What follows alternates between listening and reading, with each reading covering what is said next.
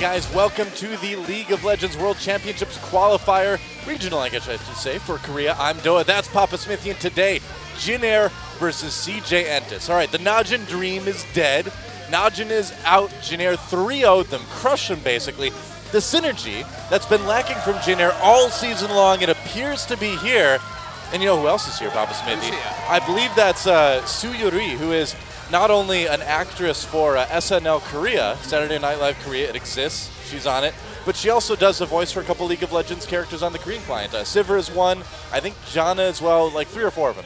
2 of the seminal characters, 2 of the oldest champions as well, so that's interesting. And Do, you missed one cast, just one. What? And suddenly Jin Air is a rampaging team that can take over games in the late game, that picks well, and that's on the same page. I know, What a change. it's interesting, and we see things like GBM with that Gangplank in mid lane doing really, really well, being very clever about his barrel harass in the laning phase, not to mention great team fighting as well. We've got Malphite being picked by Trace 3 games in a row.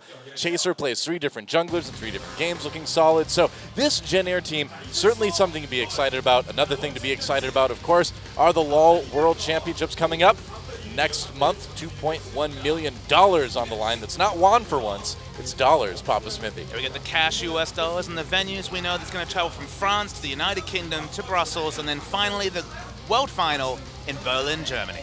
That's right. Should be pretty awesome to see SKT win that. I said it. That's I bold. said it. I'm saying it now. Bold. The bold predictions, maybe not so bold. We'll see what happens here. As you can see, not just beginner teams. These are advanced teams, guys. These are the best of the best. These are the teams going to Worlds. Of course, we've got to figure out who the third one from Korea is going to be, who the second and third one from China is going to be, and one more wildcard team as well. But we've got 3 from NA already, 3 from EU, and LMS sending AHQ and the OE Flash Wolves, of course. Should be interesting to see how the bigger teams coming into the CLG looking really strong in NA. Fnatic looking completely dominant in Europe. Can't wait to see these guys again on the world stage. Of course, in Korea, SK Telecom qualifying by winning the summer season, KOO Tigers by points. Katie Rolster, CJ Entus, and the Jin Air Green Wings can all advance for that last spot.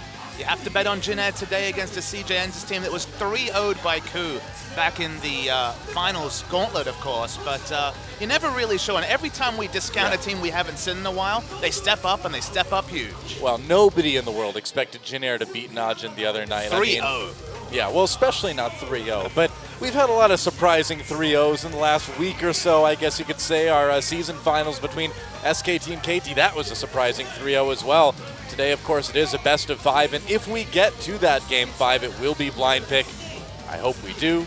No more best of 3s, Papa Smithy. I want a 5-game set today. And I want to see if this Jin Air team is the same team when the likes of the Malphite are banned out. Because, man, the initiation from top lane was the big difference as we're going to come over to our first team, and it's CJ Entus. That's right, CJ Entus. So, in the regular season, these 2 teams are 1-1. Jin Air 2-0'd them in the first half, CJ 2-0'd them in the second half. Going into the playoffs, CJ did not look very good, but they've had a lot of time to practice and tighten things up. We saw what that amount of time did for Jin Air in their match against Najin. Has CJ been able to tighten some things up as well? And the man who was on your screen last, Shy, notably wasn't playing a month ago when these 2 teams met. It was Helper in the top lane doing his thing. Coco went off on Twisted Fate, but we've already seen that the counterpick to the Twisted Fate exists. KOO Tigers, of course, left open Coco's TF, and then Kuro broke out the Fizz and showed that he could run all over that pick. In general, big champions like Shy's Shen and Coco's Twisted Fate were accounted for. And what difference will Shy bring to this lineup? Shy versus Trace, it's definitely the battle of the immovable tank top laners. Yeah, well, they're going to need to worry about things like the Shen, like the Shyvana even with Shy up there again, too. It is a big difference having him instead of Helper. But they still have what looks to be, what seems to be right now anyway, a very strong Jin Air team. They looked so good versus Najin. There they are, a big cheer from the crowd. I don't think a lot of them were expecting to get to come and cheer for them today. No, they probably were not. GBM sounded very chirpy when we talked to him pre-broadcast. He's confident they can continue that winning form. It's, of course, the same lineup as yesterday. And again, just so in tune. You could tell that both the mental side and the preparation side had finally met for the first time in a couple of months. And this looks like a team definitely on form at the right time. Yeah, well, we said it over and over again in the regular season. It just didn't look like the players trusted each other. It was a team that had a lot of individual skill, but they just couldn't seem to put it together to make a good game. Now against Najin, they did that very, very well. In every phase of the game, there's GBM taking a nice yawn. The battle nap is over. Now it's time to see if you can get one step closer to Worlds. It'd be cool to see Jin Air Green Wings. You know, we've talked to Gang by Mom a lot. His English is actually very good, and he's told us over and over again what he really wants to do is play on the international stage. He wants to get to an international event. They missed out on MSI. He doesn't want to miss out on Worlds. Just a really intriguing mid lane matchup as well. Coco versus GBM. Both need to carry for their teams. Both of them get a lot of targeted mid lane bans. In fact, in all 3 games we saw GBM target out with multiple bans, 3 at a time, more than once in the series. Coco, the last time we saw him play against KOO Tigers, they banned Diana and Azir every time. Yeah. What mid lane matchup will we end up with after all the carnage and the bans? I don't know, man. Here we go. Picks and bans for game number 1, CJ Entus versus Jin Air in our LoL Champions Korea regional qualifier. And, well, it's World Champions Korea, actually, regional qualifier. I would change that if I could go in and edit the text there. There's a Lulu ban against Jin Air coming out. Azir against Coco, no big surprise. He is one of the best aggressive Azirs I think we've ever seen. There's a Fiora ban. Interesting to see a Fiora ban just because Trace doesn't really have the mindset of a carry. This is a guy where Malphite coming into the meta made a lot of sense. We knew Trace would pick it up because it fits right into his Maokai Rumble champion pool. Now, a year ago when he was a top lane Rengar guard, it was a different world. But in 2015, that's what we're left with. But finally the Malphite ban, the Naja Knight, has finally been banned away. I just find it so hilarious that people are banning Malphite. Like, for some reason, Korea's having a really hard time playing around Malphite's very obvious ult. You know what he's going to do. If you have good vision, he can't flank you, and that's really the big concern, isn't it? Otherwise, just don't group up. I don't know if it's 6-0 or 7-0, but Malphite has not lost since the reintroduction by Smeb, so something's certainly working. It does feel a bit like we're getting a window into Silver solo queue, but Fizz is banned away. And Gangbang insta-locked as first pick. Yeah, look at that. The question is, where's it going to go, mid or top? I feel like it's going to go mid. I feel like this is going to be definitely a Coco-style champion here, but you never know. I mean, Shy, they say you can't teach an old dog new tricks, but I feel like Shy can buck the trend once in a while. So the key bans against Jin Air that I was speculating pre-broadcast were Lulu, Malphite, and Gangplank. And 2 of those champions banned away. The last one is first picked, so that's smart picks. As you mentioned, we've only seen 2 reworked Gangplanks, both of them in the mid lane, so we're expecting to see that. And of course, GBM's not really known for a high-pressure style. This guy likes to play the wave clear. It's why you could tell that the Lulu fits his playstyle, that the Gangplank would fit his playstyle. So how will he pressure and deny free farmers? One thing we didn't even notice, that actually leads Kalista to the 2nd round of a draft in Korea. Well, that's something I don't think we've seen. I can't remember the last time we saw Kalista left to the 2nd round of the draft like that. As far as GBM goes, so I wonder if maybe an Orianna pick would be good here. We saw him use it in Game 3 versus Najin just the other day. I feel like it could fit in well here too, depending on what gets picked up. We think back to Game 1, of course it was the attempt to run the LeBlanc against Gangplank. Couldn't apply enough pressure, gave Gangplank a free farm lane, and he kind of took over the game in the late game. So I think it's a risk to go wave clear as Gragas. They go for the strong ganking jungler with the disengage. Where else will the draft round out? Well, do you really have to take away Kennen here? I mean, it's so strong with Kalista. Looks like CJ's a bit worried about it. But where do you send it? Do you send it to the top lane, or do you make Madlife play it? Because it's not really a champion that he's played a lot. I think it has to be in the support role. We don't see a lot of top Kennen. Acorn throws it around a little bit for LGD, but it seems almost purely a support champion. It's all about dominating the 2v2 lane. Lucian Kennen, Lucian Kalista, sorry, Kennen Kalista. These are the strong lane duos. And let's think about CJ Entus. Ambition and Madlife don't have the best synergy. Their roam synergy, they're definitely not, say, Peekaboo and Score from KT-esque ability to get on the same page in terms of invades. Maybe they'll just dominate the laning phase and let Ambition do his thing in a solo manner. I wonder what we're going to see here from Jin Air. The other thing that we haven't mentioned yet is where's the Ashe, right? Ashe has been so high priority in Korea over the last couple weeks.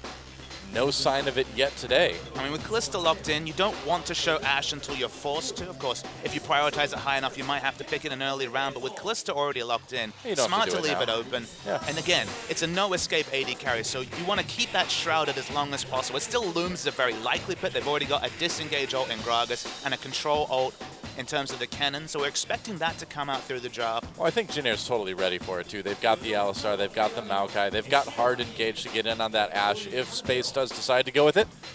I think Tristana would be fine, but he's hovering over the Ashe right now. And a victor would mean that this Gangplank would be going top, which is not what we expected. Shy may be busting out a new champion here. This would be a real surprise. See Shy shift gears. It'd be a good thing. Of course, he was once a very strong Rise top player, and he played that in a carry fashion. True. But he's definitely going against type. And when players like Trace and Shy try to put the carry pants on, the results are mixed.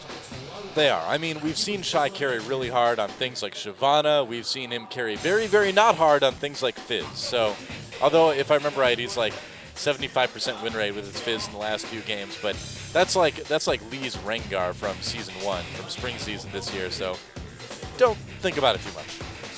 Is GBM going to pick for lane? Notably, Diana is available. Diana with Teleport has been the common pick against Victor, has a good 1v1 matchup, gets so tanky with the shield that you can't burst her down, and then just adds that extra wrinkle, that extra headache in the late game. But no, Orianna. going to go much... If we say that Shy went against type with a carry champion, GBM going exactly as we'd expect with the Orianna. Okay, they have the excellent ball carriers, whether it's Elise, whether it's Maokai, whether it's Alistar. They have a lot of initiation options to set up GBM, but it still is a passive lane. And will they be able to pressure the Gangplank, or will even top lane Gangplank get away with a fairly passive early game?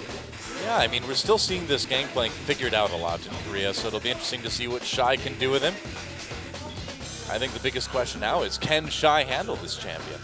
Last time we saw top lane Gangplank was in the Champions Finals. We did see Sunday try it, but he got dived aplenty. And with the likes of Maokai and Elise, that is an excellent duo to try and account for the Gangplank. Dive him as if he's a Rise and try and just delay any sort of power spike. This guy has a very expensive build, i.e. Trinity Force, two of the most expensive items in the game. Just try and wipe him out early, ensure he never reaches 3-4 damage items. Dude, those finals, I don't even want to think about it, man. Too short, only 3 games. Let's get into game 1 between CJ and Jin Air.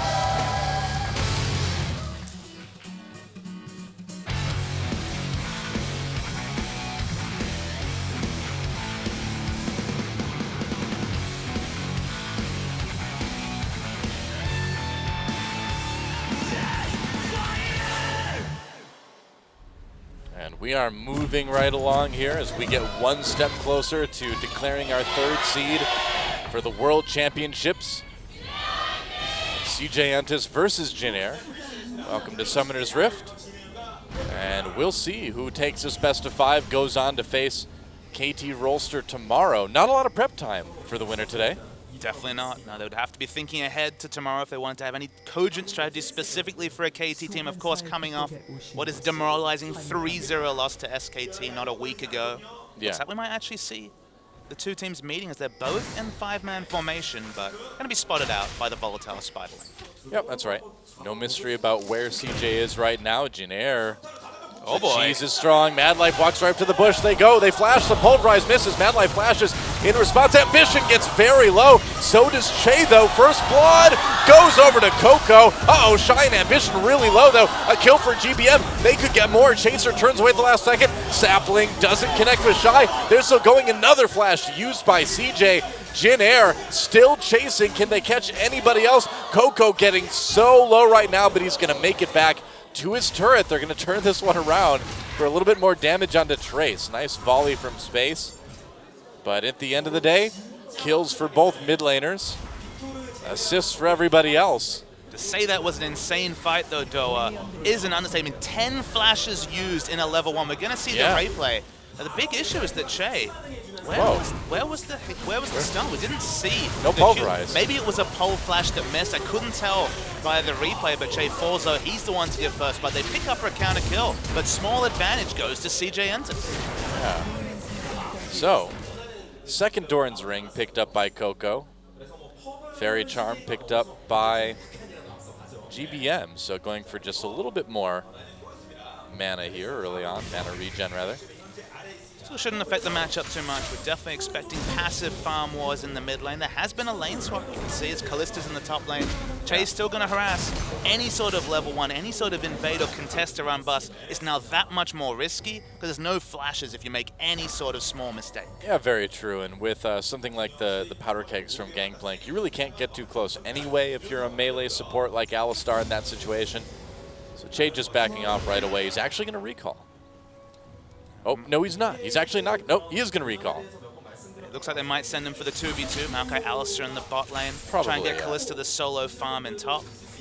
This kind of suits Jin Air to some degree. I mean, you might think, okay, you want a 2v2 in Ashe without Flash, specifically with Alistar for the all-in. Yeah. But the big factor is that you're still going to be plonked in a lane against Kennen without the Flash. You don't have much surprise potential. And he's going to take free auto attacks from what is definitely the highest damage, high harass support. So getting Kalista the free farm, as this will all end up with the counter lane swap, suits Jin Air just fine. That should be.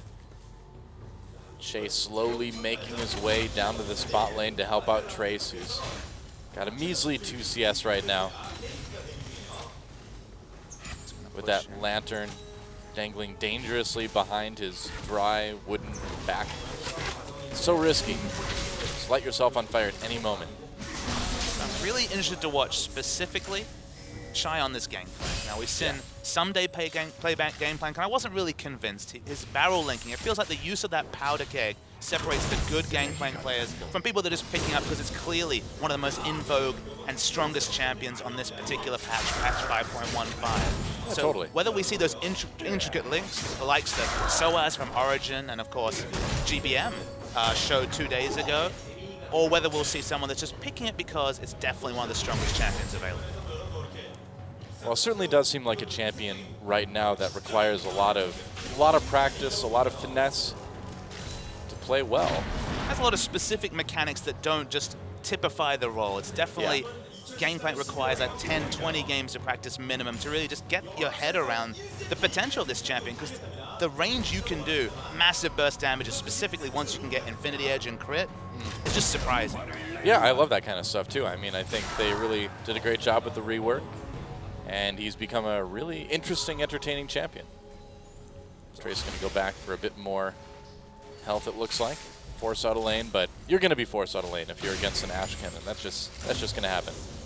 These two teams, Jin Air Green Wings and CJ Entus, they're both orientated around playing passive farm games in the early game. You can tell from the picks, we're not really seeing a strong pick comp from either side, whereas at least Maokai might have some decent synergy. In general, we're seeing a pretty passive early setup. These teams, 5th and 6th overall in gold difference at 15 minutes. So of the top teams, they're definitely in the lower echelon. They're both looking to play that passive laning phase, and honestly, it probably is in the advantage of CJ Entus just because Gangplank and Victor have such an expensive build, but such a high item cap for relevance in the late game team fights. These guys can really go off if they're given just the passive time to farm. Yeah, and I mean, that is one of the interesting things about this matchup, is that these teams are pretty similar overall in terms of playing a pretty passive early game most of the time and then coming back with good decision making and good team fighting in the late game. But I gotta say, overall, CJ's been a lot better at that this last season than Jin Air has. Now, the Jin Air we saw against Najin was a completely different Jin Air team than we saw in the regular season, so maybe they can go toe-to-toe with CJ right now. But if you look at the larger sample size of the regular season, CJ, you'd think they'd have the edge coming into this one. Mad Life taking a lot of damage from Trace, though. Definitely going to need to see the Jin Air Green Wings that played 2 days ago. You look at the difference between these teams. Now, you got control mids. You know, you can just pretty much discount the Orianna versus Victor matchup. Maybe slightly in the advantage of Orianna in the late game, but pretty much a wash. The top lane tells a story. It's a hard carry top laner in Gangplank, who has a very expensive build against a Maokai who's probably going to rush for the teamfight utility, probably going to rush for the Righteous Glory. You look at the AD carries. To give the advantage to Ashe in the late game over the Kalista, but Kalista has that amazing 1-2 item power spike. So because you have those earlier spikes on the Maokai, on the Kalista, Jin Air have the onus to make the most of it in terms of setting up objectives. Get that dragon control, get some outer turrets, get a roll on. Otherwise, if you just passive farm for 35 minutes, CJ Entus definitely have the advantage in terms of the picks, at least. Yeah, I mean, you think the dragons are really what Jin Air is going to want to focus on more than anything this game, early on anyways. They do have that earlier strength in the team fight there. If you set up any pink walls, you have someone like Elise or Maokai with that direct CC, Alistar as well. The pick potential's there to set up the Orianna ultimate. So Dragon fight's in their purview, but regular season Jin Air, that might be a window they wouldn't be able to take advantage of. But this post-season Jin Air, at least judging on one series against Najin, only 3 games, they understand their primary win condition is to get rolling fast. Yeah. Yeah, it was bizarre to see Najin fall apart like that. You know, it almost seemed like they just weren't taking Jin Air very seriously, and man, they definitely needed to. Chaser coming in for maybe a gank in this mid lane, but Coco's playing around it pretty safely at the moment. And here comes Che as well. There's a 3-man gank. They try to catch Che. The shockwave doesn't catch Coco. Gets out of it. There's a summer heal, still taking a lot of damage. Looks like he's going to go down. GBM low as well. Nice Ash Arrow helps Coco pick up the kill. So it is at least a trade. Mid laner for mid laner. There's Ambition, not quite in the mid lane soon enough to take advantage of Chaser's low health, but nice arrow from Space really saved that from being much worse for CJ. And even though it didn't squarely hit GBM, it was the damage radius and the slow to keep him in the ult field that was enough to pick up the kill. So nice assist coming through for Space like you mentioned. Good enough, but kills going on to both mid laners, so things pretty much even after all that. It's a bit of a wash. CJ certainly overperformed given the fact that GBM had a pink ward on the right side. Coco wasn't actually playing around a ward at all. It looked like he was hugging the right side because he was the one that had the defensive vision, but he was blind. Guessed the right side, bluffed the right side correctly, but they ended up with a trade despite all those extra resources being invested by Jin Air Greenwoods. You know, maybe you do stay towards that side just because it's just that much closer to where Space's arrow can be if you need it. Might just be the knowledge they knew that they were jungling on that side, but either way, certainly came off for Coco and CJ. It's pretty surprising. Well, meanwhile, we've got the duos down in bot again, finally. A little bit of a CS lead for Pilot. But all they need Pilot and Che to do is just kind of survive, you know? They need him to farm up, be ready for that first dragon fight. And they have the wave in a good spot. If Dragon is the objective they've smartly thought out, Space gets a bit of red damage. Che's falling low. Oh yeah, Pilot has to use that ult. Cannon Barrage comes in from Shy, and they had to use a Fate's Call to save Che. With the Cannon Barrage down, suddenly there's a really big window to take this Dragon while that cooldown's not available. Even though both Trace and Shy have their teleports available, the only AoE impact Shy realistically will have if he's teleporting late after the Dragon's being started is that ultimate. It won't be available. Maokai can have such a higher amount of team fight impact. Can you do that without Che being level 6? I don't think it's that important. Like we can't see the experience bar right now. I mean, it'd be ideal to have him at 6, but just with Shy having so little impact, just a Ruby Crystal and no ultimate available, they have a lot of control over Dragon, but they don't have the ward control, or at least the exclusive ward control, so they're not going to try it just yet.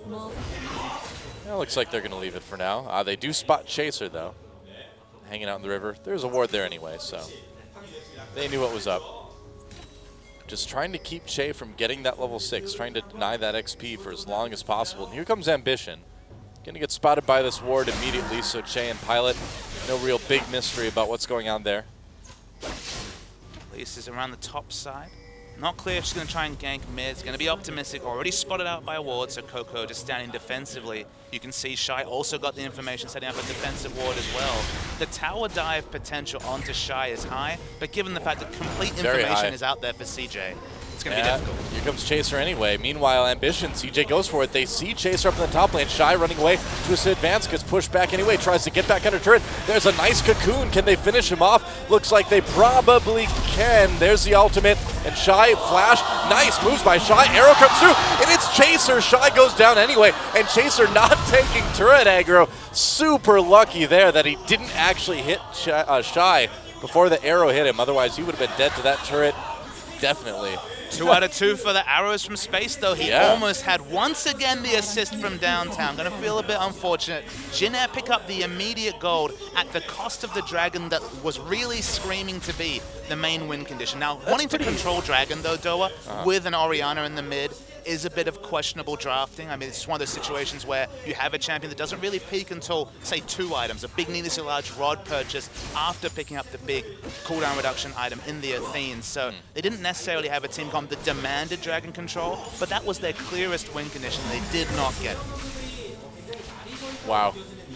I am so surprised that Chaser lived through that one. He was like a pixel away from autoing Shy, and if he had, he would have been dead to that turret.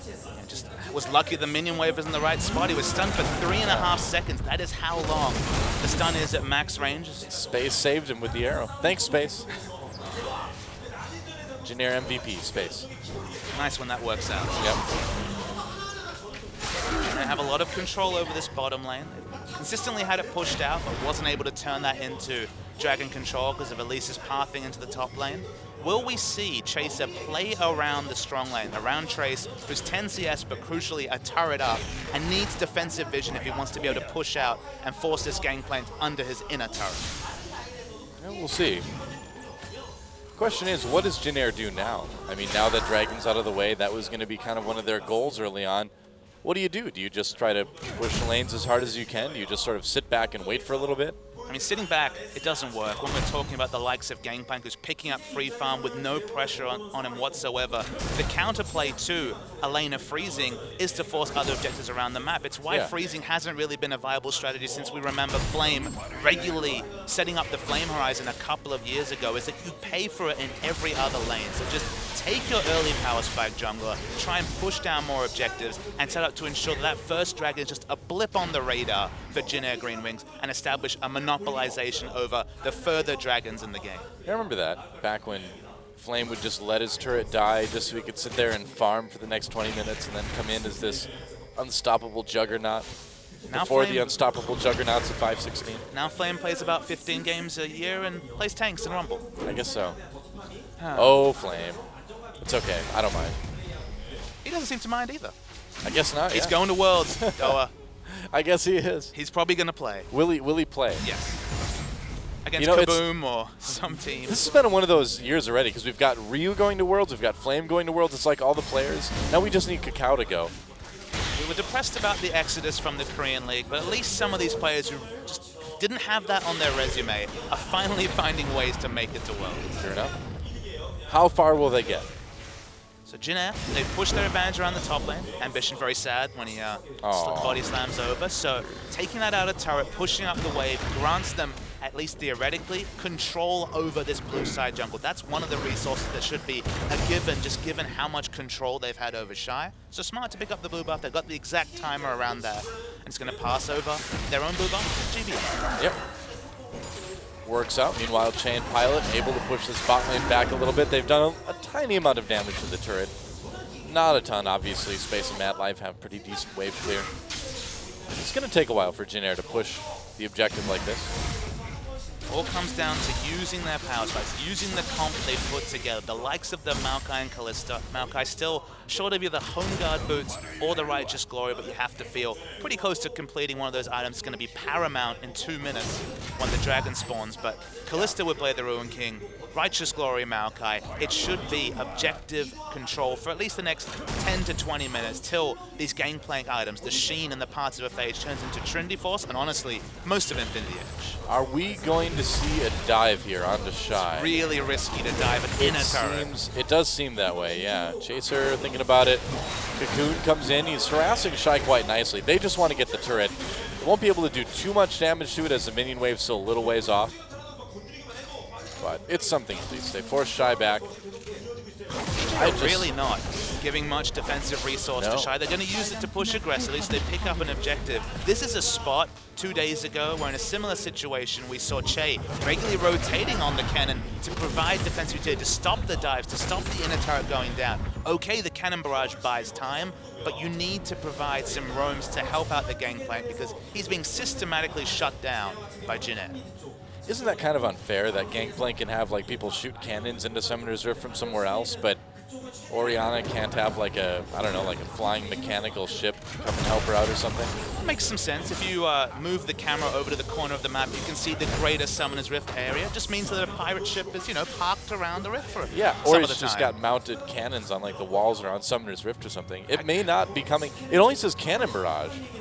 Well, if Riot just zooms out the camera a little bit further, maybe we'll be able to see where those cannons actually protrude. Maybe. I bet it's from Dominion. Nobody's looking there. It's okay. Nobody's been looking there for a while, Doa. Just Gangplank can just hide his cannons there. No one will notice. I think CJ's going to notice his turret going down, though. Pilot doing a lot of damage to it. CJ trying to respond with the turret up in top lane, though. CJ are actually looking for the immediate goal. The fact that they've sent their bottom lane top means they have really no hope to control Dragon, but Jin Air actually looking to fight over it, despite the fact that Dragon is such an easy objective when they're sending multiple members. They're really looking to stop this fast push up top. It's weird, though, because you'd think they'd want to tie up the Dragons. when you give away the first one, your win condition moves back another 5-6 minutes, then suddenly establishing that win condition can get very speculative. You're talking about what? There we go. 47 minutes into the game to establish 5 dragons because the first one was taken away. So Sure. you can understand at least cheating towards and thinking, okay, let's stop this. But the smarter, more measured move, given the power of the chance, the likes of Elise, the pick champions they put together, is to pick up this first counter dragon. And the result is that immediate gold and a little bit of snowball towards the likes of Shy, who's really had to deal with just the scraps that's really been targeted out in the early game. He's caught up a lot of CS too. We'll see Gangplank with time. Powder keg comes down, AoE comes down, 8 gold bonus for each minion. That's what? I believe about 40-50% bonus gold each minion kill. He certainly puts the gold together. If you can get those crits, you're in good shape. Cannon Barrage used just to keep this minion away from the turret. And it may not be quite enough. No, it looks like Jennaire's still going to get it. With Dragon down, though, Shy doesn't really need to save the ultimate too much. The question is, how fast can Jennaire push down this mid turret? If they can get that down, they can be in a pretty good spot. Gold is all but even. Dragon's certainly even. The control isn't. Chase has been poking around both the enemy blue and now the red side jungle as well. He's done a good job of keeping the jungle occupied, keeping it warded. But the pass mark for CJ is to be within, say, 1 or 2 dragons, so competitive in dragon score, and the gold lead staying around this mark 10, 12, 15 minutes from now. If they can keep this, the arm's length they're at, less than 1,000 gold, their comp will hit high gear very soon. Trinity Force already completed for Gangplank. So it's on Jennaire to find that next step, break the outer ring, ensure that even competing for Dragon is not an objective by pushing up vision and denying both blue and red buff from CJ Entus. Right. And we've talked a little bit about what going to Worlds means to GBM. Obviously, it means a lot to CJ as well. I mean, Shy and Madlife were part of that CJ Frost team back in Season 2 that got to the Grand Finals, lost to TPA. And you know they'd like to get back and have another chance at it. It's real. This team is filled with true veterans. Doa, Shy, Ambition, Space, and Madlife have all been around the scene for multiple years. Space was on the bench for a long time, and of course played with Muse in the original CJ Entus when Insec and Dade was still on the roster many, many years ago. So how many more opportunities will they realistically have to make it to Worlds? This might be the last one for at least some of these team members. Oh, definitely. I mean, you know players like Shy and Madlife, Ambition have to be considering retirement at this point. They're still solid, but there's a lot of players wanting to come up, take that spot in CJ. And honestly, that's the way I look at the CJ Entus team as a whole. They're pretty solid. They don't have any really big problems. When Coco gets going, they have a true carry in the mid lane, but that's kind of where you stop. They don't have the synergy. They don't have the big plays. Oh, arrow comes through, hits Chase. Chase stopped up a little bit, could get pulled in by Fate's Call at any moment here. He's not going to, though. Pops that ultimate. There's the knockup and Ambition, going to push him back against the wall. A kill for Pilot, and there we go. Kennen not really able to find a good angle onto Jennaire. Coco forced out. Shockwave gets Space and Coco. More damage coming in for Jennaire, but a lot of members low as Shy tries to take people out, but he's a glass cannon, literally. And Shy trying to get away, very low. The ball's going to take him down. And Jennaire, 3 for 0. Chaser, very, very low. Che and Pilot as well. They're going to push up this mid lane.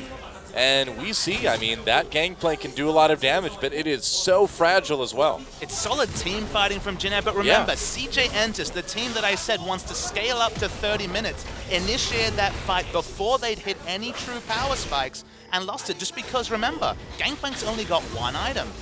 Their team is still very much scaling up, and they tried to fight against a Maokai who had Righteous Glory, who had the Ninja Tabi, against a Kalista who has the much earlier item spike. So this is an unnecessary fight initiation from CJ, and they shouldn't be surprised that when all said and done, they just don't have the power at 20 minutes to take out Jennaire. Well, Che was not the guy they wanted to hit here. Tracer flashed out of the way of the arrow.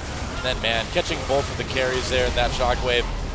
A great play by GBM. He is definitely one of the better Oriannas we've seen in Korea. At this point, if you want to be fighting for fights with Gangplank, who's clipped by the Orianna spells right at the end of the fight, you need to be the team with the ward control so you can set down the powder kegs and dare the enemy team to walk over that massive AoE damage. If you're teleporting in late and trying to lay down powder kegs, you better have 2 or 3 damage items, because if you miss them, it's not going to be big, as the wave clear certainly already is. It's a lot of money. It's like 130 gold from Seriously. Q. Yeah. Yeah, Gangplank is really make the big bucks. You fast forward 10 minutes into the game and that same initiation comes down. It's a decent fight for CJ, but just again, pulled the trigger too early and didn't play around their comp's win conditions, and they paid for it. Certainly did. A little bit of pressure on the mid lane, but not really anything that Jin can't handle. And pretty crucially, Jin got that second dragon as well. So they've got those evened up. Jin thinking of coming in. They tried to throw Che in onto Coco. Che's Alistar this game. Been a bit all over the place. Ambition. Caught a little bit. Uses that explosive cast to force everyone to walk through the cannon barrage, but they're just going to walk out. Arrow comes through, hits Che again. Again, not the greatest target. Command Protect keeps him extra safe. Doesn't even need to use that ultimate. That's what, 3 ultimates used just to kind of get away there? Yeah, Ambition used his ult for disengage and then space initiated. So even then, clearly, the communication is not really on board between the two teams. Yeah, CJ is still looking a bit awkward, but we're getting into that phase where CJ suddenly like flips the switch and becomes an amazing team fighting team. We're like 5 minutes away from that. Can Jin handle them then? CJ's so weird. They look so disjointed until, you know, like what, 25, 30 minutes, and then suddenly they become this like godly team fighting team. But if they try to fight before that, things usually don't go too well. Jin looking for a fight. Dragon is live. This is a dragon they should claim with the strength of their comp, with the strength of the item pickups they have now. With those ultimates being down as well. Right. The Gragas ultimate's about 10 seconds away, so be up soon. CJ just happy to create pressure on the map to buy time for those big cooldowns to be available. Well, they're going to trade that dragon for what they hope is going to be a tier 2, but if I was CJ, I'd be worried about getting caught by Jin as they come back down the lane, and that's exactly what Jin is going to try to do. Trace coming in for the flank, that's right. Not a lot of angles to get away if you are CJ right now. Pilot sitting over the wall. Che, the ball delivery system has been activated.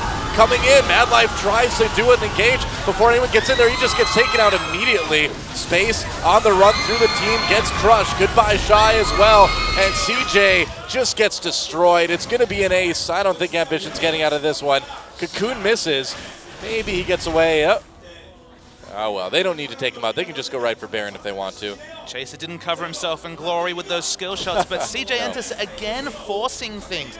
I can understand the mindset. You're like, okay, we can't pick up Dragon, let's get something. That something is not an inner turret when the enemy team has the earlier power spike that's been looking to fight anyway. They only wanted to fight around Dragon. They weren't that interested in claiming it. But then they get the fight, they get the Dragon, they get everything, and it's certainly going to be a Baron as well for Jin. I don't understand the thought process for CJ and just to keep looking for fights at 25 minutes into a game with a Gangplank top. Well, you know, that time they were looking for a turret, but they knew they should have known that they were going to have a team fight either way, and it was going to be in an unfavorable position. They don't even get the turret. Shay just walks right in. Madlife. Coco literally instantly died. That's the big factor, is there's no Vic who has a lot of the gold, who had a farm lane against Orianna, and then of course it's just scraps, and you're fighting against a Blade the Ruin King, Hurricane Kalista. You get flanked by Alistar, you are going to lose that fight 10 times out of 10. Yeah, I mean, GBM's doing a great job of doing damage, but also providing peel for Kalista in that case. Madlife tried to ult in with the Slicing Maelstrom, but there was no follow-up. I really like the comp that CJ put together. They have Disengage for the Ashe, they have Control Ultimate, the likes of, say, the Victor W, the Kennen Ultimate to keep Ashe alive, to keep Gangplank alive, because of course he's a squishy damage dealer as well. But you have to understand your windows, and CJ just don't seem to understand that their window was far later. Their window was closed for 30 minutes, but they kept trying to force it open, and when you force against a team with early power spikes, you lose. Well, the problem with CJ is that while they are a very good late-game team fighting team, if they're in a position like this, where it doesn't really work, that switch still flips. And CJ's like, this is the part of the game where we fight. And then if it doesn't work, they just keep doing it until they lose. But a late-game team fighting team should understand when the late game starts. It's when you see Infinity Edge. It's when you see multiple items on the likes of Ashe, a Last Whisper to help her get through Maokai and Alistar, for example. But instead, they just don't understand that window, try and force things, and it doesn't work. Yeah, it's like a game clock thing rather than a compositional, situational thing. Che accidentally punts somebody out. Trace gets way into the back lines here. Chaser looking okay. Trace locked up, though. Jin like, sorry, dude, we're just going to do some damage to the turret. That was not wise. Nice shockwave for the disengage. Pilot pulls in Che. That was a bit awkward. Now, see, that could have gone better. and Jin Air pulled off dives like that with Malphite, but Maokai and Malphite are very different champions. They didn't have the ball position, the big ult from GBM never came. Pilot didn't even commit to the dive. That was more the Jin Air in the late game we expect, where they have real difficulty initiating and closing out games. That was awkward, definitely. Didn't get the turret, lost their jungler. Still have Baron buffs, so they still have minions that mean that there's not going to be any punishment in terms of objectives from CJ. They can't push down a turret, even a 4v5 situation. You know, the funny thing, though, is that the side waves for Jin Air are not going Jin Air's way despite having this Baron buff. So this Baron really hasn't gotten Jin Air much of anything. It's only a 4,500 gold lead, and when we're talking about champions like Gangplank, it might be an area to punish. They do take out the inner turret. Well, they get one, yeah. Victor decides to prioritize picking up his blue over clearing the waves, and it would have been difficult in an outnumbered situation anyway. You know what I mean? Without Baron, without Dragon for another 2 minutes, I suppose Jin Air thinks, well, we've got enough time to go back and push the lanes up, get ready for that Dragon, so why not just take down that tier 2 and get set up for the next Dragon? Their only worry will be that items don't really help a lot of their damage. Pilot, for example, the big thing about Kalista, Blade the Ruin King, into the Hurricane, massive power spike. The next items, I guess, a Bloodthirster or Last Whisper, depending on how the game's going. Yeah. Doesn't really add a lot, and you don't have Infinity Edge to really multiply your damage potential. So you want to be fighting early when there's still this situation where, honestly, there's zero armor. There's not even a cloth armor completed for CJ Enters. Pilot will rip through the team, so you can understand the mindset of fight often, fight now, but only really the Dragon looms as a place that CJ should be opting into a fight, although they've proved me wrong before. Oh, Shy wards the Tri-Brush. Shay and Pilot aren't able to find an angle. Hard to catch that Gangplank with the remove Scurvy. Of course, you can get out of any CC. Even the headbutt pulverize from Alistair, if you pop the W, that allows you to flash because the mini stun is removed, so you can even flash while you're still popped up. So a lot of counterplay against even the knockups. So that's the thing. If remove Scurvy gets rid of any CC, does that mean that CC in League of Legends gives you Scurvy? That's what does that mean suggesting. I think that's what it is. It's like we found out something about the CC in League of Legends. Any sort of crowd control ability, So whether it's a hook or a charm, gives you Scurvy. What I've learned is that Scurvy is comorbid with a debuff. So any sort of debuff, when Scurvy is applied to it, really affects you. So you can remove it with an orange. So orange is nutritious, but only in a situation where Scurvy and a debuff come together. You need that vitamin C to remove the Scurvy, That's right. right? Those biscuits that you get, the total biscuit regeneration, no vitamin C in those, man. Maybe some calcium for strong bones, but you can't get rid of Scurvy. Jin Air, so much power, even though Maokai's not in position without teleport. They understand they can just rush down the dragons. Only a third dragon, so we're still talking about 42 minutes for a fifth dragon win condition, so it could be a longer game. Remember, this time Jin Air don't have the Ashe. They don't have initiation from their AD carry. Setting up a Orianna dive didn't work out the last time they tried it, so I wouldn't be surprised to see Jin Air hang back and just focus on the objectives rather than going for the turret dives that really helped them accelerate the pace against Najin 2 days ago. Yeah, definitely takes some time. So Scurvy is a deficiency disease, right? So does that mean that the CC like sucks all the vitamin C out of you?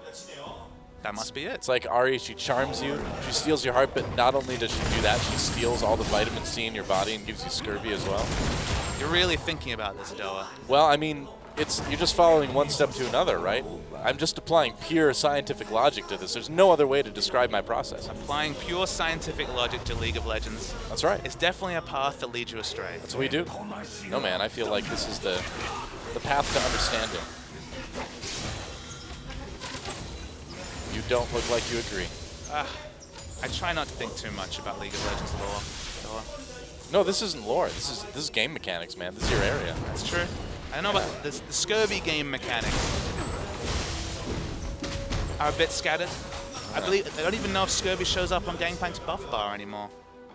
No, really? They removed it. Oh, bummer. Well, I mean, it's good for Gangplank, I guess, but bummer for the rest of us. See, now they have to add that to every other CC in the game and you get it by it. To pass the test. It's easy, man.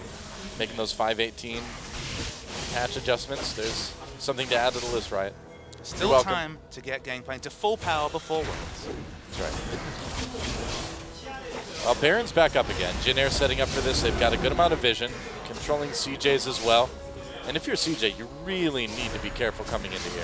Jin Air need to be decisive. You can see the split push is on from Shy. He's got Trinity Force, so he's going to take out turrets very, very fast. Jin Air are kind of umming and eyeing. They need to get this initiation off right now. They force a flash.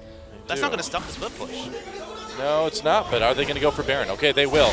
A lot of damage taken by Shy, actually, at that top lane turret. Is he going to recall, or is he going to just keep pushing? Looks like CJ wants to try to stop this Baron by themselves. Can't see whether the Baron help is coming down. There's still a lot of indecisive. Chaser gets very low. Arrow comes through. Doesn't hit anyone. Mad Life pops his ult. They're going to find Coco. Coco very low. He manages to get the kill onto Alistar before going down himself. There's space in Mad Life. Meanwhile, Shy takes out the inhibitor turret. Baron is still up. Jin Air falling apart here. They're going to lose their inhibitor. Jin Air is being so indecisive now that they don't have that initiation. Now that Malphite, Ashe are denied away. They are all at sea around Baron, and they're going to lose a free inhibitor. You know, we were wondering after that match versus Najin, is it just the Malphite or is it Jin Air? But they look like old Jin Air just now. They look like they didn't know what to do. Looked very indecisive, very scattered.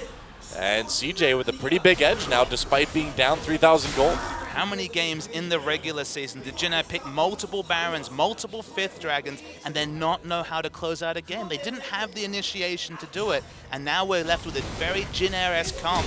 It's a nice barrel onto GBM. The ult awkwardly misses from space, but this is all just buying time. The mini-map is the real story, as Gangplank with Trinity Force builds full damage. That's the unique thing about Gangplank as a champion, is that he builds full AD damage. It means that he takes very fast inhibitors. Okay, they pick up this Baron, but you know what the worry is, Doa? What? With that inhibitor down, the inhibitor on the polar opposite side of the map, this Baron is theirs, but if they don't take advantage and break the base with it, they're going to be in a tough situation to be able to not orchestrate a similar situation for Gangplank to go for the same split push. And when you have that pressure, those super minions pushing onto the polar opposite of the map, it's so hard to defend both that inhibitor and threaten a Baron.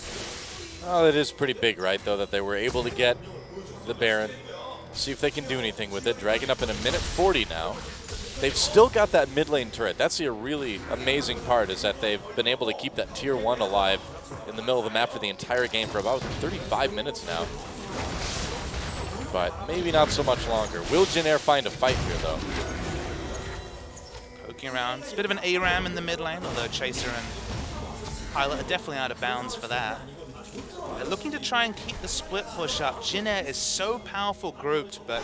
Well, they know, too, that 5 Dragons is going to be one of their big win conditions now. Still a long way away, still 42 minutes if it's taken on spawn, and they have to account for these super minions as well. I guess pushing up the lane and bot lane to stop the Baron buff minion push and kiting back to Dragon is the safest course of action, but it does really allow this Baron buff timer to tick down from a CJ Enter's perspective. Right. Well, pushing the bot lane.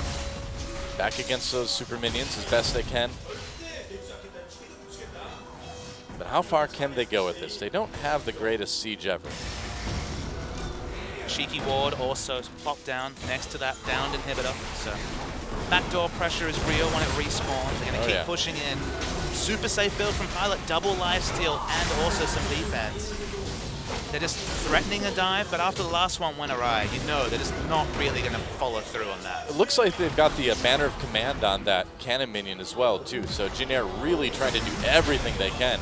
Means that Coco can't do damage to it, only Ashe.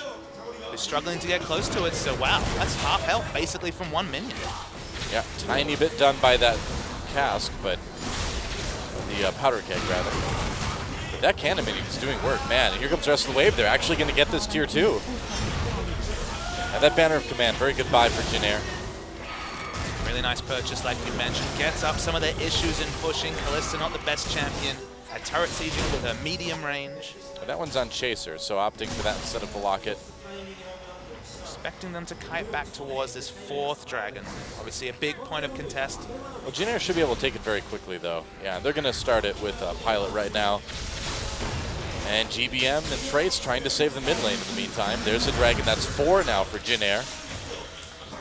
Item timings are certainly there for CJ now. The next fight is going to be a lot closer now that Trinity Force, Infinity Edge, and almost a Youmuu's Ghost Blade is finished for Shy. Now, notably, we saw GBM pick up these 3 items at about 26 to 28 minutes, so he's definitely late on his build, but the power from these 3 items is certainly undeniable. Oh, yeah. Definitely.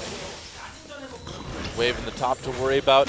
I don't think GBM can defend this mid lane turret. Looks like it's finally going to go down if CJ tries for it, but they don't. Shay's there to provide Okay. another headbutt pulverize that misses. I guess so. Jin Air had their waves in such wonderful order. It was one of the highlights actually of their macro play against Najin. CJ have definitely outfoxed them in mini waves, because even you've pointed out a couple of times, whenever they've looked to have power, they've had to deal with side wave minion pushes from CJ Enters. Yeah, I mean, I feel like that's a big part of what is keeping CJ in the game right now is their wave control has been apparently really good this game.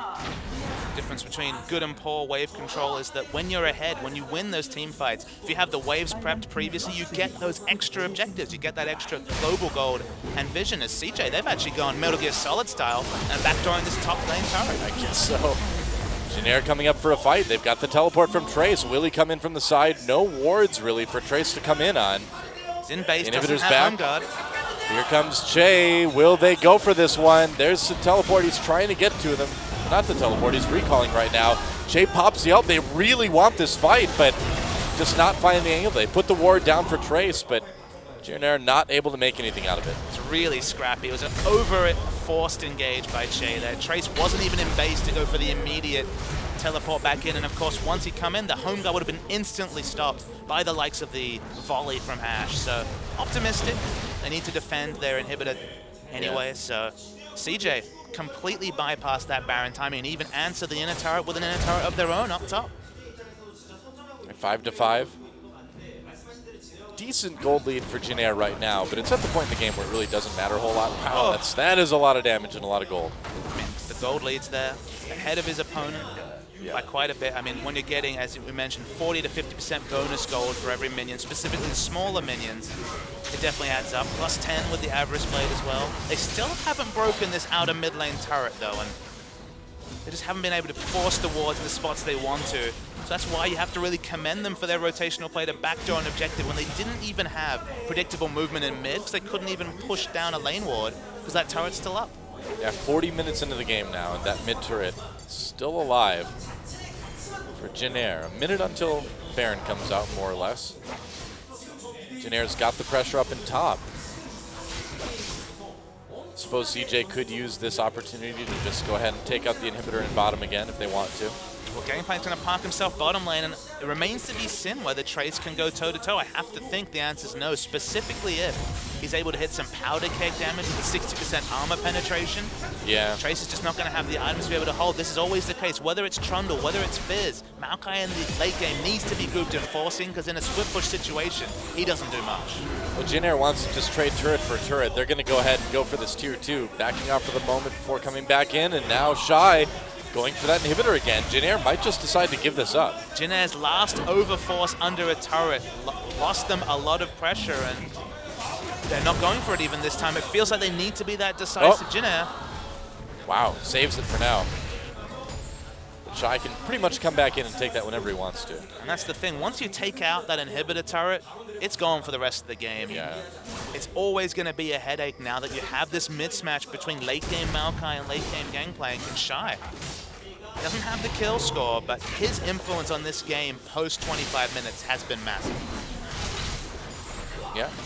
It's pretty simple, doing what he needs to do with Gangplank, just being that split pusher that CJ needs him to be. And if they overextend to try and take him down, which at this point will take multiple members, Baron buff is on the opposite side of the map, they'll pick up that objective easily.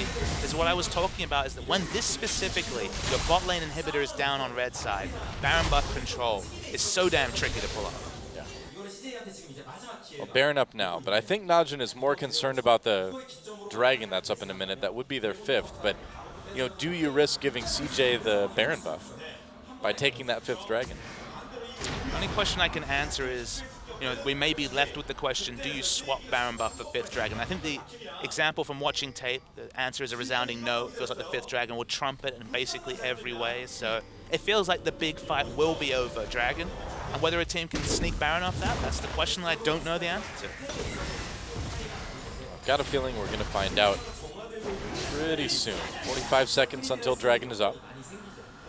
What Jin Air need, because they're pretty sure that the big point of contest is Dragon, is to get a deep ward for the flank initiation from Trace. Now, he wasn't in position and the wards weren't there when we saw them try that 3 minutes ago, but this time the wards just aren't in a position to allow the home guard to make a big impact. So maybe he'll have to group, and then you're just a Maokai who'll just try and bait out a flash. If you trade flashes with the carrier trying to get onto, it doesn't work. And Maokai is the key to this initiation because he is the most reliable ball carrier, and Che, his Alistar mechanics have been pretty off this game.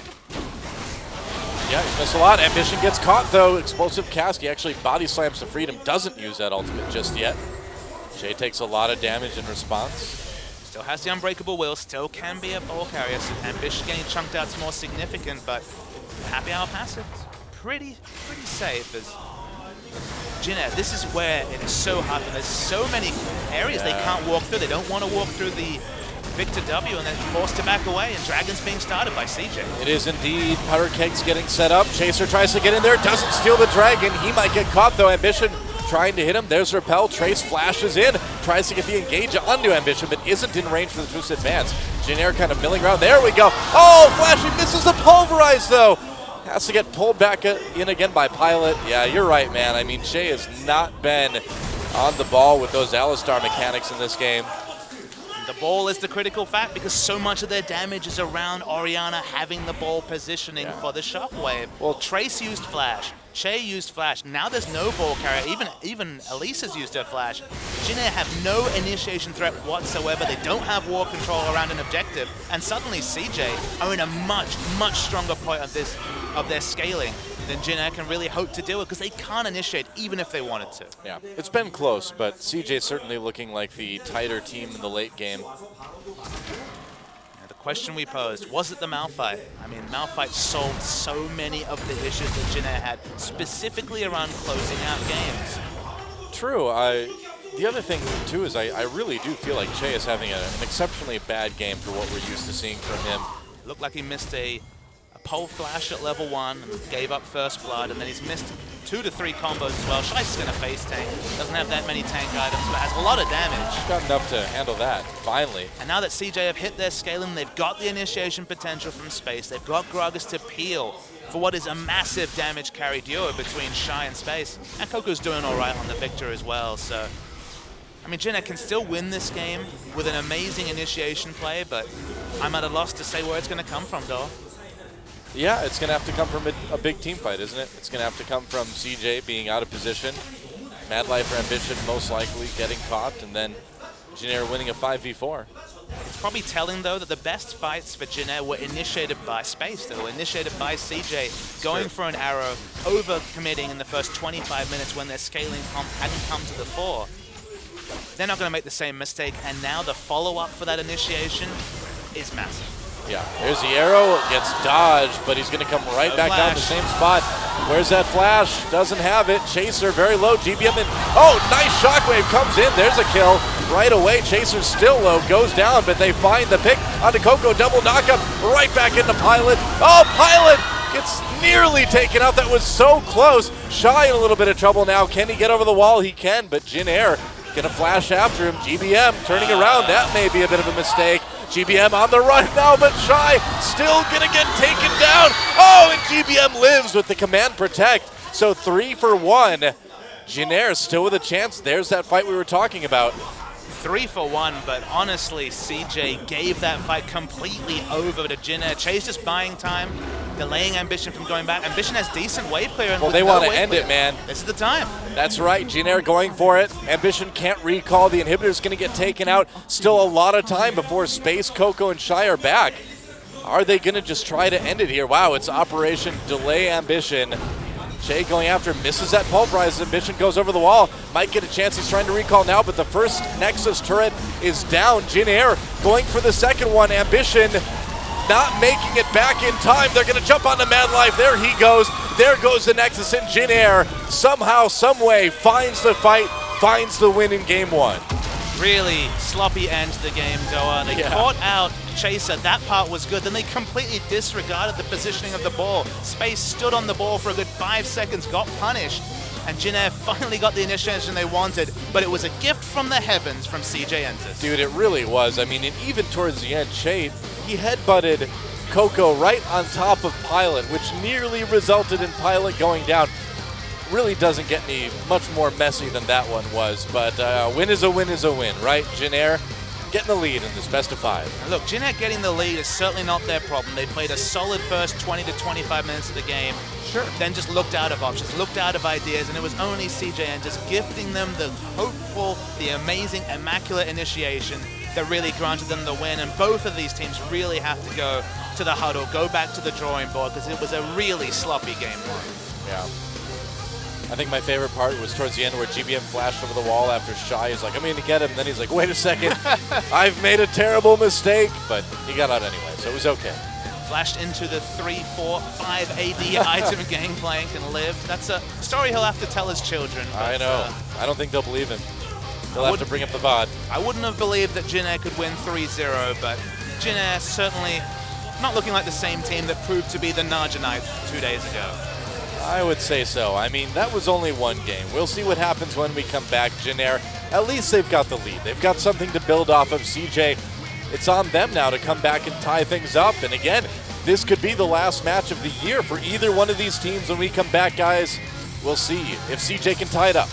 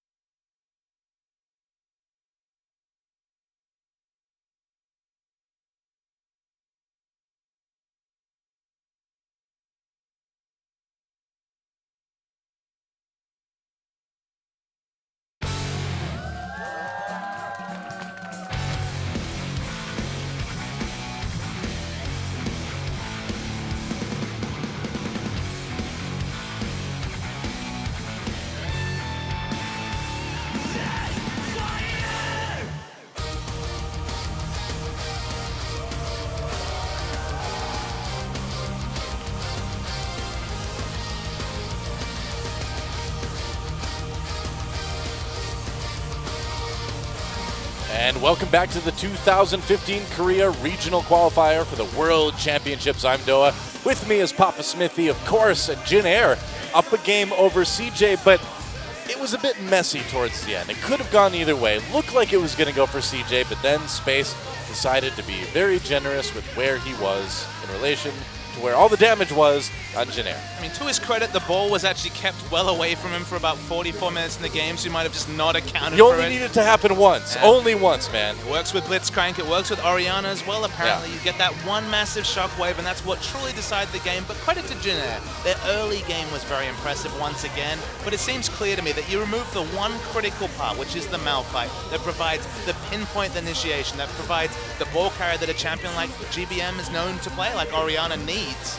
You remove that and suddenly everything looks just that little bit more sloppy. Yeah. And that's why it took them an extra 17 minutes to close out a game that they were firmly on top of 25 minutes into it. You know, you'd expect Jin Air to be not quite as tight in the late game as CJ is. Over the course of the year, what we've seen from these two teams, yeah, Jin Air looked good against Najin, but Najin is a team that's always been remarkably weak, right, in the late game. So Jin Air looking good against a team like Najin late, very different than looking good against a team like CJ late. So we'll see. I've got a feeling we're going to go the distance in this one. CJ certainly could tie it up here in game two. Time for some picks and bans, and Azir, the first ban against CJ. Once again, not going to let Coco have that one.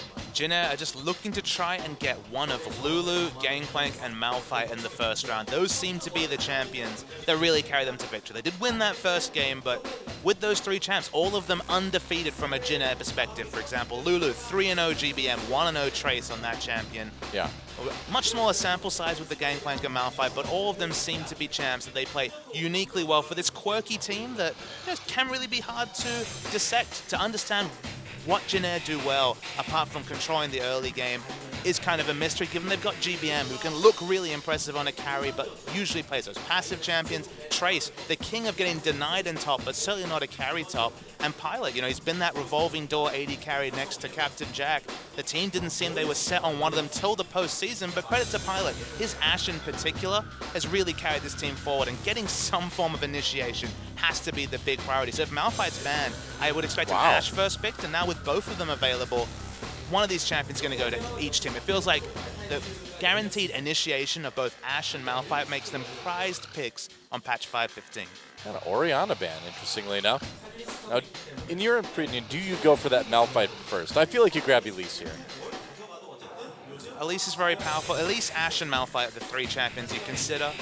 If you're Jin Air, Kallista's the other one, of course, that's through, but you're going to get one of those two AD carries, so I think both have their pluses and minuses. Obviously, the mid-game control versus the initiation, so given that both are on the board, it seems like it's a choice between the likes of Malphite and the Elise. I really feel like Malphite is a champion that Shy can play too, but they may just grab that Alistar Callista lane. Pretty strong stuff, yeah. Does leave open, of course, Kennen, Lucian, whatever Jin Air decides to play, but they don't need to pick their bot lane just yet. They can take the victor. Worth noting, there's been 5 mid lane bans, so given that Gangplank and Lulu have been primarily mid lane champions for these two teams, there's 5 mid lane bans. So is Victor going to be the pick with the lack of a Diana, with the lack of a real counterplay against that champion, give him a free laning phase, or will we go somewhere different? I think that GBM, despite his massive champion pool, will go for the reliable wave clear of the Victor. Well, we talked to GBM a little bit before the match. I asked him, what he thought about Fiora mid right now, and he didn't really seem too fond of it. He said, no, I'm not going to play it.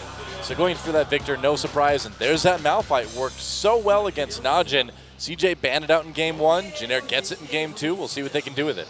Smeb is the innovator, brings it back against Najin, and suddenly Malphite hasn't lost a game, 6-0 in just the past couple of weeks, and gives the initiation they were sorely lacking the previous game. Now, they don't quite have the Orianna, so they don't need a ball carrier, but still, those turret dives, specifically the one around 30 minutes where Jin Air first kind of misstepped after a very impressive early game, so much more reliable when Malphite can tank the aggro and have that massive initiation. But CJ probably going to stick with the Gragas. Disengage certainly required when you see a Malphite. Yeah, very true. And we are not on 5.16. We are on 5.15 right now, so no Mordekaisers or Skarners incoming at all. One day. One Soon. day. Probably. At Worlds, maybe. We'll see. Unless they're all banned out. Or perma-banned, Well, there's also a lot of tweaks that will come through in the next couple of patches. Not a lot. I wouldn't say a lot. Only one patch theoretically left. Maokai Gragas picked up for CJ. And what will it be for Jin Air? Looking for a bot lane. I guess there's a chance that Malphite could be a support, but realistically they're looking for a bot lane with the last 2 picks. Now, you wouldn't have associated Pilot with Vayne before this season, given that he was mostly a caster AD carry. The likes of the Urgot, the likes of the Ezreal, the likes of the Corki were very much his purview, but he actually really shone on Vayne early in the season, and he didn't really play a lot in the mid games of the season and wasn't playing Vayne specifically. But they're considering Vayne Braum with Ashe available. It's a surprise, but they can really do with damage. They've got lots of initiation from other members. Victor does decent damage, but adding a Vayne certainly tips them towards the damage they might need in the late game. Well, yeah, I mean, it really looks like they need a way to shred tanks, and they're not going to get that from Ashe. They will get that from a Vayne, and they will lock it in. So Vayne Braum will be the bot lane for Jin Air, and CJ, you know, really setting things up to counter that Ashe. And, well, I guess they got their wish. No Ashe on Jin Air. So what is the mid lane champion? We've got a champion who can gank mid. Coco has struggled in the past few games, specifically against Ku. They were 3-0'd, where Ambition over-prioritized Evelynn, a champion who really struggles to gank mid. And Coco carrying is what we always want to see. Echo would be a super exciting pick. This is another champion that has been theorized as being a lane counter to Victor. We've only seen it once successfully. Frozen managed to pull it out and beat a Victor, but it's a risky lane. It was played in the international wildcard as well. There's no reliability. It's still picking a melee champion with decent wave clear, an assassin in a lot of ways. We have so few data points about pure AP Echo, but with 5 champions banned away and the most reliable pick locked in, we might finally get to see Coco back on this Echo. We've seen Rookie do very well on Echo over in China right now.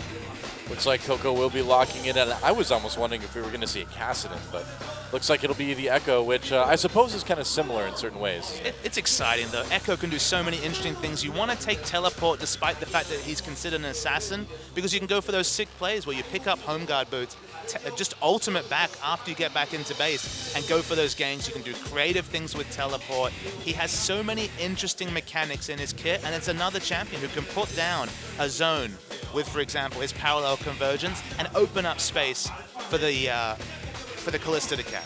Yep, that's right. So our roster for game number 2, our lineup looking pretty strong for Jin Air. They've got a way to burn through a lot of those tanks, but can GBM's Victor handle Coco's Echo? It's a big question mark, because we haven't seen, like you said, a lot of Echo in Korea recently.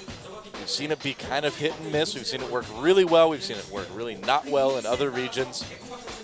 How's it going to be for Coco? Expect a lot of pathing around the mid lane. Elise, Victor, Gragas, and Echo. Lots of outplay potential. A lot of mid lane games. That's what I think we'll see. That's right. We'll see CJ trying to tie things up. Let's see if they can do it. Time to get in the game.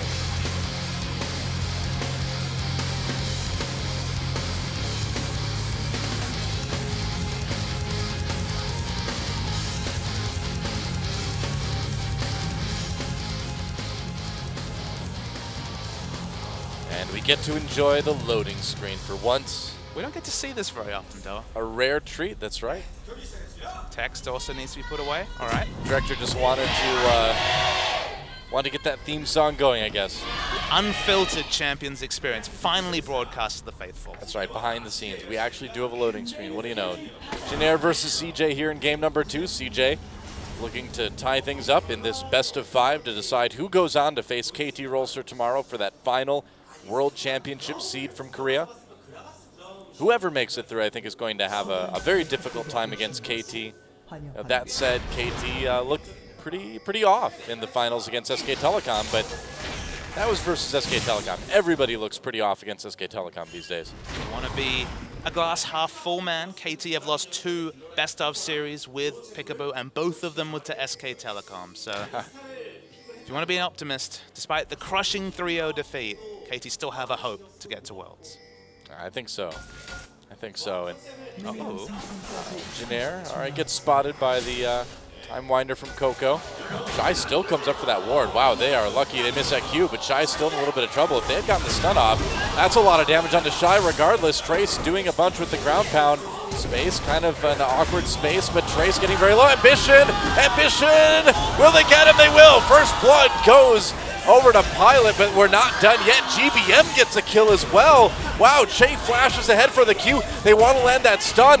Coco, there it is. Can they get him? Is it going to be 3 kills for Jin Air early on? It certainly could be. Time Wander getting the slow, but GBM 2 kills before the game really even starts.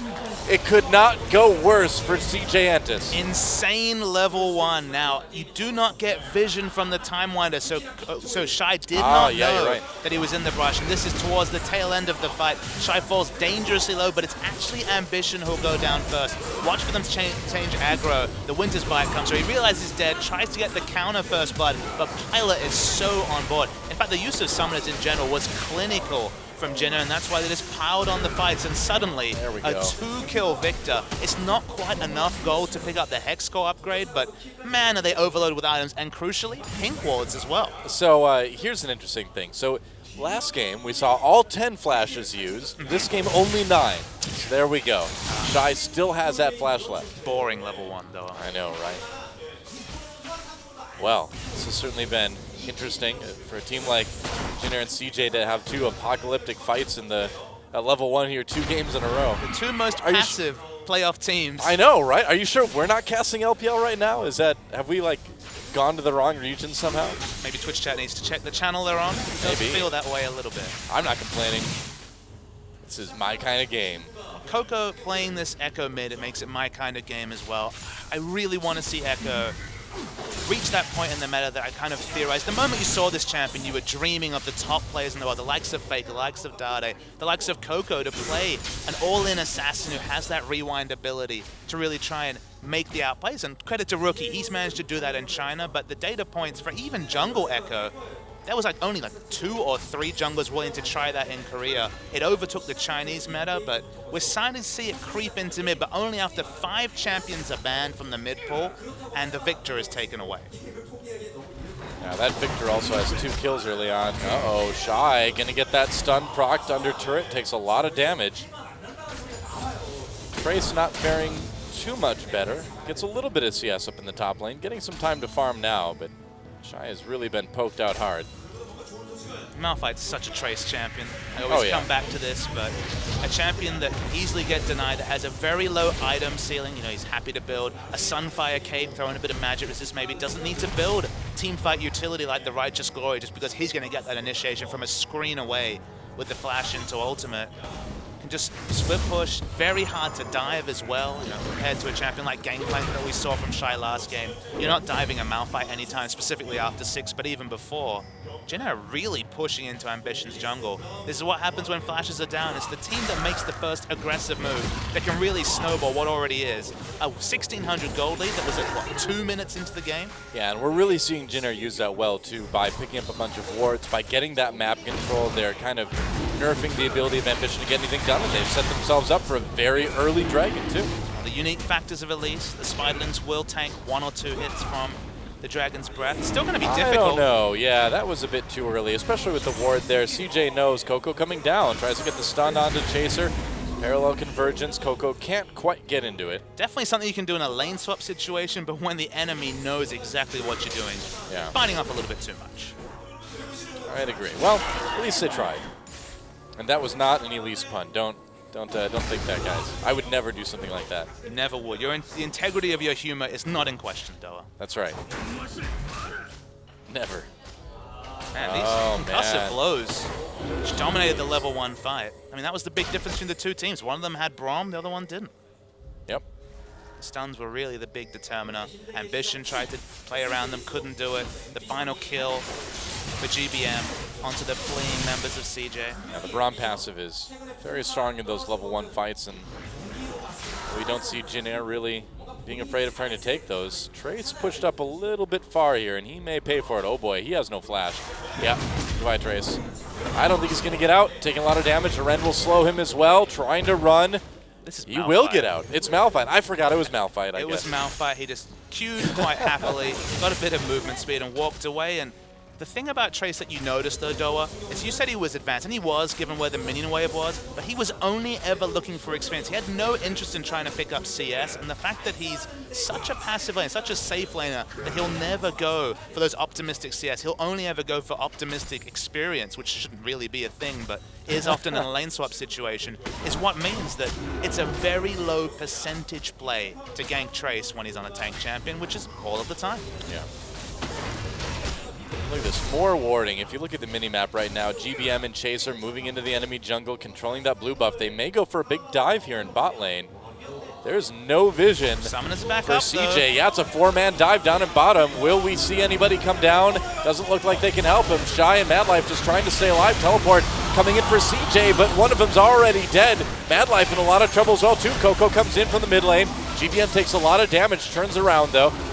And Chaos Storm doing quite a bit. Ambition zoning with the barrel, but Jin Air already on a pretty safe exit. Still, consider the fact Whoa. they pulled off a successful turret dive when the enemy mid laner had teleport and could instantly respond back to bot. Madlife takes a lot Whoa, of damage. Madlife taking a lot of damage there. Exhaust on the Chaser, trying to come up for something. Coco just ults back to life, or back to higher life, rather. Gets a bit of sustain in, but the fact that Jin Air could pull off that dive with the teleport, it's smart pathing, it's aggressive warding that gave them as predictable a dive as possible. So it's credit Jin Air, but man, it could have gone so much differently. Yeah. Well, this game so far has just been a really good example of Jin Air doing everything they can to pressure with that advantage they got at the level 1 team fight, and they've done pretty well with it. Nice little gold lead, good vision. One more kill. Trace is going to burrow his way back to base, I guess. Part of the gold that was picked up with the first Floods was also the pink wards that have been sticky around the chokes, so GBM's been able to push up just happy as he likes. Only had the cleanse up since the level 1 fight, never been forced to use it because the pathing for Ambition has been either in wards or in the top side jungle, or just utterly predictable thanks to all the extra snowball gold that was largely spent on vision. Yeah. Man, those spears Kalista sticks in you are pretty big. You'd think just one of those would be enough to kill you. It just tells you how tanky Dragon and Baron are. 30, 40 required just to even chunk right? it down. Well, the fact that like Vayne can have a spear sticking through her as long as she is tall and live, pretty amazing stuff. Maybe she just has no heart. Maybe the armor makers don't get enough credit. Well, I don't know. Clearly the armor isn't working because it's going all the way through them. But but I think Pilot just has the ability to dodge with his vital organs as well. You move him around inside, you out of the way of the spear, you see it coming. Move the heart. Maybe everyone's able to shift their phase and like go in and out of the No, that's ridiculous. That's so implausible compared to what I just said. I can't believe you even suggested that. I mean, Echo's on the Rift. He can do it. No, man, he can just move through time. He can't move his... Well, maybe he can move his organs. A misleading amount of time. I watched that video. It sounded like it could be hours, not seconds. I mean, at least minutes, right? Well, according to the lore, really, Echo should never lose a game of League of Legends, right? Because he can just do it over and over again until he wins. I mean, Jax also should be the most OP champion, right? He is the champ. He is. I wish Shy would bring the champ back. Expression tried and failed. Yeah. He got that ult buff a little while ago. He's got a little bit more tankiness in general, too. They keep pushing him, you know, they keep nudging him along. There'll be a time for the champ, but... You gotta be careful, man. When Jax is back in the meta, he is pretty dominant usually. Split pushing, team fighting. When he can do both, that's when you need to be worried. Yeah, definitely. Cough, cough, Gangplank, cough, cough. Look, Gangplank's had his time in the sun for, what, a week now? Let's give him a bit of time. Time to go, Gangplank. The Nerf bat is being wound up as we speak. Coco pushed back in lane as we speak as well. Jin Air with a little bit of a CS lead across the board, still maintaining that small gold lead too. The vision has started to be pushed back a bit in CJ's favor. Oh, there we go, going back in. Put down a couple more wards in the jungle. It's worth knowing that the team identities have shifted a bit this game. We talked in game 1 how Jin Air, they had the Maokai, they had the early power spike with the Kalista. Those champs have swapped over to CJ, so they're the team that wants to control the early dragon. It's just, when you donate 3 kills over to priority members, literally to the mid lane and the AD carry, I mean, it's optimistic to try and control that, but one thing that Jin Air haven't been able to do, barring that attempt at 4 minutes, is to pick up that first dragon that, honestly, the level 1 should have dictated that they should have had control over at this point in the game. You would think so. Looks like they're going for another big dive here. Chaser and Shay coming down. Dive is the aggressive move. Mad Dragon Life is the easy Space in trouble. Ambition coming down. Coco still in the mid lane, but he can join them anytime. He's got that teleport. They're going to take out the turret. Mad Life stuck in that gravity field. The turret getting very, very low. Oh, Mad Life tries to come in for a play. Backs off immediately. Looks like they'll save the turret for the moment anyway. Buying time for Coco to push in the mid, getting free time. Yeah, he's getting a lot of damage done to that turret. Jin Air got pushed to hell by Gangplank last game, and Coco's doing his best Gangplank impersonation. Wow, Jin Air really not getting anything out of that move towards bot lane. No dragon, no kills, no turret. Taking a lot of damage on their mid lane turret in response. To say it's a low percentage play for your mid laner to literally run up the lane and poke under turret is an understatement. It makes it so transparent, exactly what you're looking to do. So CJ punished what was a very obvious move by Jin Air. Seems that way. And GBM. Now with Shay and Chaser in the mid lane, they're going to do a lot of damage. The thing is even though they're not getting these turrets, they're getting them very low. So there will be a point in the game where if Jin Air wins a team fight around Dragon or something, they can easily snowball that into a couple thousand more gold in leads from taking down these low health turrets. I don't know what the top turret is at right now, but I have to imagine it's taking a little bit anyway. Probably not a lot. The deep vision they've repeatedly put in the blue side jungler CJ enters should have meant a dragon at this point. So they're going for the overly aggressive move, the low percentage move of going for the turret dive they might pull off. But remember, they went for that second turret dive 5 minutes afterwards. Coco had his teleport available again. It still was a low percentage play. It felt like the dragon was presented on a platter, and they've just ignored that objective so far, have Jin Air. It is kind of odd, isn't it? Yeah, it almost reminds me of KT against SK Telecom in the Grand Finals, where they had that early lead in Game 1, and then they just refused to take Dragons, refused to really push it at all, and they lost that game. While they don't have such an item power spike like you're speaking about when KT had Arrow with a Trinity Force at 12 minutes. Yeah, it was even bigger for them. They still have the pressure. They still are ahead in items. And even if they aren't the comp that you would have associated with Dragon Control, once 3 kills are passed over in the level 1 fight, you throw out that playbook and you understand that you are by far the most powerful team in a team fight right now. You know, I wonder though, because Jin Air, they've tried a couple things that haven't really resulted in many kills. You know, they spent a lot of that gold on ward, so is the power really there as much? Chaser getting some nice cocoon onto Coco. Still takes a lot of damage. There's a repel. Shay coming in to try to save him. Chaser flashes away. Explosive cast used. GBM flashes out of the way. Coco still doing a lot of damage. There's a Braum ultimate as Trace comes down. Where's his ultimate? There we go. He could still use it. He's waiting for it. He's being patient. They get the kill on Elise, though. Trace, he misses everyone. Totally whiffs the unstoppable force. And now CJ in a great position. Pilot in a lot of trouble. Has to run. Shay and GBM as well. There's another flash. Can they turn it around? No chance. And it could be an early dragon now for CJ. Well, not early, but first dragon anyway could go to CJ. Trace waited so long to use that ultimate, waited for Chaser to die even, and then didn't hit anybody. You could tell he did not want to ult, though. He was obviously getting the call to re-engage and then just whiffed on the re-engage. So I think he made the right move not initiating earlier, because there would have just been too many members in position from CJ. He probably would have given up his life, but you can't credit the fact that he certainly whiffed when the time mattered. It was not great. Not too great. Then again, CJ, if you watch, they don't quite group up like a team like Najin would. I mean, the big factor is the Malphite ult. So we're watching Chaser fall down. When can he realistically ult? Right now, it's certainly not a possibility. He needs to ult a carry. There isn't a carry in range till now. So this is the time when you can go for it. Just misses. So credit to him on holding it, but yeah, you need to do better than that. Yeah, definitely. Oh, Jin Air still takes a blue buff. You know, CJ wasn't actually able to get the dragon out of that. They didn't even get the mid lane turret. 15 minutes, going to be a very late first dragon. The one thing you can say is that in the first game we said win condition for Jin Air with Maokai and Kalista was control the dragon. Still the same story in game 2 for CJ, but when you're talking about picking up the first optimistically for CJ, let's say at 18 minutes, then you're adding 24 minutes. That's 42 minutes into the game. The dragon win condition that CJ mostly picked around, double teleport really gives you a lot of help in terms of controlling objectives. is not going to be achieved. So while Jin Air haven't countered it by picking out one of their own, they've at least taken away that realistic win condition for CJ. Yeah, and we talked about those turrets falling. Bottom lane just went down, mid lane very low as well. Mad Life can come in to try to make a play. They'll save that turret for the moment, but still a comfortable near 3,000 gold lead for Jin Air at the moment. CJ wasn't really able to get anything out of that kill onto Chaser from a couple minutes ago. I sounded like a strange stat given how Game 1 went, but the Dragon score for Jin Air in their last 4 games is 15-3. They've had the complete control over that objective against Najin. They went 4-1 last game despite the fact that they picked up their first one very late.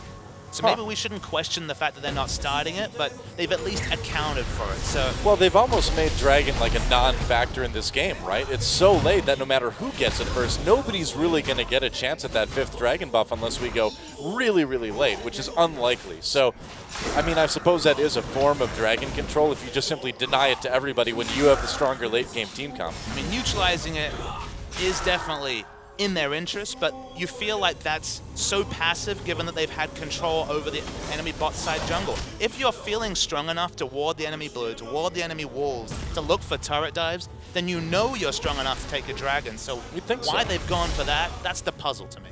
It is odd.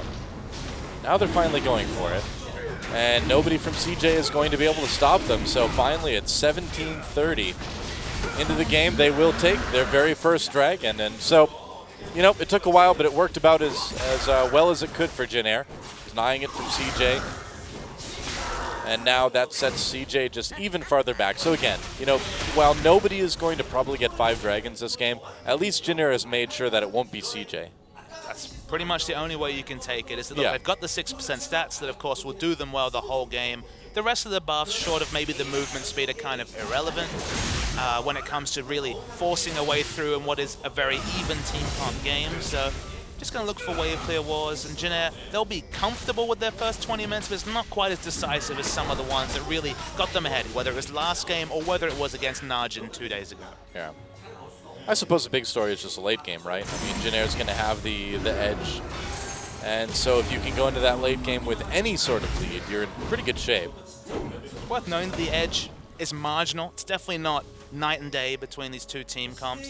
Malphite, Trace already shown that if you miss that ultimate, he certainly loses a lot of his effectiveness. You can't really expect him to whiff his ult too many times in the game. Pretty much loses all of its effectiveness if you miss it, I'd say. And the only big difference is that Vayne will have a better time with the front line of CJ than the reverse story space will struggle to get through Malphite and Elise, or Braum for that matter, in the late game fights. In the mid lane, we don't really know how strong Coco can be on this Echo. When Rookie got snowballing, he took over a game as Echo, but that was 4, 5, 6 kill Echo, and this is pretty much just farm lane Echo. This is a 0 kill Echo, which doesn't do a whole lot.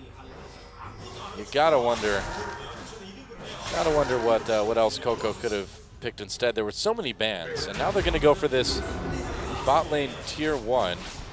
Got a lot of wave clear from Vayne, so just looking to push up. They have the teleport. Both teleports are available between Malphite and Malphite. And just another impasse, and honestly, there's going to be a lot of impasses over the next few minutes before Dragon's up. Oh, Vision takes a bit of spider poke, which sounds like the least desirable poke to be poked with. Exactly. Ugh, keep those creepy crawlies away. I'm Australian, still keep the spiders away. Well, yeah, I mean, if anyone wants to keep them away, you'd think an Australian would be the one who would want to. You'd think we'd be a little bit more attuned to those, a bit more predictable, given the creepy crawlies. Australia's Violet. Oh, here we go. There's a Cocoon on the Mad Life. Mad Life pops that ultimate. He's so low already, though. Gets pulled into the Fate's Call. Trace is there, waiting for that ultimate. Ambition, gonna go down anyway. They don't even need it. Flash from Mad Life. There we go. Space right on to that ultimate from Trace, or vice versa. Man, Mad Life just abandoned his AD carry there. He's like, sorry, buddy, you're on your own. Good luck versus the Malphite. That time Malphite held onto his ult, hit it, and it looked so much better. And the turret that was prepped earlier falls down. Yeah, we talked about this. Slowly starts to grow. They can see them pinging on the last outer turret for a team with the likes of Vayne to get the 3 out of turrets down, to be able to rotate their members around, maybe even set up Vayne for a split portion now that she's finished up by the Ruined King. It's massive for Jin Air to get this early 3 turrets down. As you're going to see in the replay. Oh, let's just watch this one again. Mad Life gets completely caught. Good zoning from the Brahmark as well. And look at this. Wow. GBM's ult, of course. The Chaos Storm does interrupt channels, interrupts the teleport. Trace holds onto the ult, doesn't miss it twice. Nothing Space can do. Nope. Yeah, GBM, the real hero there. You know, people don't really respect the ability for that ultimate to cancel channels. Remember, it used to be a 0.5 second silence. Now it interrupts channels. The same as, say, the Kassadin Q got the same tweak as well. GBM pumped himself top. They take out 3 out of turrets. From 3 out of turrets to 0, that is the big story. Most of that 5,000 gold is that standing gold from the turrets. Yeah, I mean, before it was just a small lead like you were talking about, but now we're going into a situation where all the outer turrets are down. 5,000 gold lead, 6,000 gold lead for CJ here. And, or for Jin Air rather. CJ's finally going to be able to take their first turret of the game. But they're a bit low. Oh, Pilot finds Coco, pushes him against the wall. Coco ults. Is Pilot going to be able to catch him? There's the flash used. Pilot pops that final hour, but looks like it's going to be a couple more hours yet for Coco. Or at least minutes. I don't think we've got hours left in this game. I hope we don't have hours left in this game. It's a really smart duel from Pilot. I like that he didn't get too greedy. He had his flash and his heal available. He even started to walk towards where he knew that the Echo ult point would be, but knew that he didn't have the vision around it to really go too aggressive. Draws out the flash, and it means that Coco can be only so tricky in the next fight without that extra reposition of the flash. Yeah, it works. It's something. And Jin Air is playing this at this point in the game. They're playing it fairly conservatively, fairly methodically. They know they've got the big edge going into the later stages of the game, so there's no reason to push it. You can just wait for that next dragon, fight around that. You can just keep pushing the lanes. That Malphite certainly seems to be the key to victory here for Jin Air. Not in that they can use the Malphite to win fights, but they just have it. As long as it's there. It's just some moral support that Malphite gives you. Look, just knowing that your team is rock solid. He certainly is that. He's going to need to stack Magic Resist because he's going to have to deal with the double teleport. Yeah. That's the only real wrench in the plan for Jin Air, is that they don't have a damage assassin like Fizz to deal with this Echo on the late game. So Trace needs to be able to just shrug off the magic damage, which he can mostly do. He's Malphite, he's rock solid like you mentioned, but doesn't really have any threat of his own. So there is some tricky plays CJ can make with the double teleport in the late game that might get them an objective lead. Jin Air might come to rue the fact that they were a little bit lax with controlling the dragons in the early game.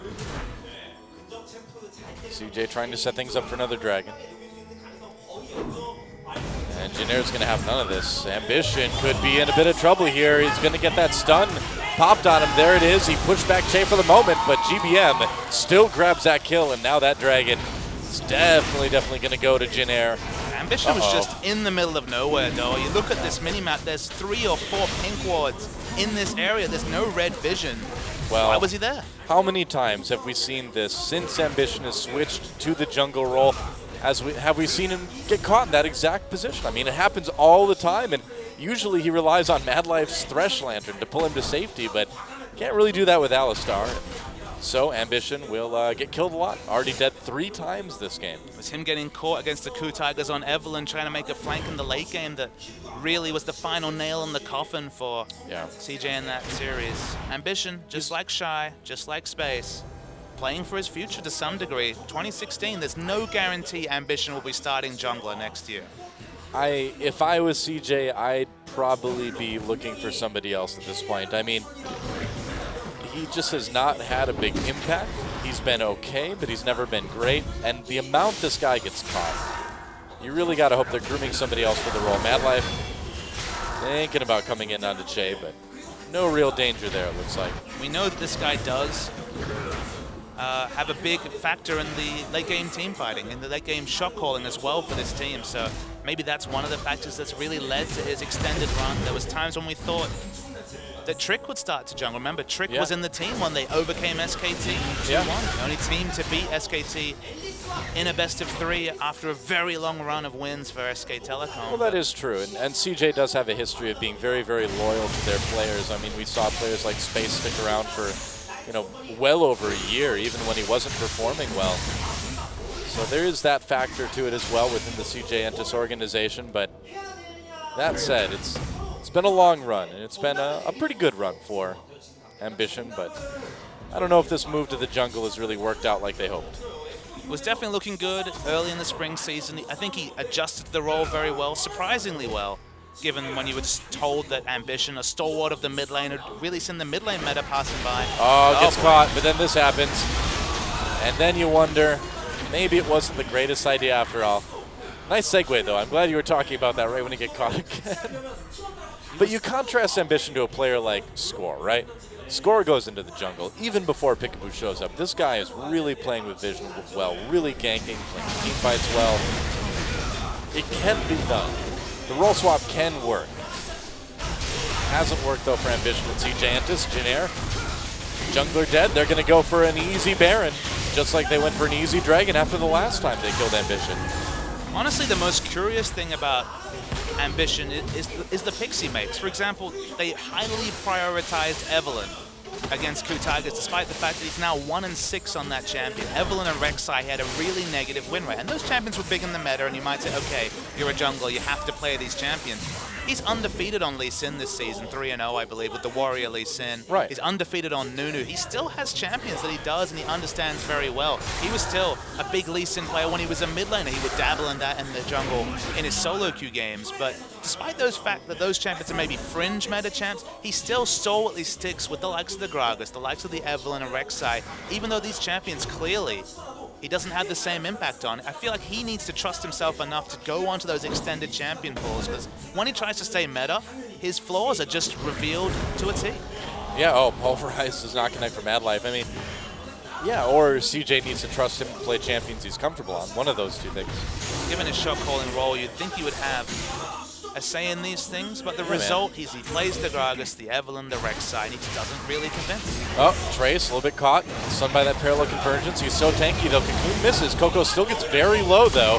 Jin Air coming in. There's an unstoppable force that they were looking for, but where's the follow-up? All right, it doesn't exist. GBM has to go back to kill Coco. Coco tried to get into the back lines. Probably a smart move, considering the position CJ was in. Chaos Storm chases down Space, but it will catch Mad Life instead. Another kill for GBM, really going off this game. They're going to get another tier 2. Jin Air just all over CJ at this point. This game much, much less close than game 1 was. They're going to take a pretty easy inhibitor, it looks like, as well. Coco used the phase dive just to get out of the Malphite AoE, but then found himself next to the Elise, next to all the damage, fell in the backline. GBM goes for another walk, is going to keep pushing, and Jin Air, so much easier for them to round out this game when they've got that Malphite on their team. Well, look at this. They're going to get this tier 2. They're going to walk up for another, maybe, inhibitor, depending. Coco and Mad Life are back now, but these decisions by Jin Air looking much, much better in game 2. They're going to pull him in. Fate's Call throws Shy. Well, Shy just goes in by himself. Big knockup on a Jin Air. Still the damage coming in from GBM. Oh, man. CJ cannot fight this. They're learning why right now. Coco gets in the back lines. Pilot grabs himself another kill. Space hopping away, trying to get to safety. Didn't kill Chaser with the Rend like he was hoping. Jin Air still pressuring that inhibitor. Shy coming back. He's got full life. Jin Air needs to run. Shy not that tanky, though. And Jin Air another kill. This time onto Space, onto Shy. This one's over, guys. This game has all but ended. Only Ambition left, and as the minion wave comes in with the Baron power, Jin Air is going to go up 2-0 against CJ Entus, believe it or not. I don't know what Chaser was doing there. That was low, awkward. But they should be able to finish the game. Yeah, there it is. Nexus goes down in a 2-0 lead. They are one game away from KT Rolster tomorrow, and a good shot at going to Worlds. This Jin Air lineup, only a 3-day break, and then scrimmed against LGD, did well against the top teams in the world, and are suddenly 5-0. It looks like the previous game was just a bit of an anomaly, because they were so much on form this game. Probably no coincidence that they bring in Malphite, and one shocking ult accepted, they look so much cleaner. You gotta ban that Malphite. I think you have to. They tried to take it away. They could try taking it away, but it seems like it would shoot Shy as well. But really convincing performance from Jin Air. Ambition getting caught, though, was the big story in the mid-game. We've said that a lot this season. We've said that a lot this year, but needs to look at himself, specifically on champions like Gragas, because it happens too often. Well, improvement certainly seems to have been a big thing for Jin Air since we saw them before the Worlds Gauntlet here. looking really good in game number 2. And CJ, I don't think a lot of people expected them to be in this position. I mean, CJ has looked very off and on all year long, and things just not coming together. CJ still have so much pride to fight for. If they lose the next game, they will have gone 0-6 in the postseason. For them to not pick up one win after what was a decent growing season, after such a big win over SK Telecom, would be an embarrassment. Yeah, you got to wonder how seriously SKT was taking that one at this point. But either way, Jin Air 1 game away from making it to the final stage of the gauntlet. It's got to be exciting, guys. Don't go anywhere. When we come back, we'll see if they can close it out. Or if CJ starts to come back, I think it can happen. We'll be back after this.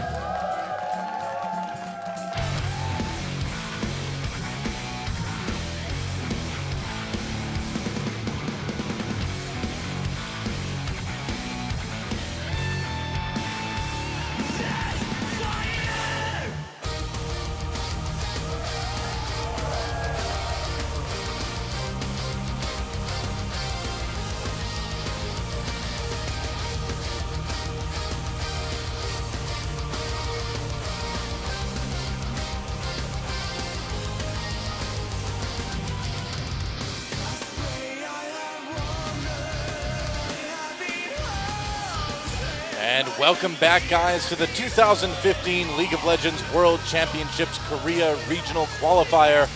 I'm Doa with Papa Smithy here, casting what could be a 3-0 for Jin Air. And, you know, they 3-0'd Najin. We're like, all right, well, Najin hasn't been that strong, even though it is Worlds time. It appears that doesn't apply anymore. But looking very legit versus CJ in Game 2. A little bit shaky in Game 1, but really tightening things up.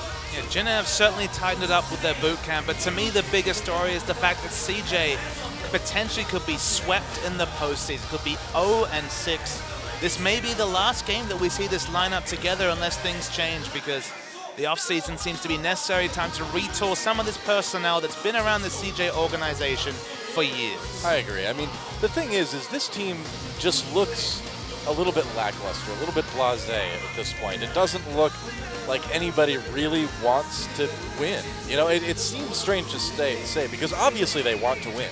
Obviously they really want to go to Worlds, but when you watch their play, I just don't see the magic, you know? I don't see the spark of like ambition. The word I would player say and the concept. The word I would use is tired, Doa. It seems a bit tired. Their picks are quite predictable. It does, doesn't it? When was the last time CJ threw a true curveball? Because apart from, say, Shy picking carry champions and they're not really convincing on them like Fizz and Gangplank, nothing new has come from CJ for many a week. Yeah, it's very true. And since people figured out that you could just ban Azir against Coco, things have been pretty tough for CJ. And Mad Life had a little bit of a spark of life earlier in the year where he was playing really well and kind of went back to mediocrity over the course of the second season. So CJ is really going to need to do something special here if they want to have a chance to go to Worlds. That fan thinks they can do the reverse sweep. We'll see if they can. As we go into picks and bans for game number 3, CJ versus Jin Air. Jin Air 1 win away from that match tomorrow against KT Rolster that could send them to the World Championships. Just on CJ to show us something new. Now, they first picked Gangplank in Game 1 on the blue side. They're just going to ban it away this time. Maybe Coco's not prioritizing it in the mid lane. They don't want to give it to Shy, so it's another champion, another ban that Jin Air will eat. Will we see Gangplank, Lulu, and Malphite banned away? Because they gave up Malphite last game, and they were made to pay for it. Gangplank, Malphite banned right away. Azir, Shen, so pretty typical stuff. CJ, yeah, you need to get rid of that Malphite.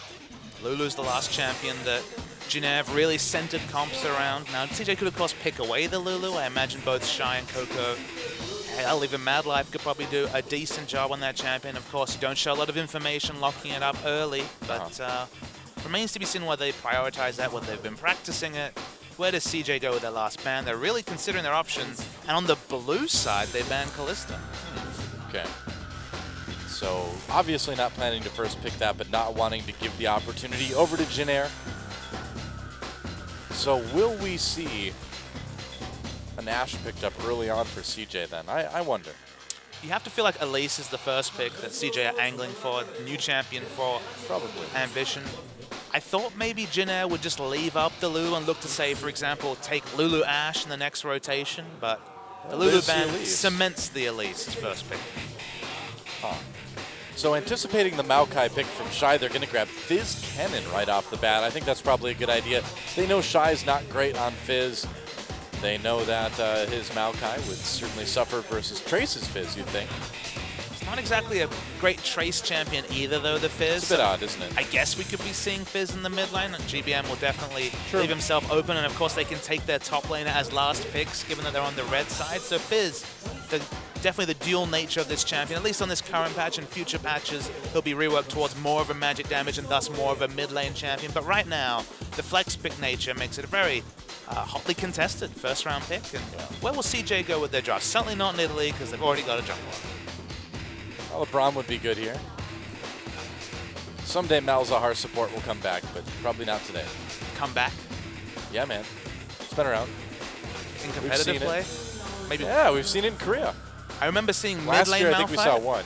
I remember seeing mid lane, Malzahar from, who was it? Maybe Many Reason played it once, way back in the day. Somebody played at support at 1.2. I can't remember who it was, but it happened. Forces out of QSS, maybe? Maybe I'm just remembering all of my solo queue games because they seem like pro matches. You know, I guess if you'd watch them, probably. I've watched your stream. I don't see it, though. Really? I think I get that a lot from people like, whoa, I thought this was a pro game I was watching. It was just Doan, Silver 4, who knew? I can see how people get confused.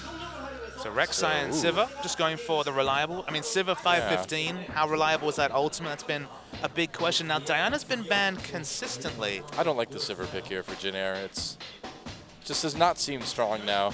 And when you have Fizz and the Rek'Sai, I mean Kennen as well, who all want to dive into the front line, who all need to race in, who are all melee champions, I don't mind it in theory, but the nerfs really have hit this champion pretty severely. We have not seen much convincing Sivir play, specifically in Korea. Well, we're going to need to see Jin Air have coordination that is their very best if they're going to want to make this work. And they have struggled with it, even in this series, in the first game. If they can play like they did in Game 2, I'm not worried about it. If they play like they did in Game 1, then I might be a bit concerned. Now, this is interesting. So Space is going to go with the Jinx. The only Jinx you really see. Okay. Oh, boy. Insta-lock Cho'Gath. Now, where is this Cho'Gath going, though? Looks like it's going to be theoretically in the mid lane. I think so, too. I think it has to be mid lane. This is definitely a GBM special. This is definitely one he cooked up earlier. Yep. He was waiting for a Diana pick. I was chatting to him pre-game. He said, I've got something special prepared for the Diana. It's Cho'Gath. I guess so. I don't see Spawn around to take that guy out, so it looks like Coco might be in a little bit of trouble. I can't wait. This is awesome. It's a really interesting choice. I mean, Diana post 6 has a lot of ability to dash. Can be hard to pen down. Cho'Gath's very tanky. AP Cho'Gath in the mid saw its time in the meta around MSI, but it's definitely a blast from the past with the Cho'Gath. Yeah. Yeah, now suddenly that Sivir seems even scarier. When you've got a Cho'Gath like rocket-powered coming into your team, that is not something that you really want to deal with. So Coco may have his work cut out for him. CJ losing this game will mean the end of their year. So we'll see if Jin Air can close it out. It's time, guys. Jin Air going for the 3-0 over CJ. They 3-0 Najin. Can they do the same thing to CJ and move on to fight KT Rolster tomorrow for a spot at Worlds? Let's get in the game and find out.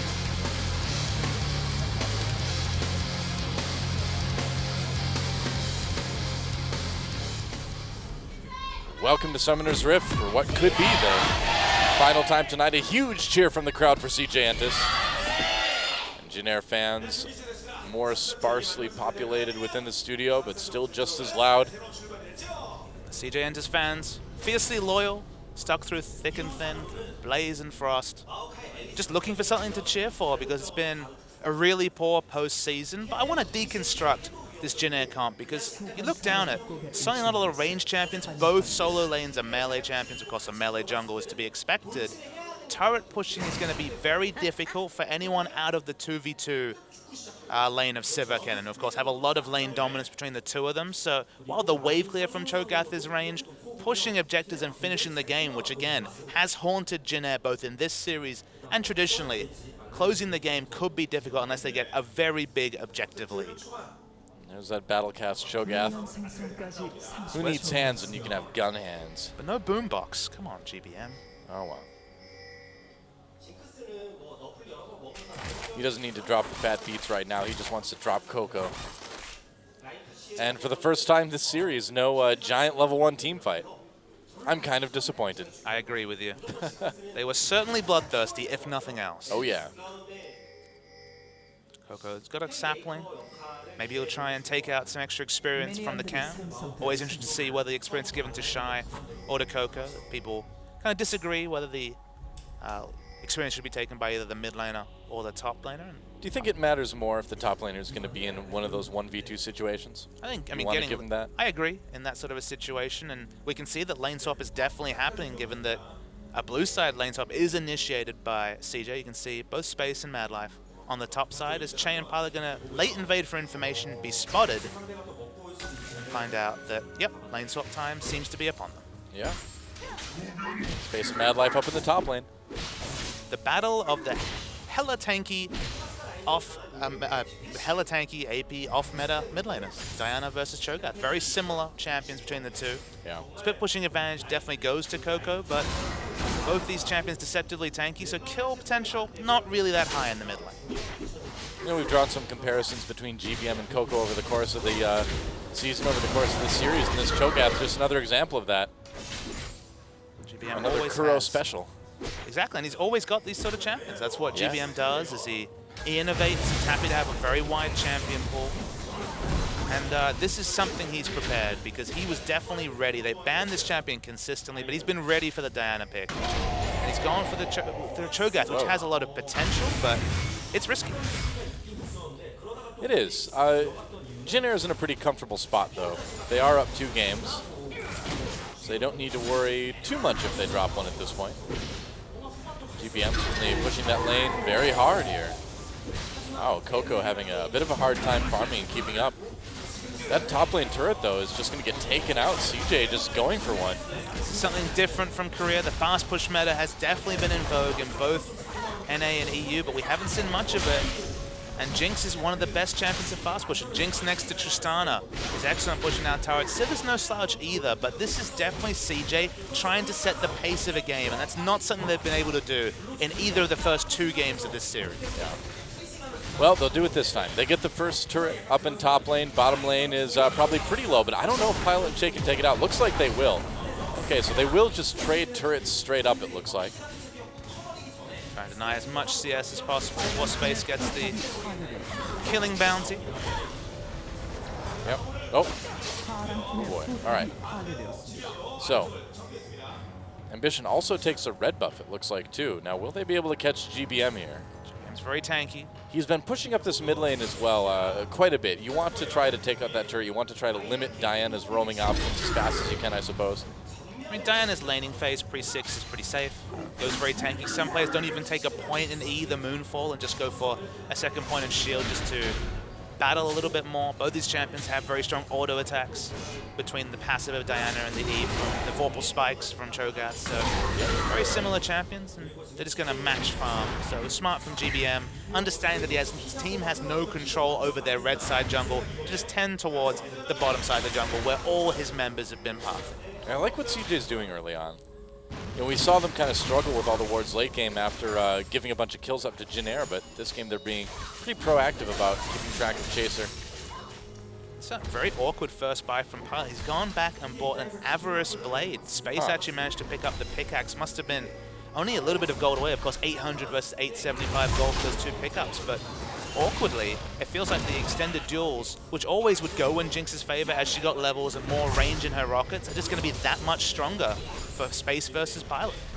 I mean, I think it just shows Pilot's not really too concerned about fighting this Jinx straight up. She just wants to get some items and be ready for the team fights later on. And it's worked okay for Jin Air so far. I guess it's worth knowing that Pilot has a Kennen support, so even if he doesn't have the lane presence you'd expect from a Sivir at 5 minutes with the Avarice Blade, Kennen can pick up the slack with the auto attacks and just equalize what could be a pretty painful lane, because when Sivir came into the meta around spring season, Jinx was often the counter pick just because you sit there, you're maxing your Q and getting more and more range on your auto attacks, and there's lots of situations where Jinx can auto attack a Sivir, and because of her 500 range, she stands with the minions, so you actually use your 5 mana to harass both the Sivir and push the lane. So she gets so much value in her auto attack trades that she just has a lot of control over Sivir, which certainly not many champions could say back in April or May. Yeah. Well, Trace getting a chance to finally catch up in CS a little bit. He was down a lot to Shy, but now that the turret's down, he's got some time to CS his way back to relevancy.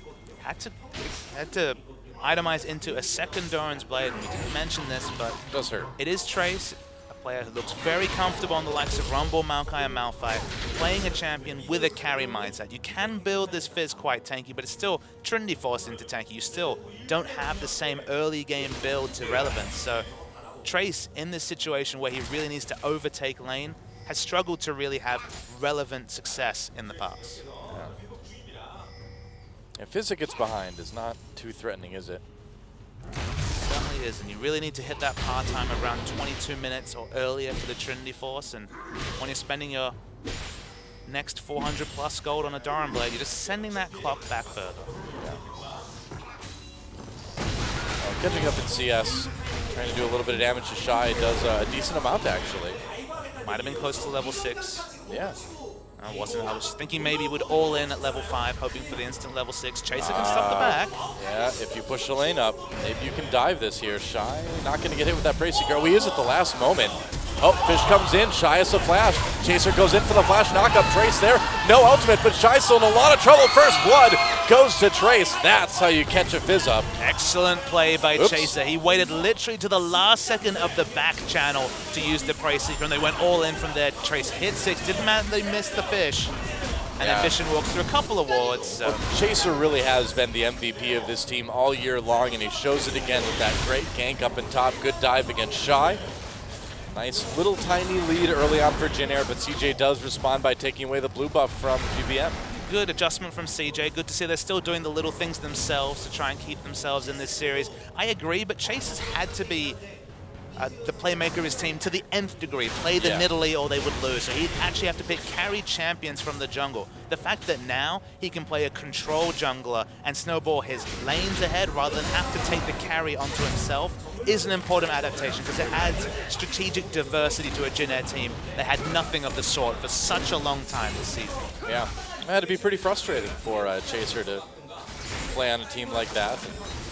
Certainly was part of what we saw earlier, just this kind of lack of trust between the players. But it really doesn't seem to be an issue right now. I mean, the word on the street is that these guys took a short break after the regular season and then just practiced like crazy, scrimmed like crazy until now. And we're hearing that they're beating a lot of really good teams from around the world, and it certainly seems to be showing here in the Gauntlet. And the fact that they're able to get and win Scrimbox against a team like LGD is a very impressive thing for a Jin Air team that finished 6th, didn't even make it into the finals gauntlet.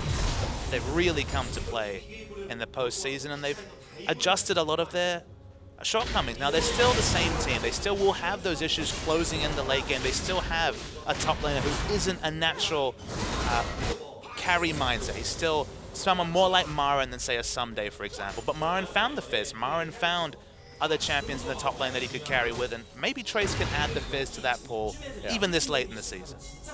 See, there's certain rules to who goes to Worlds from Korea. Rule number 1 is that it's never KT. Rule number 2 is that it's Najin, which, yeah, although Najin, the organization, isn't going, Ku still is. So it's basically Najin still going. Fish onto Shy. Hold that thought for a moment. Shy takes a bit of damage. Tiny bit. Chaser comes in. Can they actually make a play here? They've got Kennen coming as well. Debuff has fallen down, so the bonus magic damage is gone. This is quite a reach, but there's no flash onto Shy. Looks like they're going to let him go. Yeah. This allows space in Mad Life with the free time. You're leaving free time for a Jinx with 280 items to push down your turrets, so severely punished for that rotation. Yeah. Bit of a misstep there by Jin Air, giving up that bottom turret without really getting anything for it in return. And honestly, Chase Roam has really hurt Pilot. We mentioned that Pilot was only relevant in this lane when he was Avarice Blade versus Pickaxe because of Che's lane pressure. And now that Che's left lane, it's still BF Sword against BF Sword Pickaxe, and a 26 CS disadvantage for the Sivir is awkward given the hyper carry nature of Jinx. Yeah, I'm just not a big fan of the Sivir right now. It just seems like when we've seen it, it just hasn't been able to keep up with all the other AD carries these days, and it kind of seems like that's the way it is again. You got to wonder, you know, how would an Ashe work in this particular case? You'd still have that big initiate.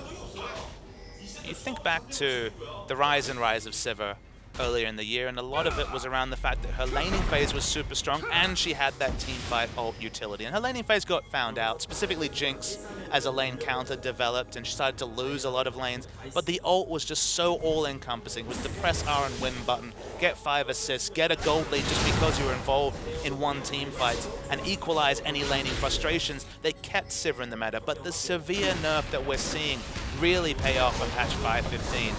Now you have to be so on the ball with that ult. The timing is split second, and if you don't take advantage of that, it's just not worth it to pick Sivir as a champion. I would say so. And Jin Air, for the first time in this series, a bit behind in the early game. It's only at 500 gold, but they're being dictated to in terms of objectives, and credit to CJ. They picked the Jinx and they used one of her strongest strengths, the ability to fast push. And they've basically set the tempo for the first 12 minutes after having none of it for the last 5 games. Yeah. So if you're Jin Air, what do you do now? Do you try to take a dragon? There's wards for both teams on each side. Like, what's your priority going to be?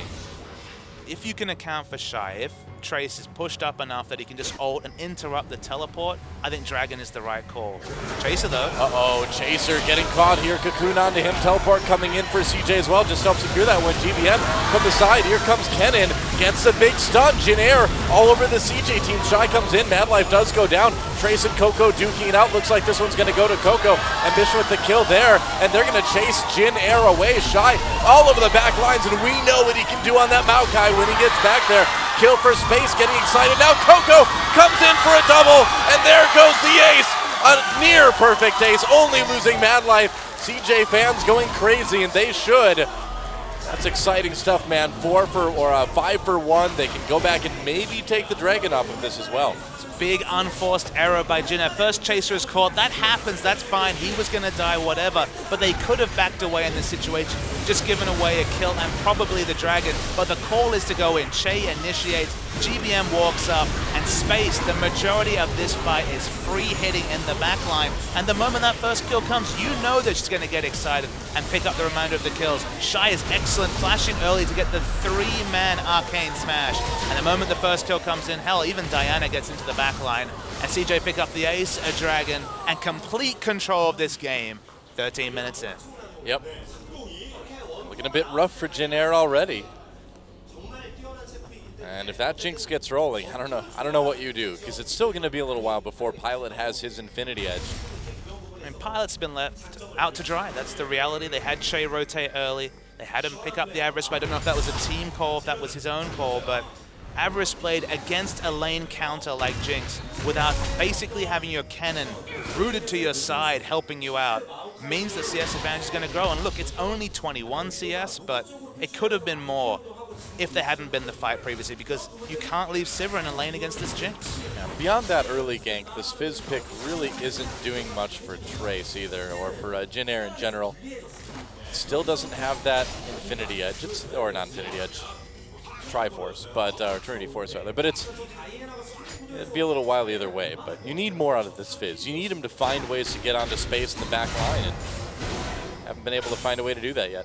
I mean, 2 months ago, Marin was fizzing a Maokai left, right, and center, split pushing to the point where he would put inhibitors while Maokai would watch on, but that hasn't been the case. In fact, with the last couple of times we've seen Fizz versus Maokai, the Maokai's gone competitive or actually won the lane matchup without any real changes between the two champions. People are just starting to figure out this matchup a little bit more, respect the Fizz and the limits and the damage potential of this champion back in the Trinity Force AD top lane role. And it just becomes harder, and especially when your top laner isn't a native carry, when he's just more of a tank role player, pushing the limits of this advantage and actually creating that mismatch in terms of teleports and pressure in the side lanes. Again, the Sivir and Fizz, I think both can be in the same group where if you can play them ideally, to their complete potential, they are viable meta picks. But if they're not really in your wheel set, if you're reaching for these picks, you'll find situations like this where they just might not work for you. Yeah, seems that way. Cho'Gath as well. Crucially in that last fight, GBM missed his knockup. Why it's a peculiar lane matchup. You can understand that Cho'Gath will have such a health pool that he won't die to the Diana, but Diana's slippery, and it's going to be very difficult to hit the delayed skill shot in the queue. Now, you have very reliable ranged wave clear for a melee champion, you don't die, but in a team fight especially, without a lot of setup CC, and honestly, only Kennen really provides that from the Jin Air lineup, if you miss both your skill shots, Cho'Gath really provides nothing. Yeah. Coco getting 3 kills so far this game, certainly in good shape as well. You worry for the split push situation. Now, both these laners have teleport, but in a long lane, especially with turrets down, just the maneuverability, just the mobility of a champion like Diana, and just the auto attacks being augmented by the Nationals Tooth. I worry for Cho'Gath in a long lane against this Diana. Well, who's going to stop the split push from Diana, It's going to have to be the Cho'Gath, but, unless you're hitting skill shots left, right, and center, which can be easily baited out by Coco, you worry. And I guess if Fizz had got well ahead, had Trinity Force, and then maybe a Spectre's Keller or a Hex Drinker, maybe you could opt into the Fizz, but the Fizz is dealing with a winning lane matchup, but certainly no landslide victory like you would expect when it's Fizz against Maokai. Yeah. Pretty big items picked up by Jin Air now, though. Infinity Edge done on Pilot, Trinity Force done on Trace, so they've got the components. 2 levels between Space and Pilot. It's a lot. Denied frequently. Just hits level 11, so it's only a level now, but it's a level and a bit between the AD carries. And when that level is level 11, and when it's a counter matchup, as it is with Jinx versus Sivir, again, one ult might win them the game, but when the rest of your team just isn't at the power level you need, going in on the Shy is Trace. He's got some damage onto him. Can he get the flash out of Shy here? Only level 10. There's even a level discrepancy between the Fizz and Maokai. Yeah, that didn't really seem to do a whole lot. Trace not burning the Ignite, though. Just trying to scare Shy away, I guess. Trying to stop that lane freeze, maybe? The Fizz ult's on a pretty short cooldown, so next time, if they stay in lane, the ult and Ignite trade probably would be a kill, but Shy's just happy to go back to base, and the pressure continues, looking for more turrets. CJ just slowly and steadily steamrolling their way across the map. You know, we've seen them have the lead, though. Not as big of a lead as they have in this game, but in game number 1, CJ looked pretty good going to late game, and then there's one team fight. You know, if you get caught late enough, it's going to be the game. Feels like getting caught is going to require some exclusive vision. You know, if someone's face checking a 24's Fizz, maybe that will lead to something. If GBM has a setup CC. I feel like there are players on CJ that could provide that. That's true. So you're thinking of ambition mostly with that statement, but to get that, you need pink wards, you need map control, and that's the crucial difference between games 1 and 2 and game 3 is that Jin Air, they're being dictated to. Their vision control is purely defensive, and CJ are the ones pushing forward the vision. So unless you can make the Q, the rupture from Cho'Gath, predictable, you know, hit that Fizz ult, hit that Cannon ult, you're not going to hit that skill shot, and you're not going to get the picks needed to win a team fight if you're Jin Air. Purely on the defensive right now. CJ in a good spot to try to take the second dragon. They'll probably do it. I have to think so. They have by far the full court press going. They're pushing in top lane, pushing in bot lane. And now they can kite back towards the dragon. And any sort of initiation from Jin Air, specifically with Pilot being out of mana, would just be an incredibly poor decision. So uncontested second dragon over to CJ Entus. Yep. And can Jin Air maybe get a top lane turret out of this? They're waiting for the ult to run out. Yeah, teleport coming in. Coco's coming up to help out Shy. Shy taking a lot of damage. Chilling Smite used. They throw the fish down on him too, or the rabbit in this particular case. Coco pulls in GBM. GBM is massive right now, but only in size, not necessarily in strength. Not weak, but again, so skill shot reliant is this champion. If you build him AP, the ratios are certainly there, but the predictable skill shots, if you respect the range of the W and you dodge the Q, it's only the true damage from the ultimate that you really have to account for, because otherwise it's just a melee champion hitting away for 100, 150 damage on his auto attacks. Pretty much. Well, Jin Air still with only that one outer turret down. It just seems a bit odd for Jin Air. You know, clearly they thought they had a very good answer to what CJ brought in. They had the Fizz for the Maokai, they had the Cho'Gath for the Diana, but they seem relatively uncoordinated using this composition. That's the thing, is that their comps in the first 5 games we've seen from them in this Worlds Gauntlet have had really cogent identities. They haven't just been this champion strong in lanes, let's counterpick them. They've been comps that work well together. Good initiation, good backline threat, other variables that put together a good team comp. But this seems pretty linear.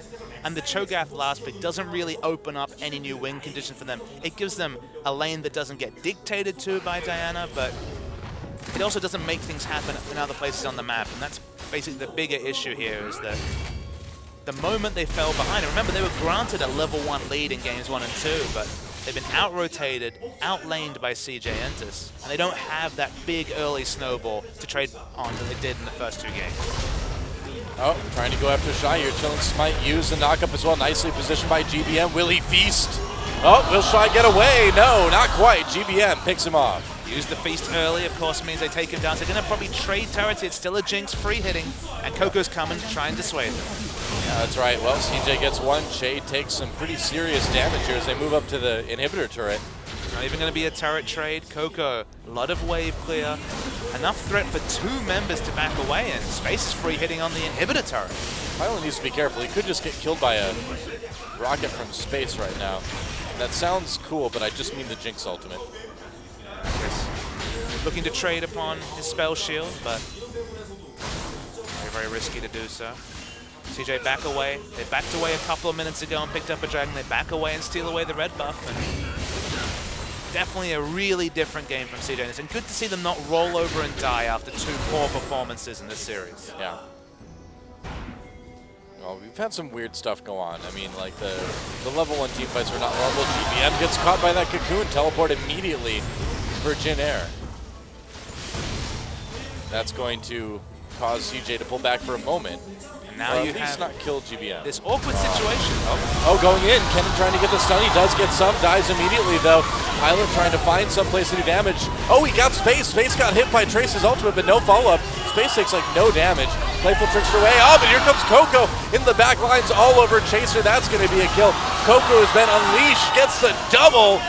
And he's not done yet as Space is excited. Double kill for him as well. A clean ace for CJ. And I don't think this one is going to go Jin Air's way. Finally looks like a post-season win for CJ Entus. A surrender actually is drawn out from Jin Air, and wow. Yeah, I got to say, not too surprising. It's really unclear what Jin Air would have done from that point. Might as well just move on to the next one. Clarity is definitely a word that could be leveled as a query against Jin Air. You can understand on a simple level, Fizz versus Maokai.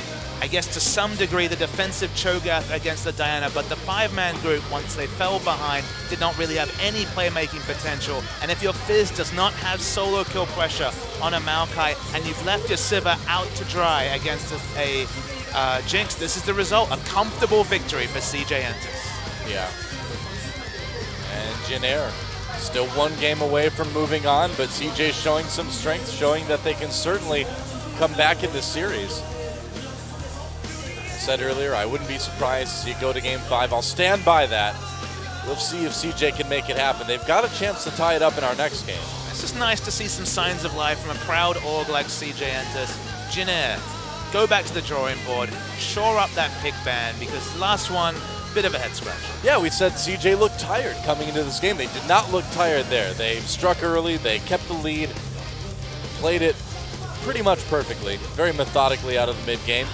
They made something happen with the pass, which that was the difference from CJ's. They made something happen after kind of being an onlooker for the first 2 games. Bit of an odd comp from Jin Air. We'll see if they change things back to be a bit more standard in game 4. Either way, do not go anywhere, guys. When we come back, Jin Air trying to finish things off. CJ trying to tie things up. We'll see who gets what they want as we return for game 4 right after this.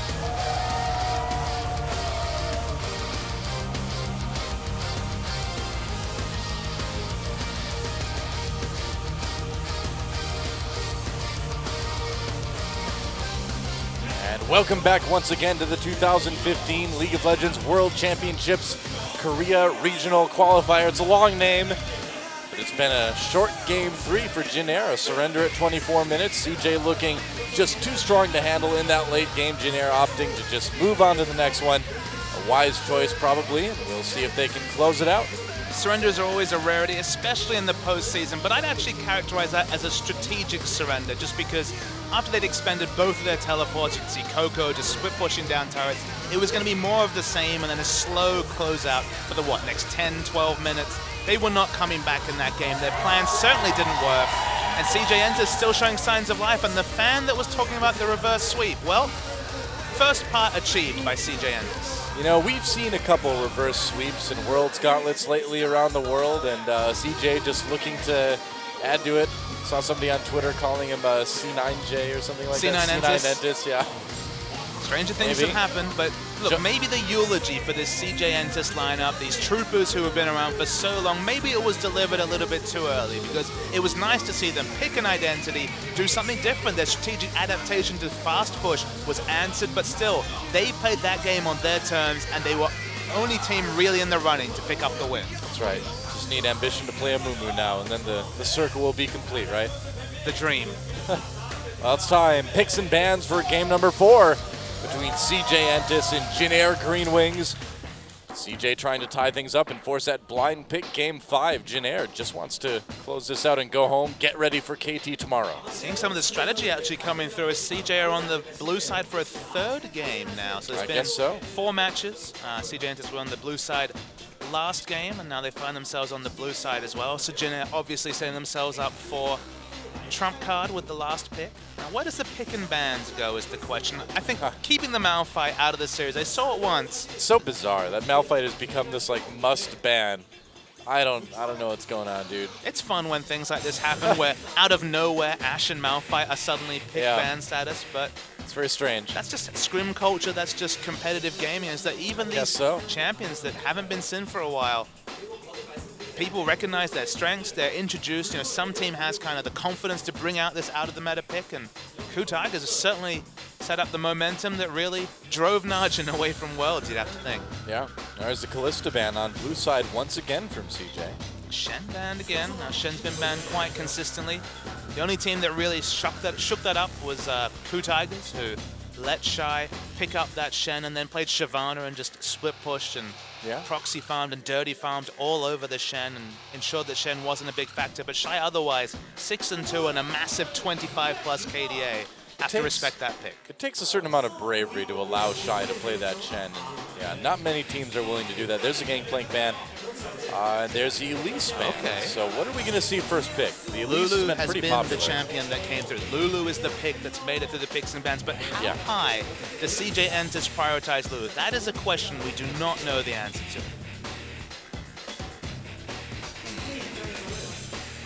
Rek'Sai available. Might not be a bad first pick. Maokai as well. I don't think Shy is too afraid of Trace's Fizz anymore, but will they just take away the Lulu? They will. I feel like Chaser would be behooved to actually lock in the Rek'Sai and try and get Ambition onto Evelynn. Now, getting Ambition onto a champion like Evelynn has proved to really hold CJ back, and you think of other top meta junglers, not too many left in the pool. He could go to the Lee Sin that has got a winning record for him and for CJ. Look very impressive on that champion, but I feel like taking away the Rek'Sai is smart. It's not 5-16, Darius, sorry. Yeah, it's not 5-16 yet, buddy, but I think the Rek'Sai will be a good choice. They may go for the Evelynn themselves. Just take the Rek'Sai, though. We see the Evelynn locked in. We can talk about what Jin Air pulled through. Okay, so Jin Air 2 days ago, pulled off this same trick on the red side, very early prioritization of Braum Evelynn, and then Chaser went for a gimmicky level 2 gank. Of course, Evelynn's E double strikes, so it does apply the the concussive blows passive almost instantly with any sort of other auto attack, and you get that stun off. So they pulled off with this combination a very strong level 2 gank, but having shown that 2 days ago and having overall opted into a matchup where the Tremor Sense gives Rek'Sai unique advantage in spotting out the Evelynn, have to feel like they reached for something and pulled it off 2 days ago. Going to be hard to repeat that again. I am a little bit surprised that Jin Air is thinking this is going to work again. I mean, CJ obviously saw the games versus Najin. They should know what this is indicating Jin Air wants to do, but that could be part of the plan. Maybe Jin Air wants CJ to think that. Maybe they have a different strategy up their sleeve that we haven't seen yet. See, my issue with early picking Evelynn is that it makes a couple of things transparent about your comps. For example, poke comps with Evelynn we've seen this season, but are just woefully poor because Evelynn, when your poking doesn't do anything, she kind of has to come out of stealth and threaten the ult, but she's a champion who very much gets into melee range, and Jin Air are a team that have defaulted to poke comps on many an occasion. This suggests probably not poke comp. And also you've got the Braum pickup. We are expecting an Ashe to come along with this Braum for some sort of initiation. GBM mousing over the Twisted Fate. Bit risky when no mid lane champion shown yet by CJ, but maybe just some more mind games. That is some serious pick potential if they go for the TF Ashe, that's for sure.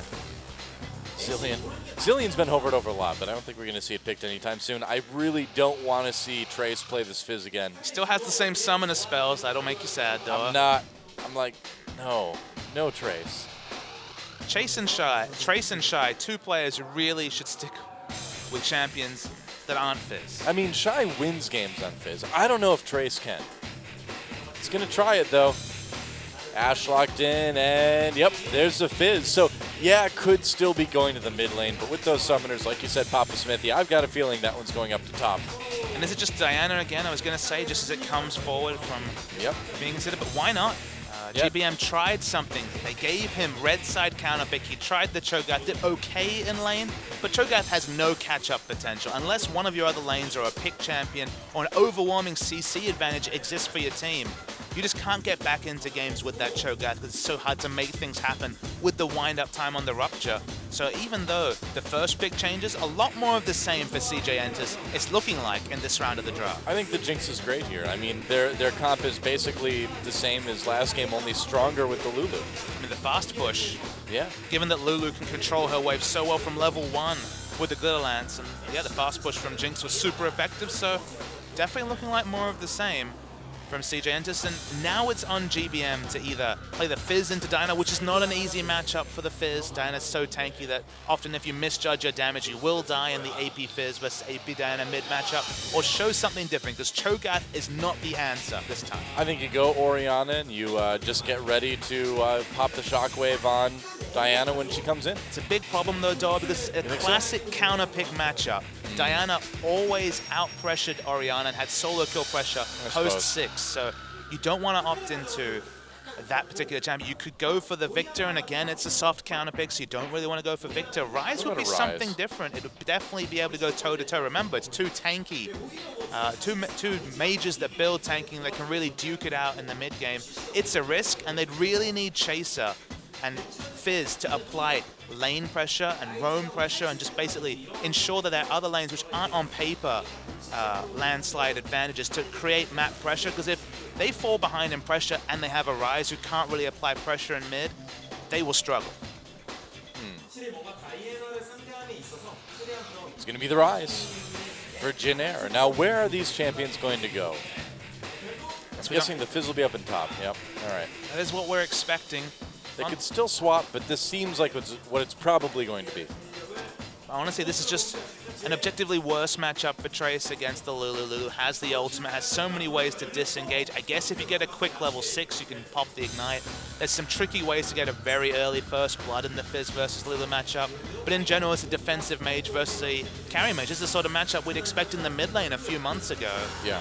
And it's all on Jin Air creating enough pressure for Ryze to scale, because eventually we're going to see the Ryze versus Diana duel. And surprisingly, GBM hasn't actually taken the teleport himself, so the teleport disadvantage is going to persist this game. Pilot's going to need to be very careful as well, too, not to get caught out by that Diana, not to get caught by those double globals or triple globals if you count in the Rek'Sai ultimate as well, too, that CJ's bringing. It's a dangerous comp against Jin Air. But if they can win it, they will move on to the final stage of the gauntlet. CJ looking to move on to the final game in this best of 5. Let's see who does.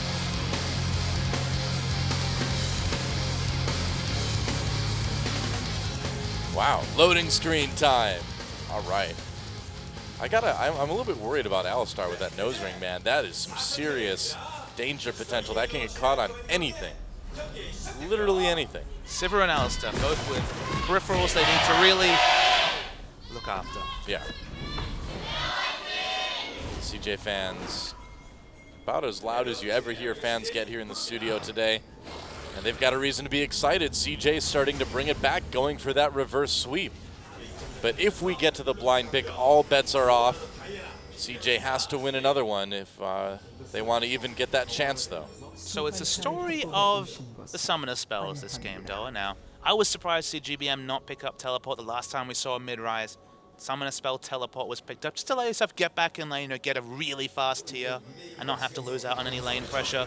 CJ have played this invade game twice and lost it both times, so this is definitely defensive vision getting the hell out for Ambition. Yeah, I would say so. Jennaire's like, all right, we need a level 1 team fight. We need to kill like 3 people and then we're good. So Che at the last second changed to Exhaust. Now Exhaust is super effective against CJ Entis' comp because they have 4 attack speed based champions and an Alistar that doesn't do damage. So specifically Diana, she always scraps, gets the Nashor's Tooth, and then scraps with both the Nashor's Tooth on hit damage and also the passive that does so much damage as well and scales with 0.7 ability power ratio. It's a ridiculously powerful passive given that it works on turrets as well. But this double exhaust is mostly to shut down Coco, but even if Shy or Space get in range, the exhaust will be prominent. But speaking of Space, he's taken Summoner Spell Cleanse, and we saw a Cleanse in Game 1, I didn't speak about it then. The reason he has taken Cleanse in this particular game, you have to think is partly because of the cheese all-in that we saw from Chaser pick up on the Evelynn. The Cleanse works really well against concussive blows. It'll be useful against the Rune Prison as well, but that's a different situation if Ryze is in Rune Prison range of Space. But I feel like this adaptation is mostly for what Jennaiere was able to pull off 2 days ago.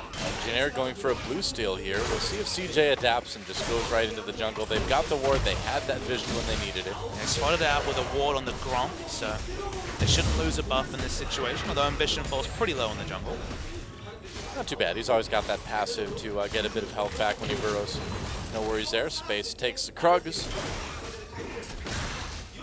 Ashe and Braum didn't pick up any extra experience, but there is always the potential of the all-in play down bot. And credit to Jennaiere, at least in this, they're not going for the predictable level 2 all-in again with Chaser. They're going for something different. It's always a mind game. Do you go for the same play thinking that the enemy will not expect it, or do you just try something different? And although they were spotted out, they are trying something different.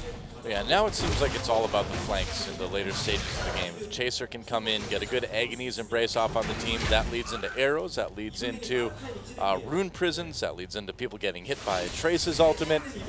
So Chaser could still do a lot of good, and look at this, they're going in the top lane, a little bit of damage onto Shy, but that shield is going to prevent most of it. Trace didn't cover himself in Glory, didn't know the range coming through from the slow effect of the Playful Trickster, so couldn't get the first CC for there to be any gank potential. And mid lane's definitely going to be a farm lane. But let's say Jennaiere get map control, which of course they had in games 1 and 2, but couldn't pull off last game. If they can get map control, you know, there's no pink wards on the flanks from CJ. There are so many different ways to initiate for Jennaiere. Flank from Evelynn, Ashe Arrow, even Fizz coming in with a teleport flank.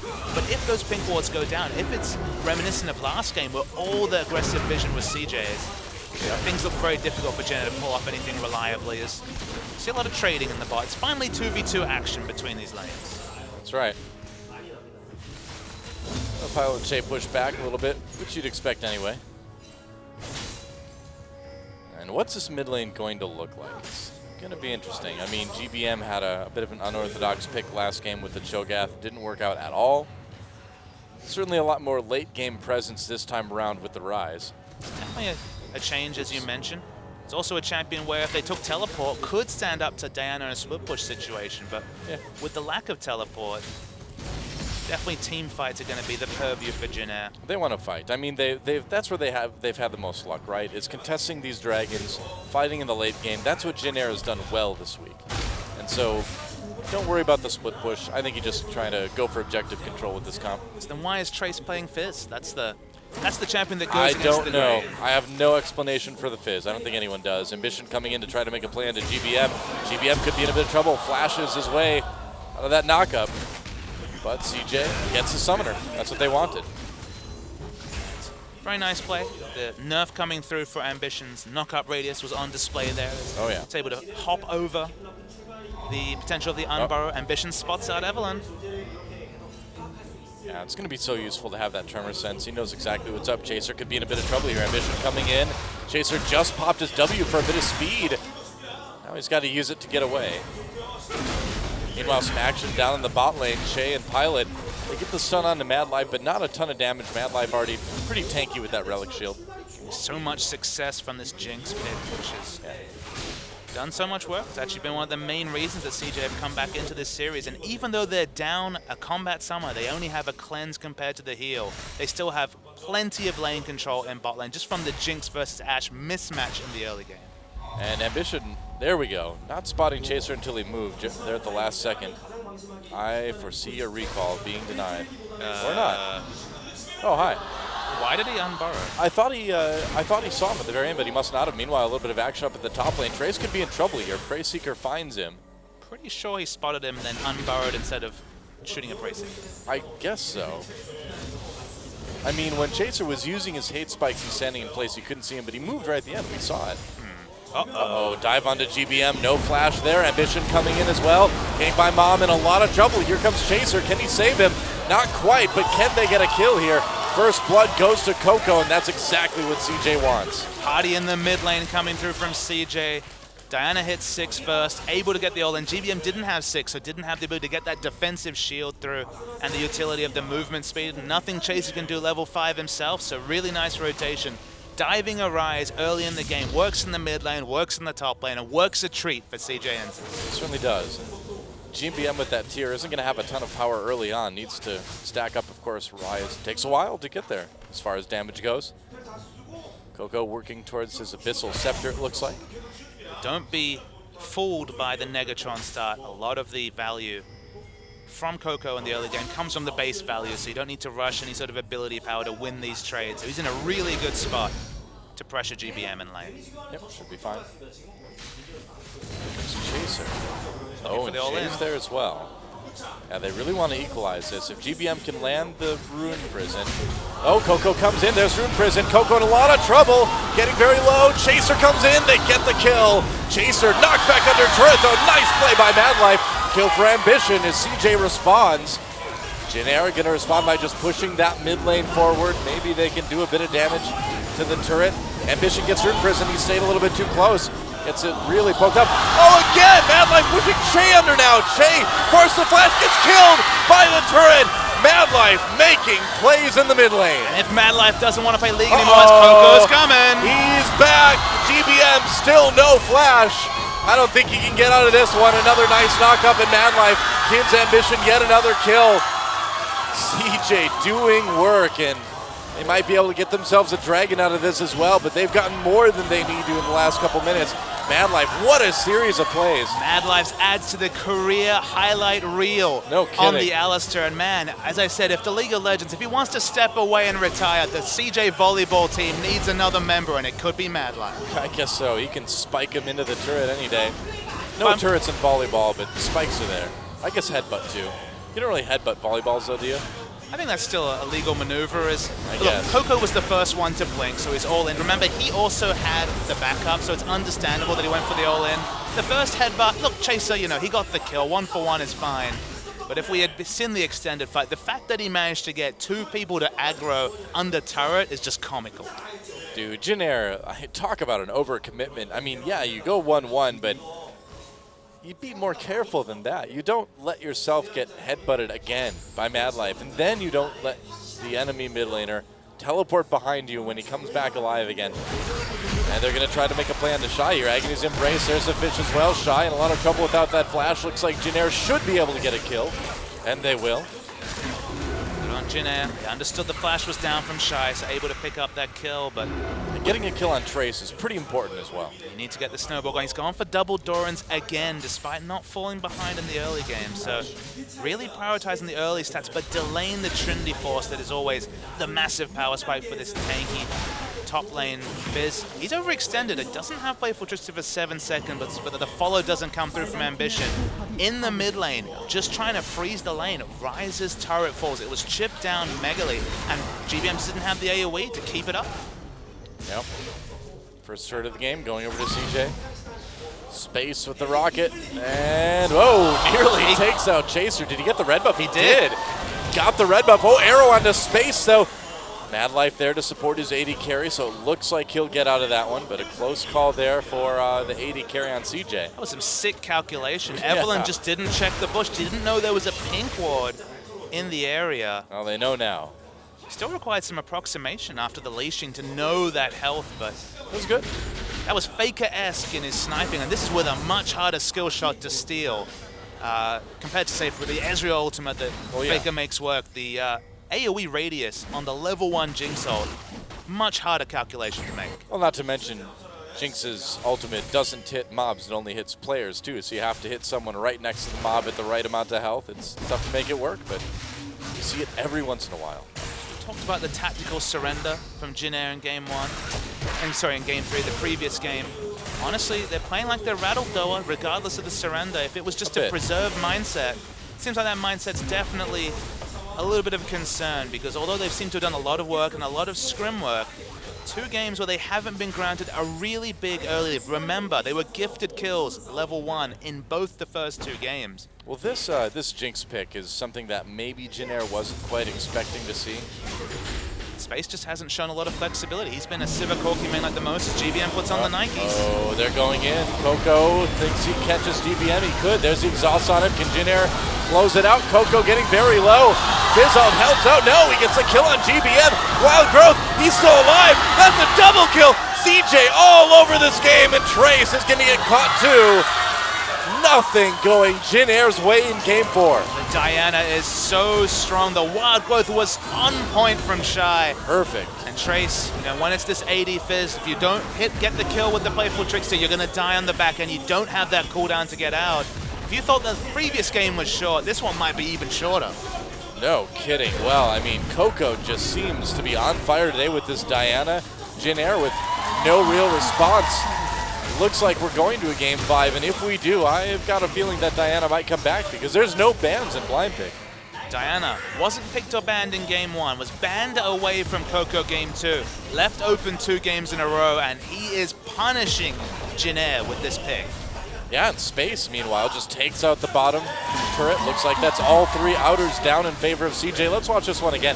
How in the world does Coco survive this? The GBM's a lot more competitive in the fight now that he's got a couple of levels in the rise, but once the Wild Growth comes through, just so tanky, gets the shield cooldown again to has a life, and even snipes on the back end with the Q. That was beautiful to see. For one, Space's ultimate doesn't matter, but they still pick up a very comfortable 3-for-0 trade. Some pretty excellent mechanical play from Coco to keep himself alive, to get those 2 kills.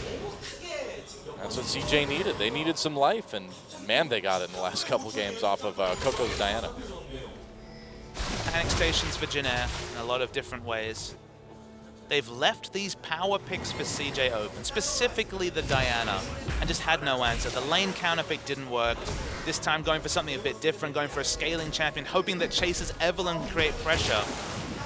This makes me wonder, why the early round Evelynn? They made me a believer with a really smart strategy last time we saw it in a game 2 days ago, but just the reality of the matchup. If Rek'Sai's open, it's a wonderful lane counter pick. All right, they're going to try to go in onto Coco here. Chaser catches him. There's the fish. Can they get the kill? Looks like they might be able to get it this time. They will. A kill for Jin Air. Mad Life is there. Jinx Rocket doesn't connect. And they'll be okay with that. So Coco is catchable, but it requires a lot from Jin Air. That could lead to some pretty solid objective control by CJ. I'd say the same thing about the Diana. Diana's a containable champion, but my main issue is that she's a double teleport champion. She opens up this double teleport strategy. Coco can split push at any point. Ambition. Oh, Ambition finds Chaser. Chilling Smite, gonna get him. Nice catch by Ambition. Trace has to back away. In fact, he's trapped between Mad Life and Rek'Sai now. Looks like he's going to get out, though. Jin Air leave open these headaches like the double TP strategies, like these other situations, opting into them knowing that they feeling confident that they have the answer. And the answer is just a resounding no based on this early 15 minutes and the previous game. Well, Jin Air at this point just seems to be completely falling apart. And if there's one thing that CJ's been good at, it's when they're like a school of piranhas, man. When there's blood in the water, CJ just tears you apart. They're going to find Che again. It just seems like the more rattled their opponent gets, the more CJ kind of feeds off it. Hawk shot comes in by Pilot.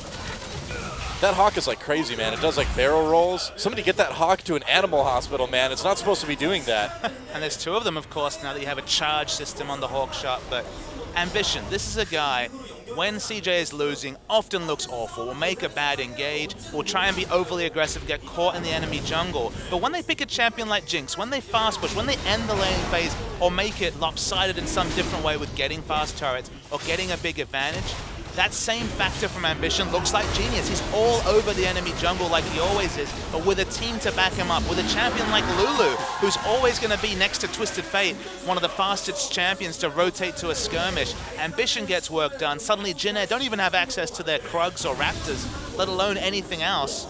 And the lead is just going to get bigger. It's 6,000 gold at 15 minutes. If there was a surrender button potential now, Jin Air, look, with the Rise scale, they probably wouldn't press it, but they'd at least have their finger near that trigger.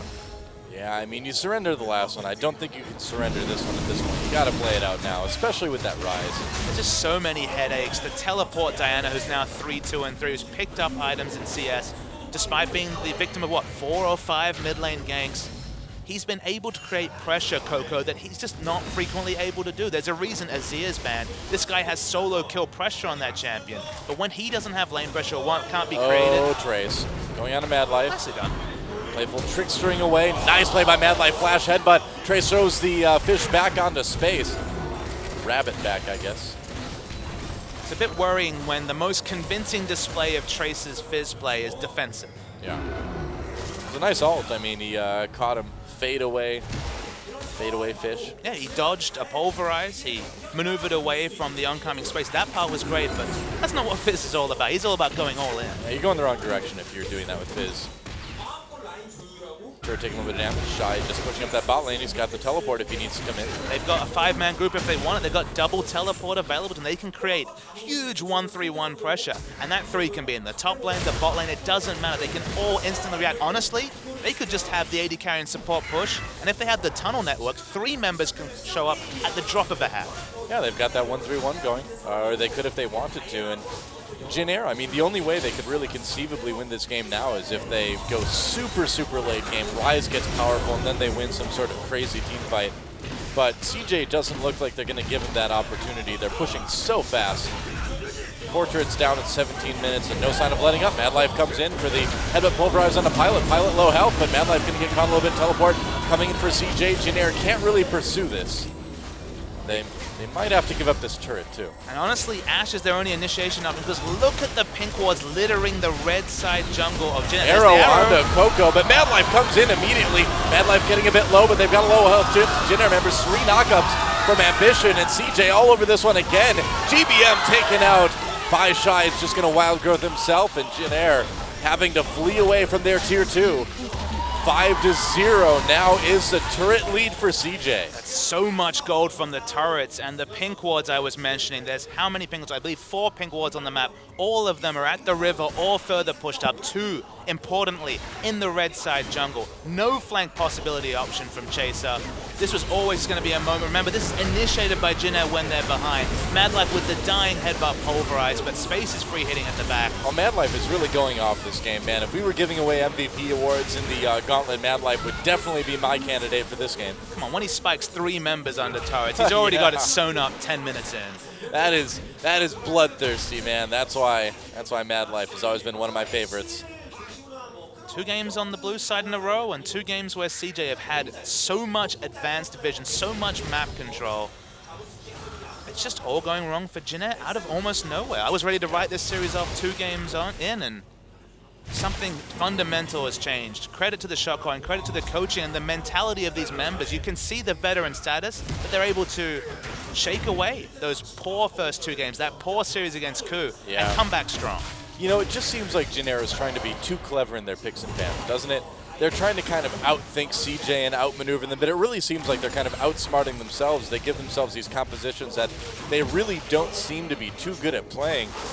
You got to wonder what's going to happen in the Game 5. Space a bit low, trying to make a play is Trace. Space gets out anyway, and when you can't catch a Jinx like that, you are in big, big trouble. CJ Coco goes in on the pilot. Nice kill. This Diana is pretty much unstoppable at this point.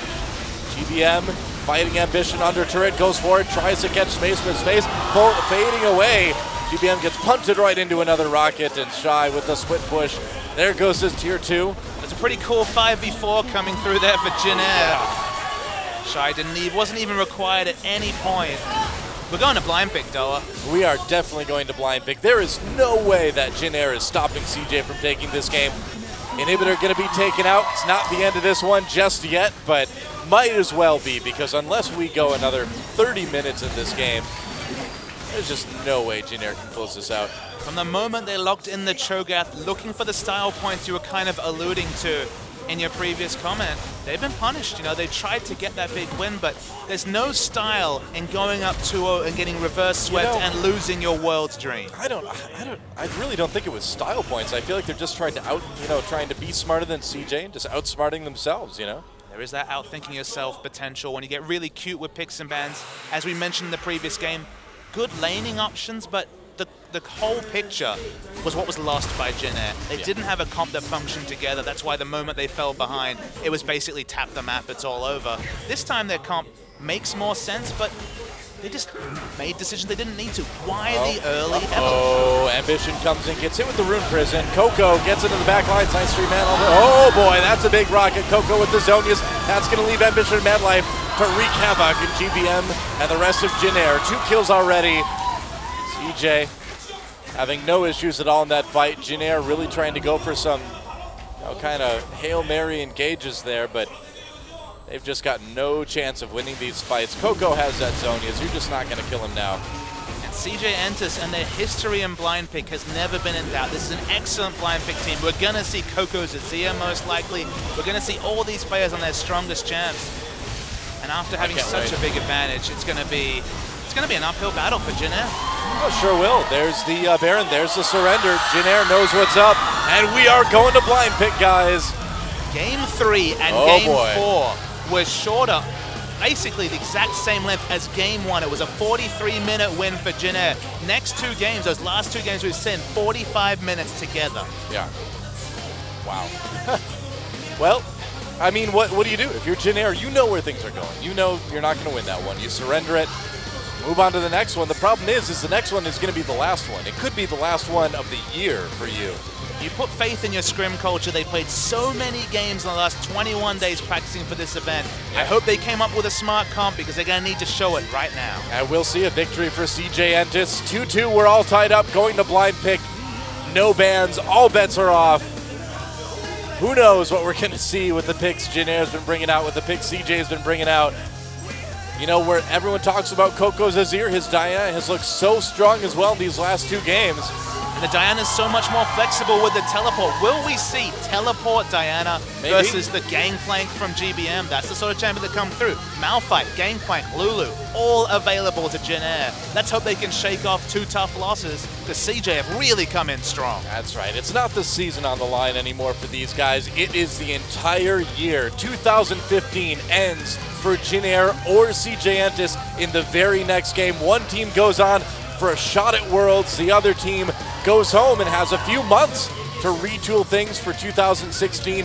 Do not go anywhere, guys. You cannot miss Game 5 between CJ Entus and the Jin Air Green Wings. When we come back, we'll see who lives and who dies.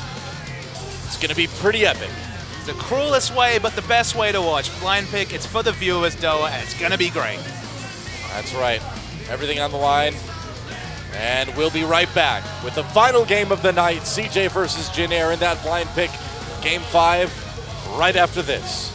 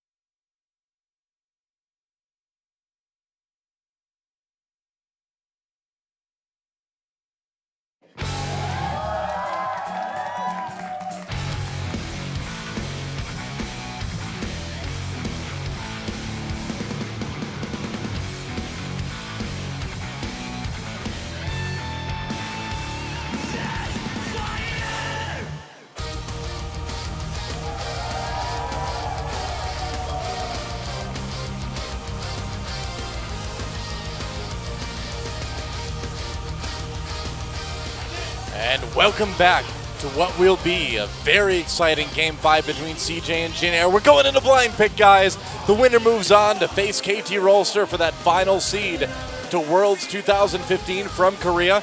SKT and the Koo Tigers already on their way, but we need to find out. Will it be CJ? Will it be Jin Air? Will it be KT? I can't wait to see what they pick here because there's so much craziness that could come out of this one, isn't there? And it's just surreal that we got here, though. It was looking like a comfortable 3-0 for Jin Air. It was. And then they kind of outfoxed themselves with their draft. CJ picked it up. They perfected a strategy, the fast push with Jinx. Maybe they'll even look to do that in the blind pick, but there's so many questions to be answered when the likes of Azir, Lulu, Gangplank, and Malphite are unleashed for both these teams. Yeah, I really wonder. I mean, will we see Bronzodia come out from either one of these teams? Obviously, Jin Air has done very, very well with that Malphite. Gangplank is open for GBM. We've got a lot of options for the rest of the team as well.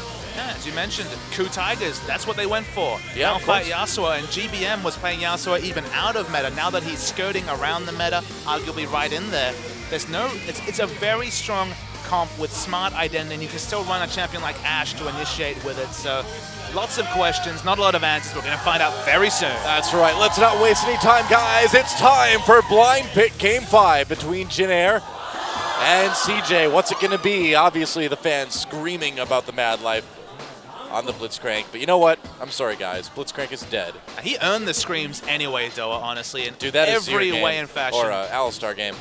Some MVP level performance. It's sad that we don't have the MVP vote, just so I could see the replay package of his sweet plays, but maybe that'll come out next week or at a later time. I'm sure that clip's gonna end up on Reddit, dude. That was one of the best little support performances I've seen in a long time, and coming out of Mad Life, you really can't be too surprised. So from our experience, it's quite late in the blind pick when we finally find out what's actually happening between these teams, where they're actually going with their identity. Probably not going to be the Kikis-inspired jungle TF from Ambition. Yeah, no unicorns to love here, I think. Plenty of love from the fans, though. For CJ especially, this is a team with a massive fan backing that are just overjoyed they've made it this far. Yeah. Talking in the pre-game to GBM about the Heimerdinger, wishing, hoping, praying that we would see the return of the Donga, but don't have blind picks the place to see. Please no Tahm Kench. We're not going to see Tahm Kench, guys. Don't worry about it. Will we see the Observer from Coco? I would imagine we probably will. Shen, played by Shy, would not be surprising. Yeah, stick with the Jinx. Alistar, CJ's got a great comp. I expect that to be locked in. And Jin Air looks like they've got something they like as well. Kalista a little bit lower damage, but we'll see if they can make it work. The lock-ins are coming in. And there it is. Pretty awesome comp for both of these teams, but nothing really too weird. Everything pretty standard. WTF 2 Evelyns, that's about it. Or 2 Elises, rather. WTF 2 Spiders, the Australian special. Hope you don't have arachnophobia. Maybe we'll see different skins, but this is 2 really interesting identities. It's going to be an excellent blind pick. Yep, nope, same skin. Oh, boy. Well, it's time, guys. Game 5. Who takes it?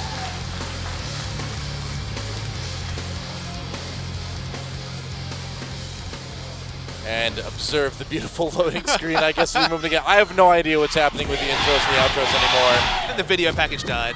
That's right. Here we go. CJ Entus versus the Jin Air Green Wings. Welcome to Summoner's Rift. Season 5 ends right here, right now for one of these two teams. And even if they make it through, a strong opponent in KT Rolster awaits them tomorrow.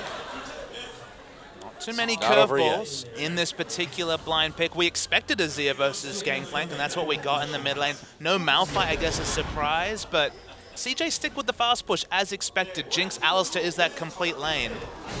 CJ, objective 1, don't die on the level 1, seems to be a success so far. The only difference you can say is that if they do try this fast push, Maokai has more tools to deal with AoE wave clear than Shen. Shen's not the best champion to really participate in any sort of fast push. He's fiercely single target until he finishes that Sunfire cape. So let's see if the level 1 favors either of these teams. The rotations are real. That's right, that's Cyan is saying God Life there. Everyone excited about Mad Life and the plays he's made in this series. When Mad Life comes alive, he can really be that support carry that CJ needs. But now they have Shen on, or Shy on Shen. Now they have Coco on Azir. I mean, they really do have the perfect comp for CJ, all the power picks for these players. Jin Air going with some interesting stuff. GBM really putting a lot of faith in that Gangplank, and so far so good, but will it carry them to the final match in the Gauntlet tomorrow? CJ are a unique team in that they prioritize Azir for many reasons. Of course, Coco, excellent lane on that champion, actually makes solo kills on it, but they actually treat Azir as an initiation champion because they're happy. They trust him so much that they just go for Shen Azir and look for Coco to make that massive initiation play with the Azir sec, even with the changes, even with the removal of the knockup for the guaranteed initiation. They don't need true initiation like an Ash Arrow, for example. They're happy for Coco to do his thing on Azir and just have Shy riding him just with a shield and a little bit of help. Indeed. So you had to anticipate this Azir pick coming in for GBM. See how he can handle it with the Gangplank. Honestly, CJ basically picked as expected. They went for this fast push lane that's worked for them today. This is very much something they've shown today that's been very successful. Ambition's pressure on Elise has been good. And Shen Azir, enough said, they will always pick these champions when available. So you look over to Jin Air. They made the Gangplank work to a T against Naj in game 1, but it's crucial to mention that in that game, despite it being LeBlanc versus Gangplank, they weren't able, Najin, to actually provide a lot of pressure. Goon couldn't pressure his Mad Life looking for the headbutt. Oh, he does get it on both of them. Oh, and the traps don't quite connect. That could have been a lot of danger coming in onto Jin Air, especially with Ambition showing up. What I meant to say is that GBM got a farm lane and got away with a lot, as Chaser might find some invading. Yeah, good try. Ambition coming in. Which Elise is stronger? So Elise versus Elise over the blue buff. Chaser comes in. Can he steal it? Yes, he gets it. Secures it, even though Alistar was able to roam first because they got that big level 2 advantage. That's right. CJ can't turn that into a blue steal, so good work from Chaser there. His mechanics never really in doubt. Excellent mechanical jungler is Chaser. Yeah. I guess the small point I was making was that GBM got a long leash despite getting counterpicked, despite having a strong ganking enemy jungler. He got time to just free farm in mid. And look, his barrel mechanics were outstanding, but Gangplank isn't going to pressure an Azir. So a lot is on Jin Air to create pressure in other lanes, to be able to ward successfully and stop any sort of dives, and give GBM time to make those powder keg links actually matter with Trinity Force, Infinity Edge, and other damage behind. Oh, Chaser coming in. They're going to try to take advantage of the fact that GBM's been pushed quite a bit towards the turret. Taking a long time. Coco has to back away. He knows what's up. Here comes Chaser. Flash Cocoon. They get him. Coco so low, so fast. Pops that heal, able to get out. They get both summoners out of him, though. GBM still having both of his available. And that's excellent for GBM, because even if they can't get a repeat gank, that's so much safety for the Gangplank. There's headbutt pull again. Oh, now the traps look a bit better. Pilot having to come forward a little bit to get around it. Looks like it won't matter anyway. A lot of damage. Master Jinx not really thought of as an all-in or strong early game lane, but man, CJ are playing it so well, and they've got the practice having multiple games today already on this duo. Yeah, they're almost playing it like you would play a Jinx Thresh lane, right? Where you have the support providing that CC that Jinx follows up on with the traps, and it's nearly working, but it hasn't quite worked yet for CJ. Anything to keep Kalista Cannon down. Remember, this is one of the strongest 2v2 lanes you can pick. This is such a strong dueling lane, maybe only second to Lucian Cannon in terms of lane control. Very high harass, very good all-in between the two, and of course level 6, the Fate's Call into the Slicing Maelstrom can do wonderful things. So look, not ahead in CS, but staying competitive with such a strong blind pick duo is a pass mark for CJ Entus for 5 minutes into the game. Yep, absolutely. Is that level 4 for Pilot? Both ADCs getting it a little bit before their supports. Mad Life's still looking for an opportunity to jump in, but it gets more and more dangerous the higher these levels get. And it's all just sort of a bit of a bluff, because Ambition's not really nearby, whereas Chaser is. It's a big early advantage for GBM to have both summoners of his enemy laner blown. Just means he's going to get that passive laning phase for at least the next 5 minutes. Going to be able to do his thing. Yeah. And farm up happily. Chaser's near, but oh boy, it's time for Spider Fight. Oh, they going on to Chase. There's Chafe, push back in her turret. They get the flash right away. Mad Life low dodges a Cocoon, exhaust on the Pilot. Does he have enough? Not quite. It's Spider time. Both Spiders are in, but no damage. Very close to first blood for Jin Air. Fancy feat from Alistar, keeping him alive. We're really impressive. They didn't have the ult to drop aggro. Looks a bit top heavy with those tiny legs, but that cow can move. It's a tiny dancer, Doa. It's not exactly how I pictured it, Alistar, but it works. He looks like he's dancing when he's popped his passive anyway. Sure. He's got the fancy feet. Float like a butterfly, sting like a bull. know if that quite works. Tricky barrels. Tricky powder kegs from GBM. GBM and SOAS are certainly setting the early gold standard with powder keg linking. Now this might not be so possible in future patches where the arm time is increased about half a second, but Ambition. Uh-oh, spider fight! And Ambition's gonna have to back away, I guess. Not quite knowing where everybody else was, and Shade did come up to try to support his Elise. No mana for Chaser, though. Jungle control is cemented. Coco's still comfortable enough to just keep pushing in despite the fact that he has both summoners down, because he can see that Chaser is just losing duels to the opposing number Ambition multiple times. Yeah, and that is not a good sign. The thing is with mirrors is that they can snowball fairly quickly, and Chaser already a bit behind Ambition's Elise, which is a bit surprising. We wouldn't expect to see that. Mad Life getting the last hit on that powder keg there prevented GBM from activating it.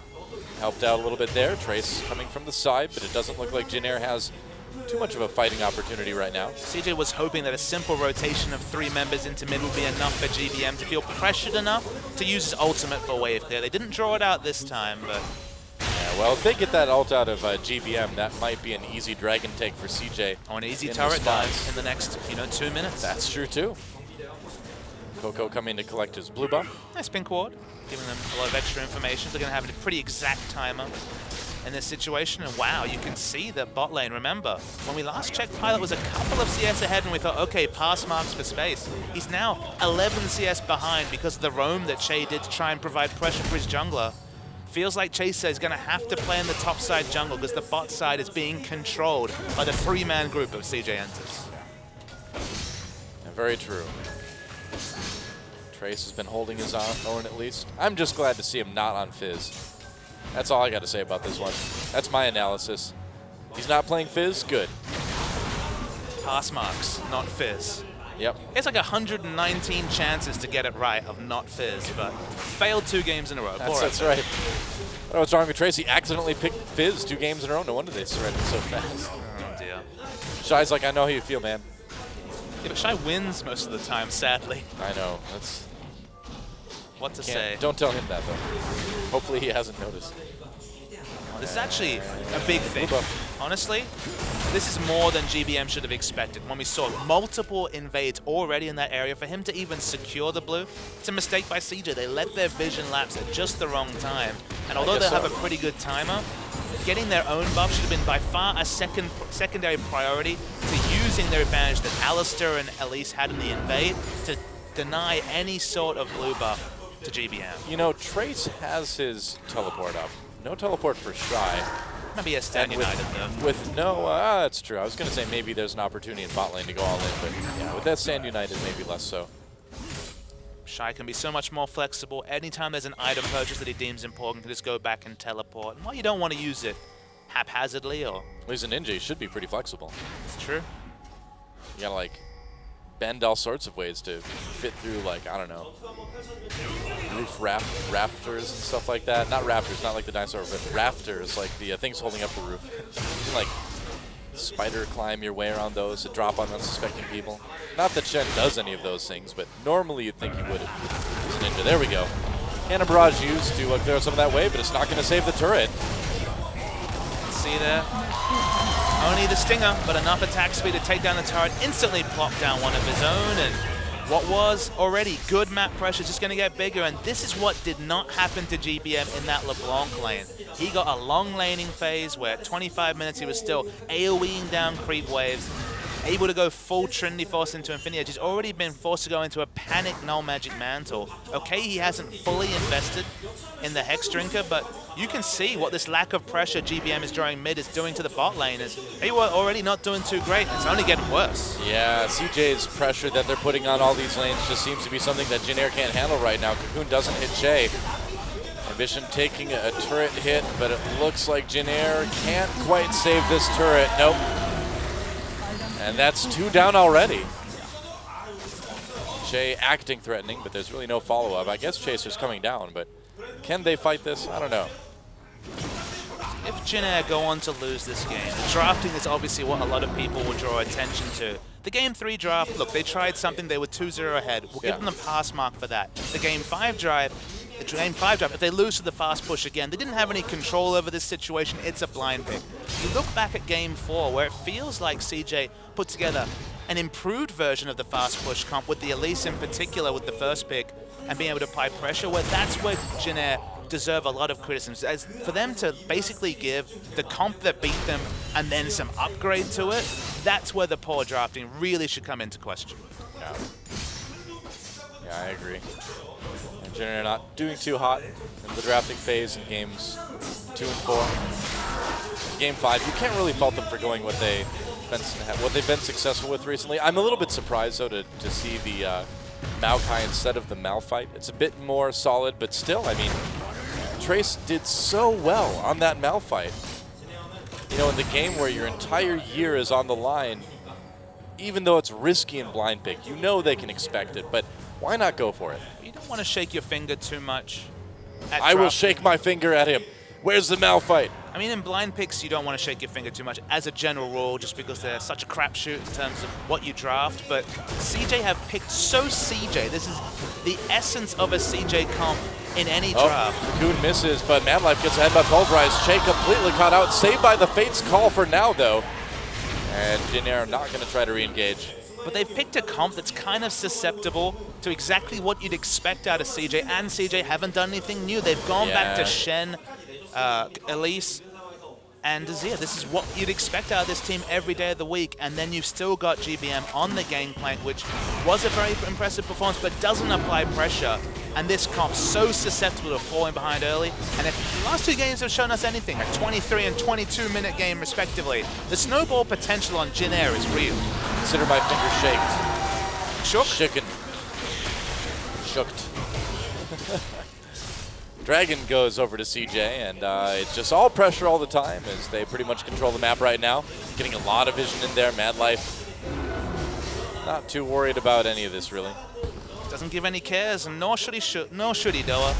There's just not a lot of catch-up mechanic from Jin Air, barring GBM getting, what, 15 minutes of free farm miraculously, despite the fact that he lost his turret at 10 minutes? It's just, it's not realistic. I mean, even with the extra gold Gangplank gets from farming, it's looking a bit rough for Jin Air. More than a bit rough. It's looking pretty awful for Jin Air at the moment. And they only need that top turret to complete the outer 3 now. This is CJ doing it again. This is the same sort of strategy we saw from EDG very regularly in the previous season, whether it was Corki or Jinx. The fast push and just creating pressure and removing safe places to farm, teleport or no. Here's a San Juan League Legends of space. Oh, going on to space. Yeah, there's the Cannon Barrage coming down too. Che gets pushed away by Madlife. Big play there. Keeps him from catching space, and that Stand United used just to keep him alive. CJ doesn't get the turret, but they don't lose anyone. You've got these awkward situations where GBM is walking all the way to top to rotate on Gangplank. He's got a global ultimate, doesn't have any other CC in the packet. Azir just gets to fast push in mid, do whatever he wants, have his way with the creep wave. And if you fast push these turrets, if you just rotate with your Jinx, force the enemy team to slowly rotate, to give up on big minion waves, there's never that time for GBM to farm, and he never hits the big damage powder kegs that can wreck a fight. Yep, pretty much. Well, they have been able to get maybe a little bit of pressure on this top lane now. Still no turrets yet this game for Jin Air. Left with the tank wars in bot. We know how that goes. Very mixed between the two. All right, Jin Air really needs this turret. They're not going to get it. No, not quite. Shy trying to harass around this blue buff. Coco, we'll see if they can steal it away. Taking a lot of damage. GBM coming in, waiting for that parlay, and he gets it. So Jin Air at least able to hold on to their blue buffs. Already, it's a titanic struggle to get their own blue, their own red, let alone pressure around Dragon, let alone push any wards in aggressively. They have had one pink ward aggressively put to spot the blue buff being picked up since early in the game. Since then, their vision has been shallow at most. They've been just at the whim of the likes of Madlife's Alistar. Ambition, being able to pressure, so it doesn't matter that he has a level disadvantage. He knows that his lane, whether it's Azir who's taken out the outer turret from Gangplank, or just the Alistar, are always going to react first as man. Yeah. Trinity Force, nice power spike. It's a lot of damage coming up from this Gangplank despite being behind, and it's something that Coco definitely needs to respect. Beyond that, Azir. Jin Air still trying for this top turret now. Mad Life and Space seem to have things well in hand. And the drought of turrets continues for Jin Air. If Jin Air find themselves in the same spot 10 minutes from now, less than 2,000 gold behind, there's definitely a hope. There's definitely still a heartbeat for this team. Oh yeah, for sure. But if that lead grows, it's looking difficult. Yeah, CJ maybe has kind of stalled out a little bit. Fun seeing GBM always lead with that keg just out of vision and just know he can link it up to about halfway down the lane. A lot of harass range with the linked powder kegs, especially now that he's got to level 11, can have 4 down at once. Yeah, the new Gangplank is really interesting. It's really about preparing the battlefield, right? Which is cool to see on a champion. Every time I see him, I'm reminded of geometry when I see concentric circles and things like that. Bit of math flashback. I know you're not a big fan of math either, though. No, but I like Vel'Koz support. I like explosions as well, so. Yeah, can't really go wrong there. Now I need to play Gangplank support, right? I mean, it's always been a thing, right? Yeah, sure. You're not really queried about losing your lane, it's fine. No, I'm not worried about it. Get Avarice Blade, got that gold coming. That's the idea. Take all the CS from your AD carry. I don't think they mind. It is powder keg, push the lane. Yeah, they're okay with that. Most Vaynes I've laned with, you know, they're like, please. Really? Take my CS and push the lane. I don't want any. Even I think Vayne Gangplank's maybe a bridge too far. You are insane. It's perfect. Trace chasing away Shy a little bit here. Whoa! Oh, right into turret. Nice little move by Shy to pull Trace along with him. He knew that was coming. Come on, cameraman. We don't want to watch that.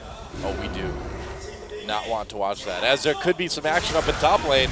And Mad Life going on to one of the Spiders, Cocoon onto Pilot. Pilot not slowed by the electricity from Jinx. This is all pretty good for Jin Air, to be honest. They're happy to play, yeah, 3v3 in the top lane. Hope nothing is forced and have Gangplank free farm in mid. So no, it's really good. I mean, the longer Jin Air can stall this out, the theoretically better the situation is for them. One of those situations where getting a turret sounds like the best way to counter this fast push, but keeping up the third one, I think honestly it's time for CJ to go back, and with Dragon spawning, I guess that's the time, but second Dragon's not a big worry if you're Jin Air. You're happy to give up Dragons if it gives you time to farm Gangplank into relevance. Well, yeah, that turret being still alive for Jin Air is really holding up everything in CJ's plans. You know, if that turret had fallen, what, 3-4 minutes ago, wouldn't see this extra BF sold in the inventory of GBM. That'll be relevant when we come to see the next fights. More AoE damage from the powder keg, for example. So, buy time for GBM to farm. That is the goal, and so far, pass marks. Yep. Jay poking Mad Life. Jay getting poked by Space. This is just CJ needing to rotate, though. I don't know why they're sticking with this. Dragons spawn. They might as well just give up on it. Oh, that Cocoon was so close. And they may have found Ambition here. Cocoon on the Chaser right away. Ambition doing a ton of damage. Just the stuns coming in. Repel, where's he going to go? Jinx Rocket comes in, does a lot of damage again to Chaser. Going to flash the ball. Nice play by Mad Life. Great knockups come in. Can they get anything out of it? Cannon Barrage comes in. Ambition getting taken out by Gangplank. You know, it's still a melee in the jungle, though, as GBM enters the fray. Gets very low, though. He's still a bit of a glass cannon. And now Trace goes in, takes out Space. Mad Life very, very low. That's an easy pickup for GBM. And Jin Air comes out ahead, 2 for 3. Really nice fight from Jin Air, specifically GBM going largely unchecked meant that he could clean up the fight easily. Oh, there was never really any angle for Coco to get a meaningful ultimate out, and the overreach from specifically Mad Life, it looked like a nice initiative, but they're so deep in enemy territory without a lot of wards. And is it any surprise that Jin Air looked better when Ambition gets caught? Yeah, no kidding. Well, it was a very brave move for Ambition to try that. Obviously, things going very, very well for Jin Air here. And Space is free hitting. That's where you think, okay, it could go well, but Trace actually runs at Space and basically kills him from 3/4 health. So that lets you know how strong Maokai has gotten in just split pushing against the Shen. Cleans him up as well. GBM gets a nice little parlay kill. +8 gold feels good. And suddenly, the items will start rolling for Jin Air. Yeah, I mean, Jin Air, oh, GBM, okay. Dodges the Cocoon, he's okay. Or Ambition more likely missing the Cocoon, that's more accurate. But Jin Air really in dire straits, on the edge of kind of tumbling over the cliff into a depression that they really can't pull themselves out of in this game. But finding the kills, CJ getting stalled out at a crucial time for Jin Air. And it's a new game. All CJ needed to do was give up on this 3v3 or 2v2 battle to take that third outer turret and rotate around, get in position for a Dragon. Jin Air have never had any sort of vision around Dragon. This whole game, they haven't had the luxury. They've had no pressure in their mid lane. The turret went down at 10 minutes, but the preceding 10 minutes have just been passive farming. I believe that means GBM's got enough Silver Serpents for an upgrade. He's going to go upgrade his ultimate. He's got 51 right now, I believe. Go back and upgrade his ultimate. We'll Yep. see if he goes for the Raise Morale or maybe the one that increases damage in the center.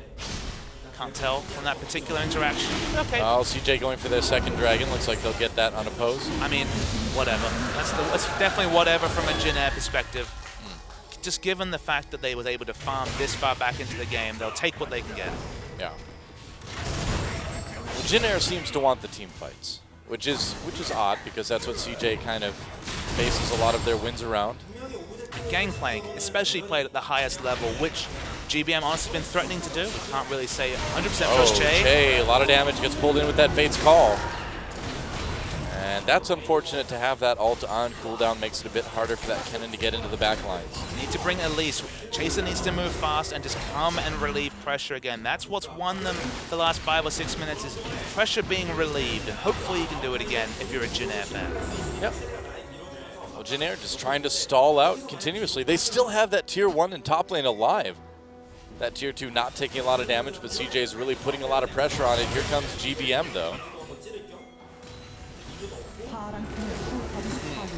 Well, Seer Turret goes down, and can they save the turret? Cannon Barrage comes in, pushes away CJ. Nice cocoon on the Mad Life. Gets a knock up onto Che. Che very low. Goes down. Space with the kill. Gets excited, but he's low health. They need to back away. Shy on the run as well.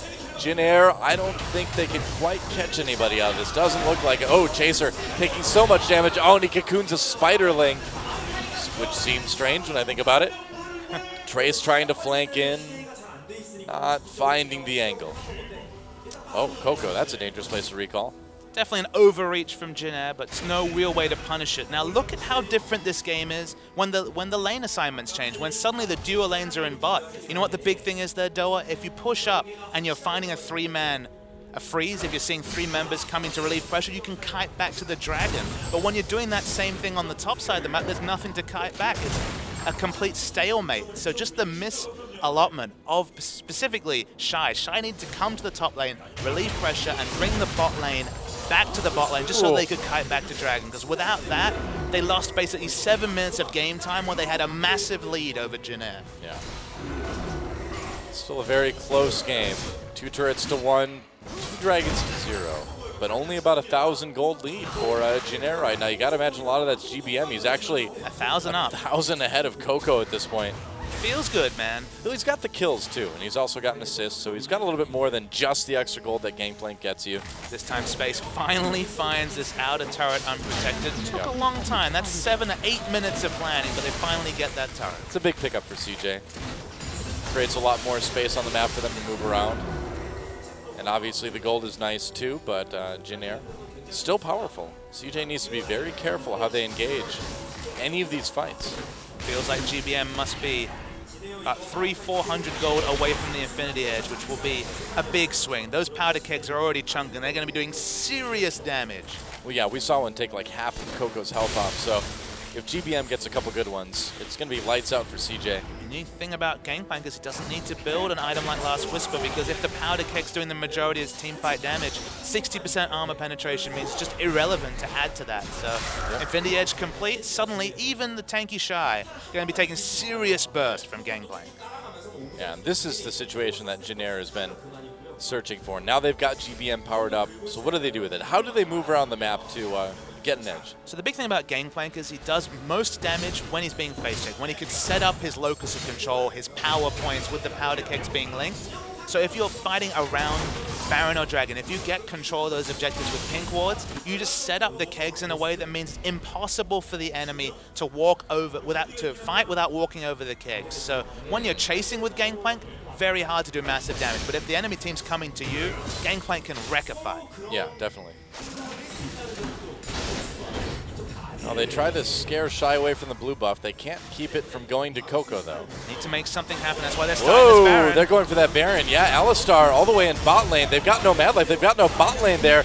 So it's going to be a trade. Are they going to go for this Baron, Jin-Air? They need to keep going for this. We've seen this before, though. It's going to be a big trade. Yeah, that's a lot of trading for Coco. They're going to go in. There's a slicing Maelstrom. Coco, very, very low. There's a kill for GBM. Could go off here. Shy can't do much of anything as he tries to get away. Jin-Air can turn on that Baron, but they've taken a lot of damage. Whoa, a kill onto Chaser. I think Baron helped out with that one. Oh, this is really dangerous for Jin-Air. Ambition taking some hits. Baron getting lower. Rocket comes in, and Baron does go to Jin-Air. But man, it's close. Oh boy, they're turning onto Shy now. Shay, very low, can he get the kill? Shy does get one. Gonna trade another one. Meanwhile, the inhibitor taken out by Space. And I don't think he's the only one getting excited in this match. Jin-Air gave up so much for that Baron. Jin-Air got away with making this sort of trade in the first couple of games, but it's super risky because, okay, you get that immediate power, but they better be ready to dive and take a decisive advantage with the Baron, because if they cannot push down and break the base, it will be in vain, because there will be so much global pressure from a Shen with teleport, with Stand United, to split push down this base at any future Baron fight. Yeah, let's watch this one again. I mean, Jin-Air just gets poked so hard by Coco. It's a 5v3. They damn well should be winning the fight, but they take heavy casualties, specifically Chaser. Well, Shy had a fantastic taunt. He had both Pilot and GBM. And Chaser's in the backline. I think he gets killed by Baron. He walks up and dies to a little spit from Baron. That was an individual mistake that honestly cost them a lot of the security around that Baron. It did. And now, Jin-Air's making the awkward choice of pushing with the Baron buff minions without even taking out this outer turret. This is going to be a slow fight. Nazir, you can see, confidently pinging onto mid lane turret. You know, like you said, though, this is the exact same situation, well, similar anyway, that we saw in game number 1. They gave up an inhibitor for Baron. It worked out for them then.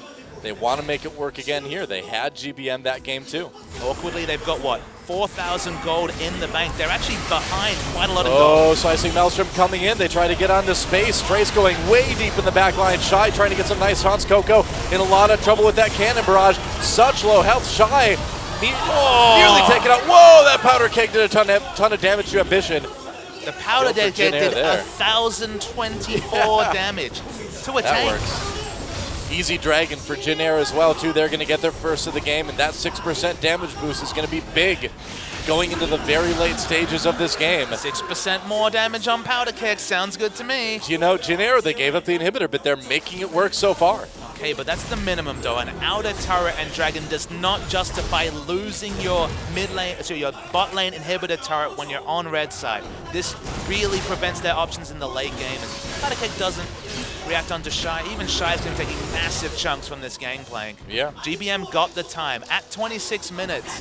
We talked at 16 minutes about where they'd be in 10 minutes. They were 2,000 gold behind then they were 2,000 gold behind 2 minutes ago. Now, after all the shenanigans, they're actually ahead in gold, despite the fact that they lost their outer mid lane turret with a champion like Gangplank who has no real wave control, especially with so much map control being granted to Alistar. And Elise is, okay, pushing will continue. Yeah, I mean, CJ tries to defend their tier 2. They're just going to lose their tier 1 in mid in response, and that's all the outers down now in favor of Jin-Air. GBM's been granted a leash again. He was granted it by Goong in game 1 of the Najin versus Jin-Air series 2 days ago, and GBM farmed up a storm and wrecked late game fights. His turret was taken. Even though he has good wave clear with the powder kegs, it was all situational. If we could have seen the pressure keep being applied, things would have been fine. And this is a surprising adaptation. It feels like a lot of Gangplanks have moved away from items like Shiv and Panis. Oh, here we go again. Big engage onto Space. Great catch, and CJ Ambition in Space caught yet again. How many times have we seen it this season? And it really couldn't have come at a worse time now. Here in the final game of this best of 5, they could still catch Ambition. Chaser coming from the side. One Cocoon could be pretty devastating. Shy's right there as well, too. Why is Space the most advanced member on the team when Coco doesn't have teleport and is split pushing? Yep. It makes no sense. It's a really poor positioning from Space, and unfortunately he's right up there with Ambition for random brain fades in big games. That's the thing. In big games, we've seen Ambition, we've seen Space caught so many times this season. It really has been an Achilles heel for this team, and it comes back again, and always at the worst possible time. Yeah, so they did end up picking up a lot from the Baron. It had just faded, but 3 outer turrets, a dragon, and some kills. That's definitely a pass mark for Jin Air, and man, such a close game, but Gangplank's really in position to overtake it. Remember, he wasn't even involved in that fight. Yeah. Well, they just showed us that GBM has made about 1,600 gold from Parlay this game. That is a massive amount of money to make from an ability like that. Maokai, Elise, and Cannon's main job is to just create zones for, honestly, Gangplank to carry. Gangplank is the true damage threat here, and even as a melee champion, has a lot of range with the powder kegs. The damage is real, and if he stays alive, I shudder to think how CJ will win a fight just because he's the big threat. I mean, the thing to keep in mind, though, is that GBM is very fragile. If they can catch him, if they can eliminate Gangbang from the fight early on, it's pretty hard to CJ can take it. It's hard to do, but if they can do it, they can win. Gangplank is by far the MVP. Someone like Space will kill him about 5 or 6 autos, so I don't know how they engineer free time. I guess Coco, he's the man you can trust. Of course, the Emperor's Divide. Gangplank's oranges aren't going to help if he is caught out and pushed into the team. Well, in the past, we saw Coco with those big, massive engages on the Azir. We really haven't seen that this game. Yeah, the Azir Sec Blaze are a trademark of specifically Coco. He's a wonderful Azir player. He's on actually a pretty big win streak, I believe. It's coincided, of course, with the permaban status for him. Yep. The kick falls that time. Jin Air. They make some questionable positional decisions, but the last couple of engagements have gone their way. Yeah, they've been managing to stall things out long enough. That's really the big key, is they were on the edge. You know, they were right at the very edge of losing this game and managed to just hold on. They were lucky to be granted a pretty big window in by CJ over-prioritizing, pushing that third outer turret. It got them so much success in the last 2 games, but just understanding that fundamentally putting your bot lane back in their lane assignment, allowing them to push and kite back to the dragon that spawned for a couple of minutes before they ever got near it, was just a smarter use of their resources than having tank wars in the bot lane with honestly a huge stalemate, and then a stalemate in top. Azir can't push in and kill the inner turret. It's just not something you can do safely. Yeah. And it gave GBM the time to pad out what is now looking like a hell of a sick item build. Oh, it definitely is really strong right now. And Jin Air having really good vision around that Baron pit. Baron up in 5 seconds. I think Jin Air's just going to bait this until they get the fight. Uh-oh, Mad Life coming in. Gets caught in a lot of trouble. Ults to get out of the cocoon. He's going to make it. But that ult is crucial for CJ to have any sort of engage onto this Jin Air team. Definitely. Now will be another member that will die in incidental damage to Gangplank in particular. Yeah, sure. He's got to wait out the ultimate. That's exactly what Jin Air wanted. They wanted to force out an ult, force out a summoner. Teleport coming in, Trace from behind onto Coco. A little bit ahead of the rest of his team, but there's a cannon barrage coming in. Chaser there, Cocoon lands onto Ambition. Trace has to flash away. That's a lot of damage from that powder keg. There we go, another one! A huge powder keg from GBM. Man, CJ just cannot get close. And now GBM and the rest of Jin Air going for this Baron. GBM is making it the work. Hero, man. He couldn't do it in the laning phase. He took his turret down, but he has to thank his teammates for buying him time, because in the late game, he is a monster in the fight. Certainly is, and they can rush right down to this dragon now and prevent CJ from taking it.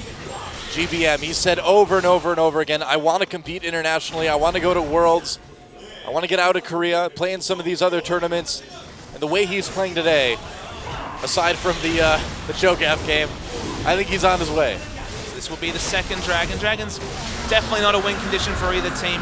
Both have 2 at 35 minutes, but both Barons have gone so far to winning this game for Jin Air, and with no double teleport, with no Diana to be a secondary split push threat, this exposed inhibitor just hasn't been as big of a headache as we expected. It's pretty amazing, too, that Jin Air's been able to make the whole give up your bottom inhibitor in exchange for a Baron. They made it work twice this series. Not something you would really expect to have happen, but they knew their limits. I guess in this particular situation, understanding that there's no double teleport, there's no Diana to really Nashal's Tooth smash down whoever's split pushing it. And for once, it's Maokai versus a fellow tank, so he's just been able to hold Shen the whole game, basically, made him accountable.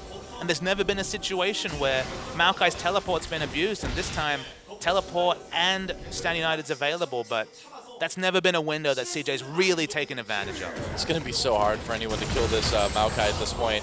GBM's wave clear, of course, is out of control, nearing 2,000 gold from that parlay. The casual 1,200 damage parlay to a minion, okay, but that's not even factoring in bonus champion damage with the powder keg. I've seen him do 1,000 to champions now. That was Elise. That's right. Jin using that Baron empowered Banner of Commanded cannon minion to push Ambition, trying to get some damage done. Get ready for the powder kegs, guys. Here they come. GBM throwing him in. Oh, that's a huge amount of damage onto Mad Life. There goes the Cannon Barrage. Trace comes in onto Ambition. They bait out the Shen ultimate. Mad Life so low, uses his ult as well, and now Jin is all clear to push this one ahead. So many summoners, so many ults used. Mad Life nearly goes down to another powder keg. GBM. Man, it's like a giant AoE Nidalee Spear. 2 abilities take an Alistar down to 100 health. How does that happen? This Welcome is Gangplank to the new world, man. Gangplank, indeed.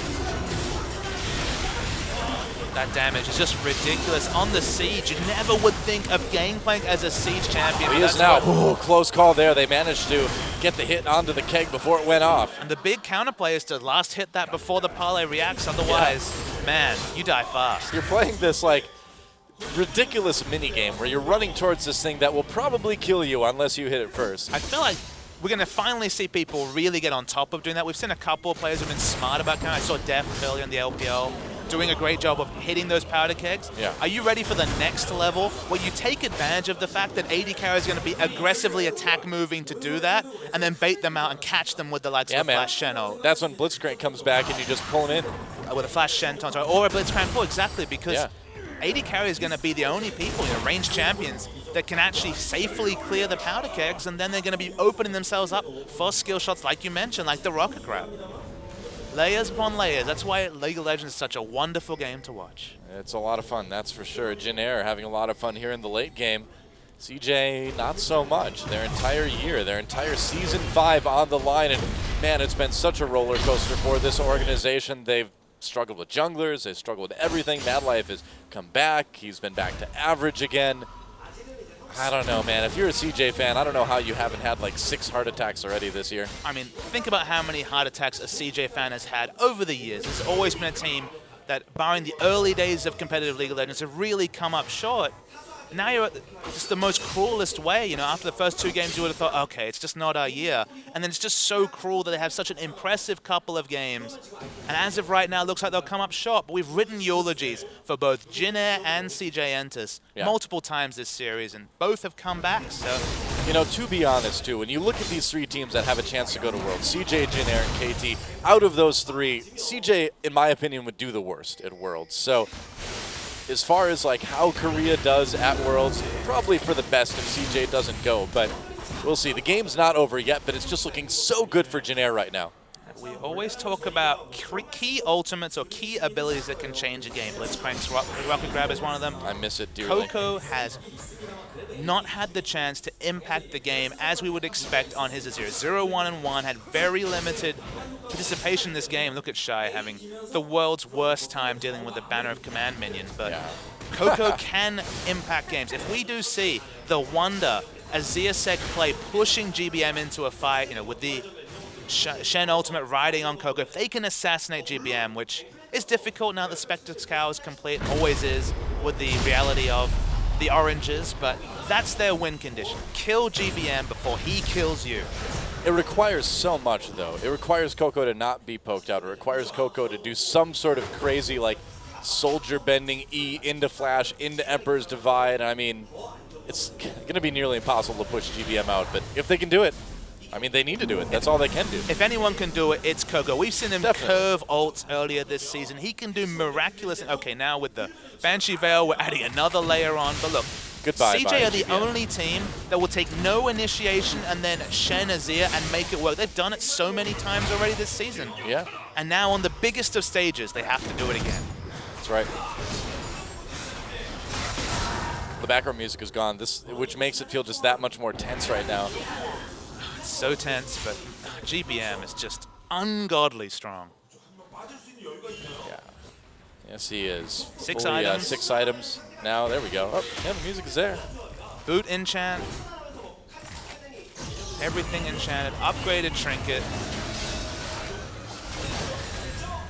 Feeling pretty damn good. Yep. Yeah, Dragon again coming in for Jin Air, and they have total control over not just that, but the map as well. Baron up in 20 seconds. That's going to be CJ's last chance. If they don't get this Baron, it's over. It's been a tale of two Barons. The two Barons shaped this game. We wondered who would win out of the heave-ho of giving up your inhibitor turret and your inhibitor. Well, for a Baron, it was certainly Jin Air as they played and got 3 turrets and a Dragon and some kills from it, and the second one cemented their advantage. If you say who's going to win in a heave-ho composition, obviously the team with the Pirate is going to win. That's true. Do you even need to ask? Gangplank in the meta, Doa. What a wonderful world we live in. I know. How did this happen? All right. Oh, Baron up now. It's alive. CJ loses a team fight, game's over. Yeah. That's what I'm saying, man. I mean, and if they lose a Baron too, I don't see how they can stop the push from Jin Air coming in. Not with the poke that GBM's able to do with those powder kegs. Worth noting that the turret dives from Jin Air have been haphazard at best, short of maybe Malphite being on their team. That's why we're seeing him not doing it anymore. So the wave clear is good. You've got the AoE rockets. You've got Azir as well. Yeah. Banner of Command will help against the Azir, but in general, Jin Air have been poor at closing. So that's the only hope of your CJ is that if you lose the Baron, maybe there's a scenario where your base isn't broken because Jin Air just haven't shown an aptitude for that at any point in 2015. Jin Air looking a little bit scared going towards this Baron now. You'd have to imagine, though, that the heart is pounding at this point for everybody in both booths. Jin Air knows that they're still on the edge. CJ is one of the best late-game team-fighting teams in Korea. You can't give them an edge. Has there ever been a closer blind pick than this game? I don't think so. I think this is actually one of the closest, if not the closest we've ever seen. We were talking off air about the fact that, you know, in a lot of scenarios we see, say a hard counter come through and then that's going to be a short game. We see mirrors come through, then of course if you get any small lead, it gets bigger. Yeah. This is where it's 2 comps with an identity and it's still pretty close at 40 minutes. Trey's thinking about coming in from the side. It is time. Here we go on to Ambition now. There's Repel immediately. Mad Life baited in a little bit. Hasn't used his ult just yet, though. Jin Air just testing the waters, seeing what they can do. They definitely need GBM in position for wave clear, and for now he's being harassed out. There should be a turret for CJ. There could be a pretty big powder cast coming in for GBM. As CJ takes his turret, he's going to try it out. Oh, CJ makes it out, though. Trey's coming from behind onto Space. Space caught a little bit. Oh, no, Cannon Barrage doesn't do anything, though. CJ a little bit zoned. Exhaust onto GBM. GBM's coming in, man. There's a powder keg. A lot of damage. Shenno onto Coco. Whoa, that was a lot of damage from that powder keg. And GBM all over everybody. Double kill for Kalista. And I think this one is over, guys. Goodbye, Space. Double kill for GBM. And I think Jin Air and the rest of the Green Wings, well, they're all in Jin Air Green Wings, they are going to go face KT Rolster tomorrow. The death timers are just too long. You don't need minions. If you've got Spiderlings, if you've got the edge that Jin Air has right now, here comes the minion wave. And man, after Jin Air ended that second season, nobody thought they could come back and do this. 3-0 against Najin. It's going to be 3-2 against CJ Antis. Jin Air is going to the final stage of the Gauntlet. GG. The improvement of Jin Air cannot be denied. 2 sloppy games doesn't take away from 6 amazing games from this team, and tears from the crowd have become only too regular, and they're only going to egg on a Jin Air team that's going to that final game. Wow. 1 best of 5 is all that separates them from the world champs. And you can see the emotion on GBM's face right now. Again, this guy is desperate to go play at Worlds, and man, that desperation has been translated into fantastic play. His gangplank is spectacular. He did it off his own backdoor. Okay, got a bit of an assist from CJ, just misrotating, giving him some time. But he got that 10 minutes he desperately needed, came to fights with an Infinity Edge and a Trinity Force, and an Alistar, full tank support, was dying to 2 powder kicks. That is how strong GBM got, as we saw Mad Life looking a bit forlorn on your screen. It is Jin Air Green Wings facing KT tomorrow.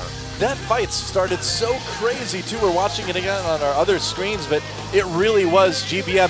He got a 3-keg combo that took a big chunk out of Coco, let Trace get there, Shenalt came down, and then it was all about the powder keg. CJ turned, caught completely. GBM did work, and Jin Air is going on to face KT Rolster tomorrow. They've come this far, but man, KT is going to be an extremely tough opponent for them. Just the cruelest fashion for you CJ Entus fans out there. So near, but so far. Even in this final game, there was portions in the first 15 minutes where it looked like third outer turret would roll down to Jinx and they'd finish out the game. But finally, Jin Air found the way to stall out that all-important 15 to 25 minute mark. And they ran away with the game. Even that last fight, remember, the ultimate from Gangplank wasn't even a factor, but the powder kegs, they might as well be an ultimate, and they're on a much shorter cooldown. Yep, and Shy there, you gotta wonder if that's the last time we see him in the booth. He's been playing for a long time, he's had a great career, but a lot of talk about retirement going around the CJ organization right now, and you do have to wonder if that's the last time we're going to see some of those guys. I do not think we will ever see Shy, Ambition, Coco, Space, and Madlife play a competitive game together. Something's got to give, and it gave for Jin Air this time. They are your winners. That's right, 3-2 victory over CJ Entus, going all the way to the blind pick. Exciting one it certainly was, and in the end, again, that Gangplank, crazy stuff. And that means they are going on to the final round of best of 5 against KT Rolster. Awaits them tomorrow. Jin Air, your 6th placed finisher with an abjectly poor second half of the season, are running the gauntlet, looking Najin-esque, and only KT can stop them. Going to the World Champ. Jeez, we're looking at the damage on our other screen, and GBM did 40,000 damage. The next closest was 15 from Coco. Obscene amounts of damage with those kegs, of course. Tomorrow, one final best of 5. KT Rolster versus the Jin Air Green Wings. One of them goes to Worlds, the other goes home. GBM did more damage than basically 4 members of the opposing team. Yeah. Himself. Yeah, pretty much. He did more damage than the Kalista and the Maokai on his own team. He nearly outdamaged the entirety of CJ Entus. You can see the Jin Air Green Wings celebrating in the booth, but they can't celebrate for too long. They need to get home. They need to get ready for tomorrow's match. I mean, that's the big advantage that KT Rolster has coming into this. Obviously, an embarrassing 0-3 loss to SK Telecom in the summer finals, but they've had some time to prepare. They've had some time to get ready, and they've been able to watch the matches today. They've been able to watch Jin Air. Jin Air, you know, it's pretty obvious what they're doing. They're making this Malphite work. They're making the Gangplank work. KT has a good blueprint to start off of when they play against them tomorrow. We'll have to see if they can do it, guys. Thanks for watching so much. We'll see you tomorrow to see who goes to Worlds. Don't miss it. KT Rolster versus the Jin Air Green Wings. It's going to be awesome. It's going to be awesome. I don't think we're going to see another Gangplank, though. Don't think it's coming. I think it's going to be banned out. I think we're going to see maybe one Malphite. But you cannot let GBM have that Gangplank or you're going to get destroyed, dude. Yep. The numbers don't lie. They were insane. Yeah, so thanks again for watching. We'll try this again tomorrow. KT Rolster versus Jin Air. Don't miss it. We'll see you then.